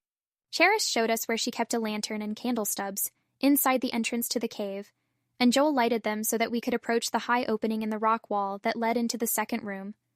Caris pulled herself lightly up the wall, then crouched on the ledge above our heads while Joel handed candles up to her and held up the lantern. We could hear Cheris feeling around, and suddenly she cried out with excitement alive in her voice. "There's something here! There's a sort of hole in the rock that I've never found before." We waited breathlessly, Lanny fairly jumping up and down with impatience. Joel stood still, holding the light so it wouldn't tremble. He was like that. I thought solid and dependable in a crisis, even if he did like to play tricks once in a while. "I've got it," Cheris said, and began to back down from the ledge. When she dropped to our level, she held a wrapped-up bundle in her hands and she gave it to me. It was squarish and not very deep, bound up in an oilskin cloth. I pulled off the wrapping and held up a box made of wood the color of very dark honey, with black markings in the grain. At the front was a little silver lock plate. My fingers trembling with excitement, I took the key from my pocket and slipped it into the lock. It fitted perfectly, and I knew it would turn. "Go ahead and open it," Lanny cried. "What are you waiting for?" I looked at Joel, and for once we understood each other. "Your aunt should be the one to open it," he said, and I nodded. We went back to the house, but it was quite a while before we could bring the box to Aunt Persis. By that time the police were there, questioning Tom Kettle. They wanted to ask us questions too, before they took Blue Thumb away to book him for attempted burglary. His story didn't come out fully, however, until several days later, when he finally talked, and by that time we knew what was in the box. In fact, we knew a little later that day when the doctor said the four of us might go upstairs and see Aunt Persis. She was being a very stubborn patient, and wouldn't let him give her something to make her sleep until she had talked to us. No bones were broken, fortunately, he said. The tiger rug had slowed her fall, but the whole thing had been a shock. Nevertheless, she was in good spirits, he assured us, and with a will and determination like hers, she should be well again in no time at all. Jacoba had pulled the draperies in the colonel's room so that it seemed darker than ever. Only one small lamp burned on the bed table, and in the light from it I could see Aunt Persis watching us as we came into the room. How very blue and alive her eyes were, so much like that young girl's in the picture. I felt somehow comforted. The young Persis of the portrait was looking right at me through the eyes of the older Persis. "You found it?" she asked eagerly. "You found what Malcolm hid in the cave?" I brought the box to the bedside and set it down near her pillow, with the silver key in place ready to turn. "We left it for you to open, Aunt Persis," I said gently. She drew her hand from beneath the covers and turned the silver key. The lid came up easily at a touch of her finger. Inside lay something wrapped carefully in paper. "Open it for me, Benita dear," Aunt Persis said in a voice that was choked with tears. I think we all knew by that time what we would find in the box, but still it was a breathless, exciting moment. The paper had been folded so long that it cracked beneath my fingers. I felt the hard metal half-circlet shape and began to strip away the paper impatiently. In a moment, the diadem lay there in the pool of lamplight, as beautiful as it had been long ago when an Indian Rajah had given it to Aunt Persis. The emeralds twinkled in a green light, and the diamonds, smaller but perfect in themselves, sparkled with the fire of an entire rainbow. "He didn't take it," Aunt Persis said softly. "Malcolm meant for me to find it. He knew I always took charge of cleaning the tiger skin myself and gave special attention to the head and eyes and mouth. Twice a year we went over it thoroughly, and I would have been sure to find the note, even though it must have been wedged in firmly. But then our Malay cook began to worry about the rug and to believe in a tiger ghost. So we put the tiger skin away to humor her, and after Woody died, I never took it out again. The doctor came in and said Aunt Persis must sleep now, but she wouldn't let the diadem be taken from her, and that was when Charis had a wonderful idea. "Put it on her," she whispered to me. I reached past the doctor and picked up the diadem. Without a word, I set it gently upon Aunt Persis' soft gray hair. Then I bent to kiss the faintly wrinkled petal skin of her cheek. "Thank you, dear," she said and closed her eyes. At once she went sweetly to sleep. The years seemed to fall away from her face as she lay there, a young old lady, crowned with a lovely emerald diadem. There is only a little more to tell, but all of it is important. We heard Tom Kettle's story eventually through the police. For the first time, Aunt Persis knew exactly what had happened the night that Malcolm and his friends had robbed Warehouse.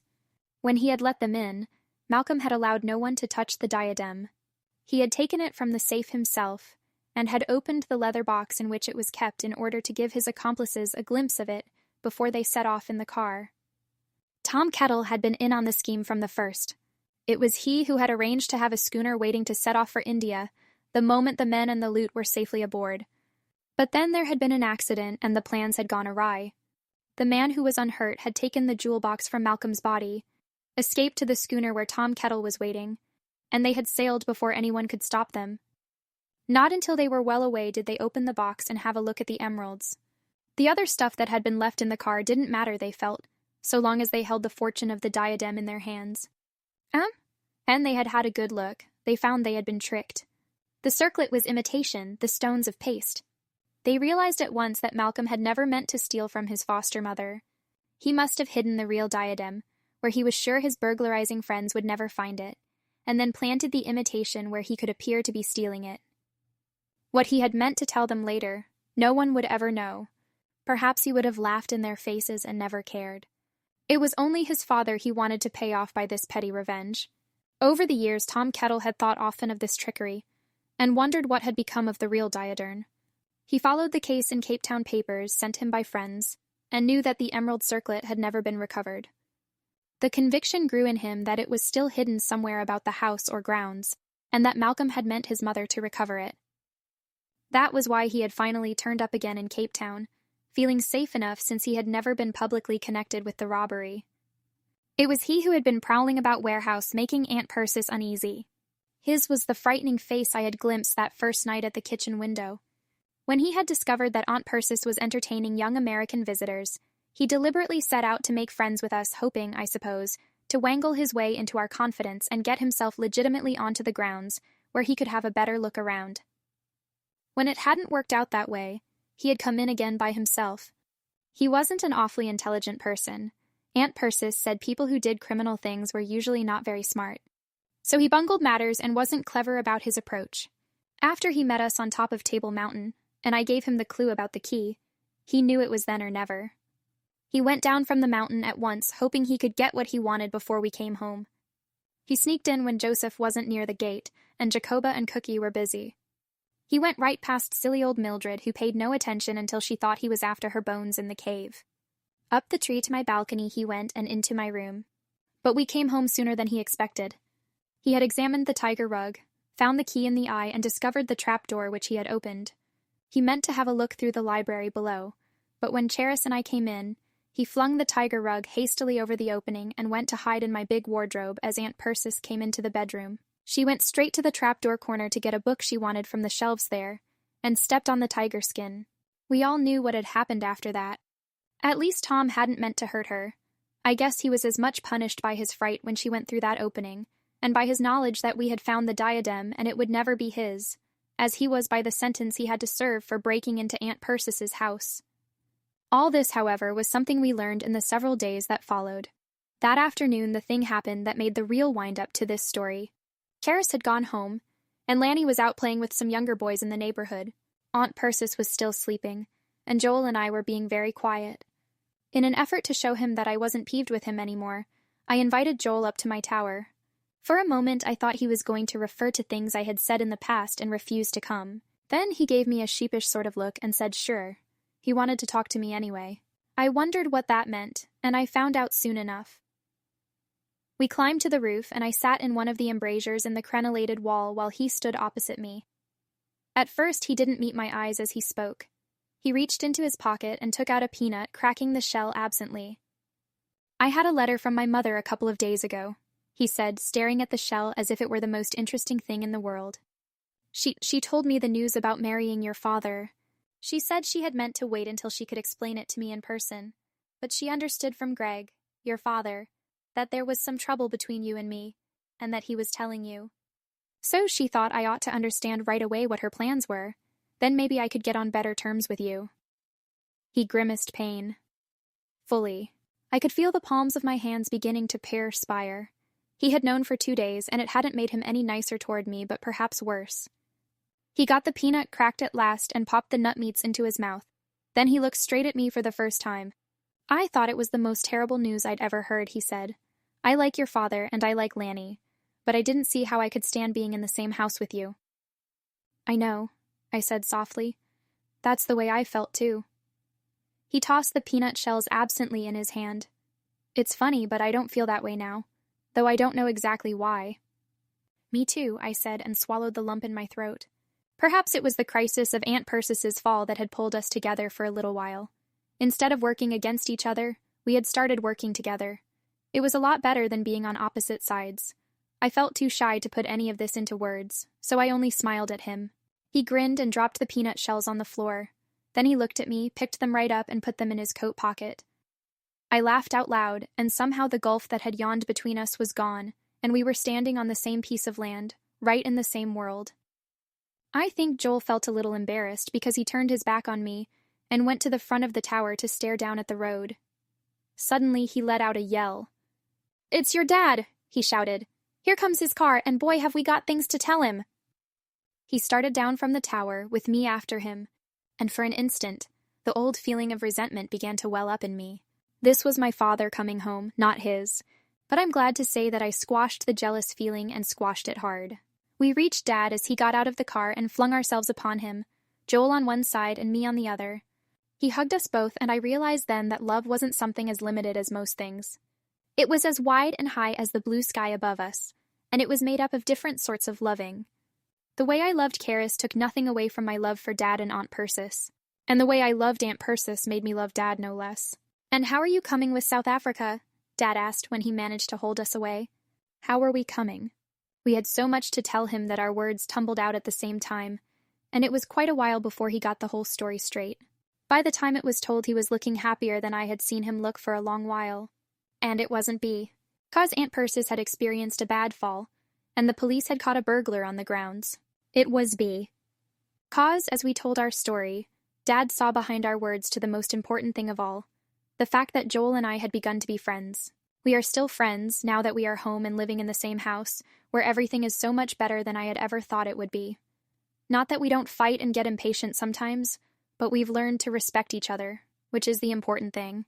We respect each other's differences. Quite often we talk about Africa, and now I listen and learn from the information Joel comes up with. Though when I think of Africa, my thoughts are very different from his. The word Africa to me brings up the face of my friend Cheris Van Cleef. For me, she stands for a world that must change so that people like her can develop to the top of their talents. I understand Africa better for knowing Cheris, and I think she understands the United States better for knowing me. She's coming to see us soon. Aunt Persis has special permission to bring her here for a visit when she comes to see us herself. And I can hardly wait for them both to get here. Do you know the very first thing we are going to do when Cheris and I are together again? We're going to finish the story we talked about in Cape Town, and we are going to call it Secret of the Tiger's Eye. Even though, as Joel often reminds me, there aren't any real tigers in Africa. About Phyllis A. Whitney. Phyllis Whitney likes to write about understanding between people. People of different races, different religions, people on the same street, in the same school, or even in the same family who may not understand one another.